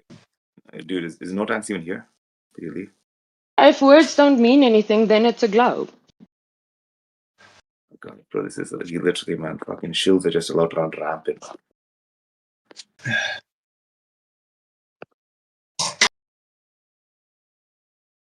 What's up, Zanick? Yeah, you.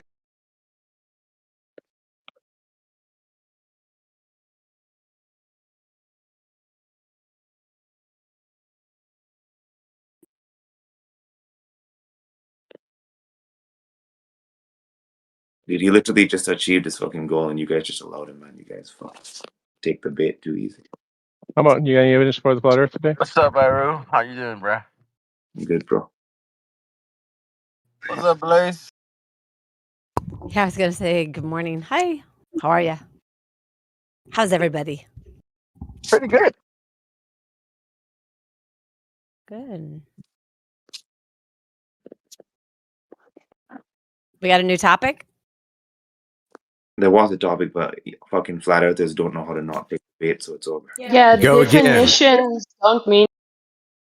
Some days are easier than others, you know. I fail many times. What was the topic, And I say the same thing too. So here's what I was saying. I was actually doing a critique, even though I loved Plain Reality's presentation the other day. I was doing an internal critique. He said that the horizon causes objects to go things to perspective to diverge, right? And I was saying the horizon itself cannot cause something to happen. So Zanick was actually right with that specific critique, where he didn't provide a causal mechanism. I, however, think there is a basic causal mechanism as to why objects get obscured at the horizon.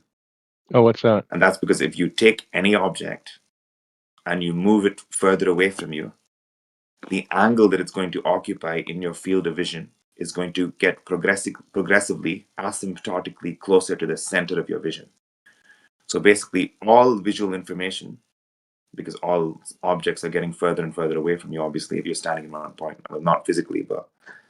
So then if everything gets closer and closer to your center converge vision, then is how on the earth does field the of sun get half hidden So behind the horizon? You're still talking. Of your field of view when you're across the horizon, and objects are just going to get obstructed by that band of opacity. Oh, that's funny. This ship should have disappeared then and not be able to see half of it above the horizon, half of it below. Interesting. Yeah, let me ask my question now, NASA. I didn't realize he was still talking a while ago. And I do Oh, you're really weak. You're really weak. Can you hear me any better now? No, much better now. So, okay, sorry. If I didn't hear him talk a while ago, I apologize to him. But anyway, if something gets closer and closer to your center of vision as it goes away, then how in the world do we see half of the sun hidden behind the horizon? Dude, what I'm saying would literally answer that. Actually, no, it doesn't. Because the fact that happens at ground level and not when you're higher up and not when you gain altitude. According to perspective, nothing above your eye level can ever go below your eye level. But yet, the sun sinks from bottom to top every day on a sunset.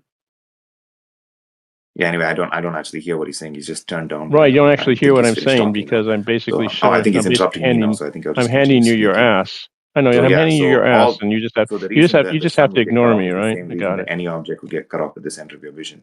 Again, because all the objects, just by virtue of, not because of some magical property, but just by virtue of being further away, and he's saying bullshit, are going to occupy angles closer and closer to the center of your field of vision. So, and objects further away from that are going to also occupy angles closer to your center field. This guy must be Lemonbird's brother. Also, so all those objects, the visual information from all those objects is getting packed into the center of your vision. Right. So when you're at ground level, Lemonbird said cram, and he says packed. But other than that, they're basically the same guy. Opacity. And that's when you gain altitude, a lot of the time when the day is clear, and there isn't that much atmosphere between you and the sun, you can actually see a sun fade out, where the sun doesn't get cut off in a semicircle, but actually just kind of reduces in the amount of light that you see, and ultimately just kind of poofs away into the atmosphere above the horizon. Yeah, except it doesn't happen that way. You got me muted, so you don't hear me. But the sun disappears from bottom to top every day. Yeah, so that explains your question. Cool. I've seen that effect in a few videos. Yeah. You get what I'm saying, though? Do you get my point, Elbow?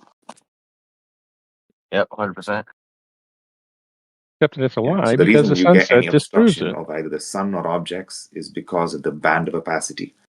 Now, I gave this thought experiment yesterday that, like, if you take any one of those objects and you just put it up in the sky, so it's not on the horizon, and you just, any object which is in the horizon, if you could just, like, video game style, pluck that object and put it in the sky and then have it move further and further away from you, any one of those objects isn't going to start going down, as plain reality was saying. It's not going to hit some imaginary horizon and go. It's just going to angularly rise and disappear, or it's going to get obscured just by the atmosphere per se. But so the reason that you get this convergence, quote unquote, and divergence at the horizon, like, it's not due to some. It has to be due to the visual stacking of information, because there's nothing about perspective itself that causes this effect to happen. It's perspective plus other objects plus atmosphere.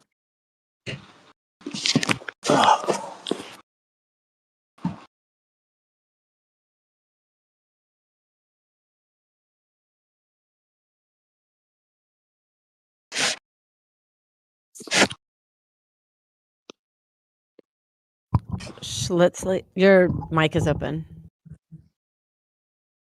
He's moving his furniture again. Who?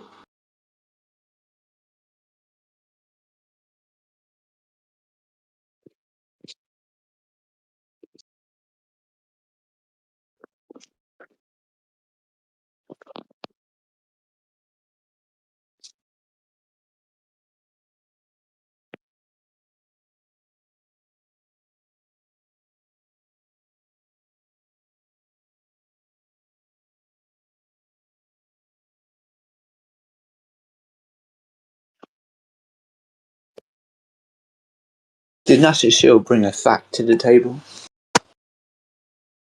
Dude, you guys have to stop engaging with Shills. Because the room won't moderate. All you got to do is turn them down, wait for them to finish, turn them down, just so you know you can hear them barely. Let them finish talking their shit, and then just continue. I know. I just lack entertainment. Yeah, but it doesn't help the listeners when you're both talking at the same time. No, I'm not saying that. I'm specifically saying don't overtalk him. Turn him down to the point where you barely hear him. A Shill. Yeah, but that doesn't help us. He's not turned down for us, and then we hear you both talking at the same time.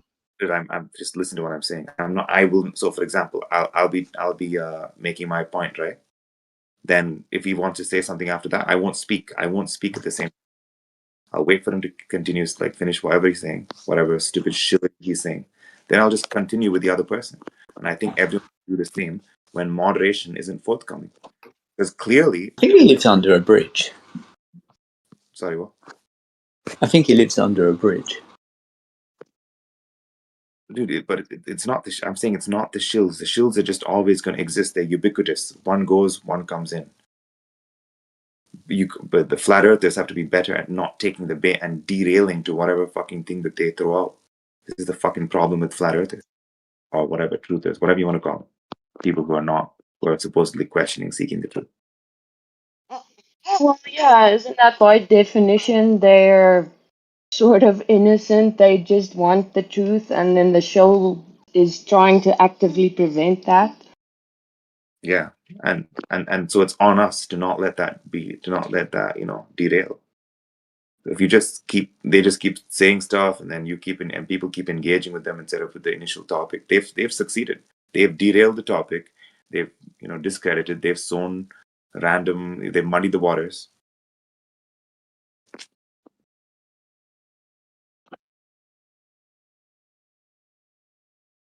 I mean, I would engage with them if he's good faith, but when they're not good faith, to continue just allowing them to, like, fucking say shit is pointless. So you should just, like, let them say whatever they're saying, because respect the server rules, don't overtalk them. Then just continue with the conversation as if they didn't exist.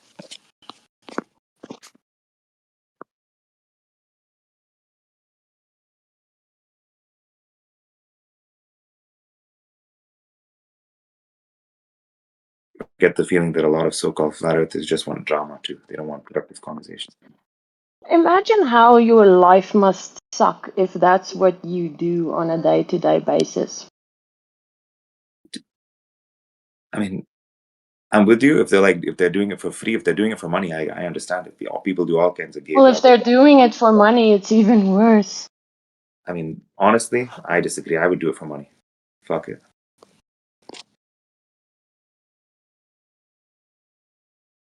That's Maybe like selling your soul. yeah, maybe I'm a bad person. I'm just being honest. If you can't be good, be honest, they say. Yeah, I'm not talking about being good or bad. I just said if that is the route you choose to take, I myself think your life really sucks. I don't think it would suck. Because haven't you noticed that the truth kind of sets you free from things? You don't have to be scared about a whole bunch of bullshit. Yeah, but so if you're a paid shill, you know the truth, or at least you know that like what you're peddling is lies. So you're not lying to yourself. Yeah. Right? So Yeah. So that's just what I'm saying. If you choose to do that, right? Because imagine how much shit you have to keep in your head to remember all these nonsense arguments, right? So can you imagine how sucky that must be just on a day-to-day basis to do that? Because it goes against your natural, what would I say, flow of things. I understand what you're saying, and I used to think the way you think. At this point, I don't even think it's that bad. I think it's okay. Like for example, I used to like hate like Neil deGrasse Tyson. Now I actually think it's funny. Like he's just an actor. Like it's basically just being an actor. It's not that hard. Yeah, actually, you're right. Like the politicians. Yeah, it's just a paid job, basically. Yeah, I guess you're right. Yeah, I can't disagree with that. I mean, and here's the reason I don't want to be sanctimonious, right? Because everyone, like for example, you get some poor kid, right? And then he goes and works in McDonald's. Well, technically, if you really want to draw the entire causal chain, he's contributing to some fat fuck getting a heart attack and blah blah blah. But you blame the kid? I mean, that's all he can do, right? Or maybe he can just go and meditate, and eat berries or some shit. But if he doesn't want to do that, do I? Kid, no, I don't judge him at all. So why should I judge someone who's going to be a paid shill? I'm just saying we don't need to take the bait. Because right now I'm not a shill. Right now I'm engaging honestly. So you can take me at my word, I suppose, or not believe me. But but there is a thing. You can hear when someone is being honest, isn't it? I mean, most people, you can sort of hear when someone is at least attempting to be genuine.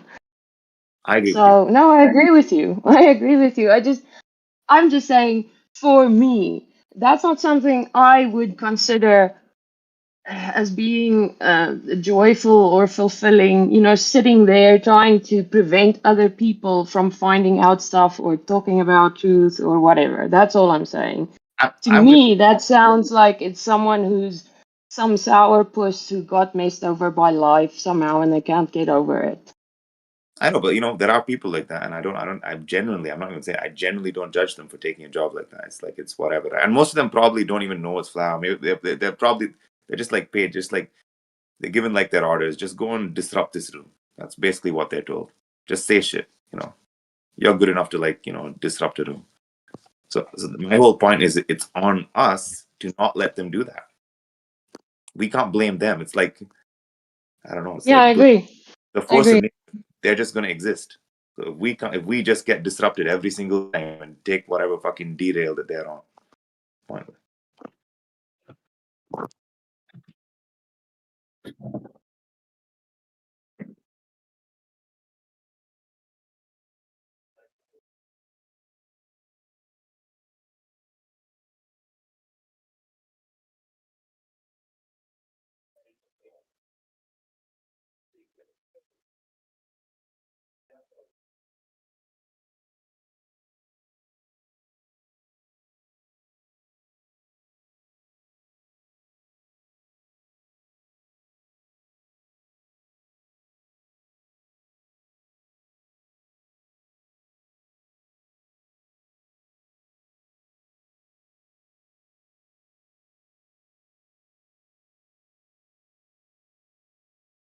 No thanks. You back?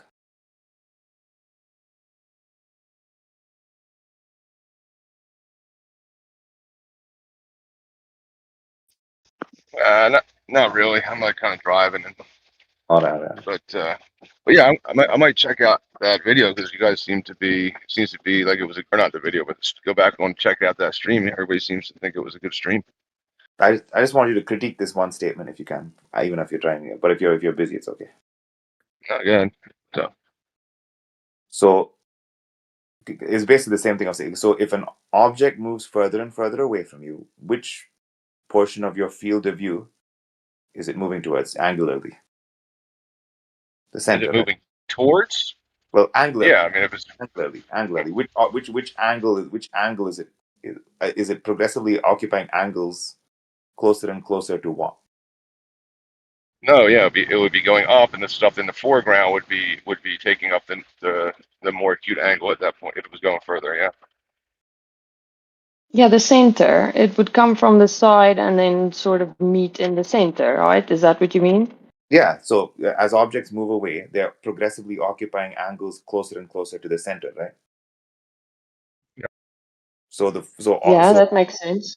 Yeah. So the reason that we get this obstruction, I'm claiming, in the center of your vision, somewhere in the center of vision, is because of that fact that all objects, the further and further away they get, they're clumping up in the center. All that visual information is just forming a big mess in the center of your vision. Oh, okay. Yeah, that could be. Yeah. Yeah. So then I'm claiming, instead of like what plain reality is saying, just positing it as some sort of standalone fact that horizon divides perspective. I'm saying, no, the reason physically in physical reality this happens specifically at the perspective is because that's where all the stuff is. When you're looking straight out across the horizon, so across the land, all the stuff is progressively occupying angles closer and closer to the center of your vision, wherever that is. It doesn't, like. Yeah, you got to keep in mind, it's not just the center of our vision. Like how these things render it. I mean, it doesn't matter what aperture you use. It's the same type of effects occur. It's something about just how reality renders. But yeah, vision is to say in our vision. What else are we going to look at it with? Yeah, not just vision. I mean, just any optical device, which is curved, which is a curved, optical lens. It's only going to have a certain number of angles. As objects move further and further away, they're going to occupy angles in that field of vision or field of camera view, whatever, closer to the center. So you're just going to get that band of opacity in the center, regardless. And then objects which get close to that but are further away than that, are just going to get obstructed. So you see the sun, you see the sun, you see the sun, you see the sun. Oh, it goes beyond that point of visual obstruction, where it's just too much. Now it's getting cut off. Now it's getting cut off. That was like a scenario maybe like a few weeks ago. I was laying out to Stefan. I was saying, well, listen, on the flat Earth, right, you have what you detect, the biggest building ever known to man, off in the distance behind that vanishing point that's compressing due to the angles that are compressing towards the center. Yeah. Wouldn't you expect the bottom of that thing, like whatever you call the bottom of it, to just be cut off by that scenario? Yeah, that's what I would expect. Exactly. Yeah. But why is no one using that language of compression of visual information or something along those lines? They're just saying all kinds of random shit. I guess Dave Weiss kind of talks about it. He calls it the zone of opacity. So honestly, people call him a shill, but he's one of the guys who at least brings that point up. I don't hear any other flat earth. I love that guy, man. He's so funny, man. He does a 55-minute slam you with every little. All right, you don't like that one? Next. All right, you don't like that one? No. Okay. Let's go to that one. All right. Yeah, I love that guy. Hilarious. I actually genuinely think he was very helpful to me initially because he's the best person at explaining perspective, unironically. Just at a basic terrestrial level, without going into the whole Earth and fucking azimuthal grid. He doesn't deal with it. Just the basic level. I think it was really helpful, man. I agree. He does and you're saying he lays out the language and he may not even be using the correct language, but with his visual aids, it's digestible and you understand it. Whether you have the words for it or not, that's something else. But you can understand exactly what he's showing to be the case in reality. Yeah, it's yep, that's it. Exactly.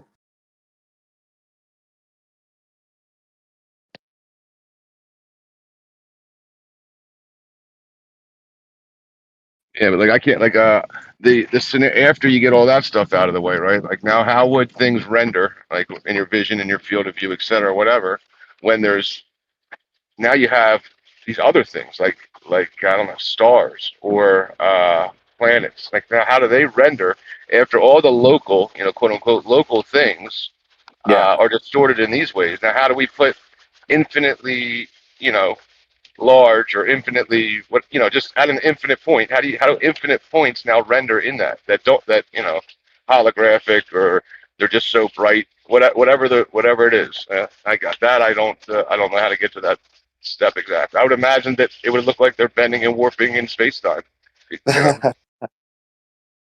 Yeah, I'm with you. Weird. Like again, unless you can know where their actual true locations are, even the stuff like they say about like the celestial theodolite, I think that's a flaw in that reasoning as well. Because you can only do the celestial theodolite, I think, as a internal critique. I don't think of the globe model. I don't think or the heliocentric model. I don't think you can do it as a proof that it's quote unquote flat. Yeah, but like in reality, like definition, like if I were to change my vertical elevation to an angle to something in the sky, if I go up vertically, my angle should change. Now I don't have any proof that it doesn't, but the claim is that as you raise in altitude, the angle to the sun, moon, and star, well, maybe the sun and stars do not change. And that's kind of what I mean about the how do these infinitely non-rendering things render into that? Yeah, it's like exactly. That just doesn't make any sense to me. That if you change an angle, the angle doesn't change. What is it? That's insane. Yeah. 100%, right? So I mean, yeah. So like there has to be if they are rendering as per standard perspective, they have to lower, right? As you go higher, but the sun does look like, so the sun is kind of different from the stars, right? Because the sun does lower in your field of view. Yeah, that's what I think. It's just the stars it applies to. But yeah, the sun does. I mean, I have videos of the sun doing it. Yeah. Which is the point bringing up. Did you just see what Trump posted a couple of days ago? Was it in all caps? No. Bill Gates admitted that climate change is a lie. Oh, softballs, man. Everyone knows that climate change is. Nah. But media was always on roar about climate change and yada yada yada. Media gonna do what media gonna do, bro. You gotta look at it like the waves or the wind. It's gonna. But the normies will always fall for that shit. But now they're conspiracy theories are right again. It is what it is, bro. That's pretty big for him to admit that, for him to post that. But it's like a circus. Oh yeah. These days. Anything he says is allowed to be said, so it doesn't even matter, does it? Did you hear that? Some people think that this guy I follow a little bit on Instagram. He's saying that Trump most likely had a stroke in September, and he's wearing these braces on his legs, and he had the stairs changed to Air Force One, so they're, I guess, like shorter distance or something. And he's also saying that he had an MRI, so that's like a sign that they think he has dementia. So that's really great. That's silly.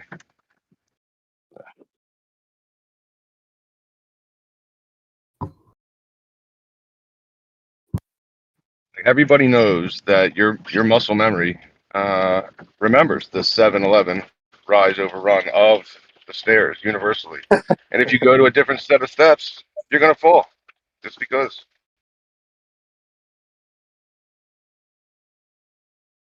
The rise of a run of the stairs.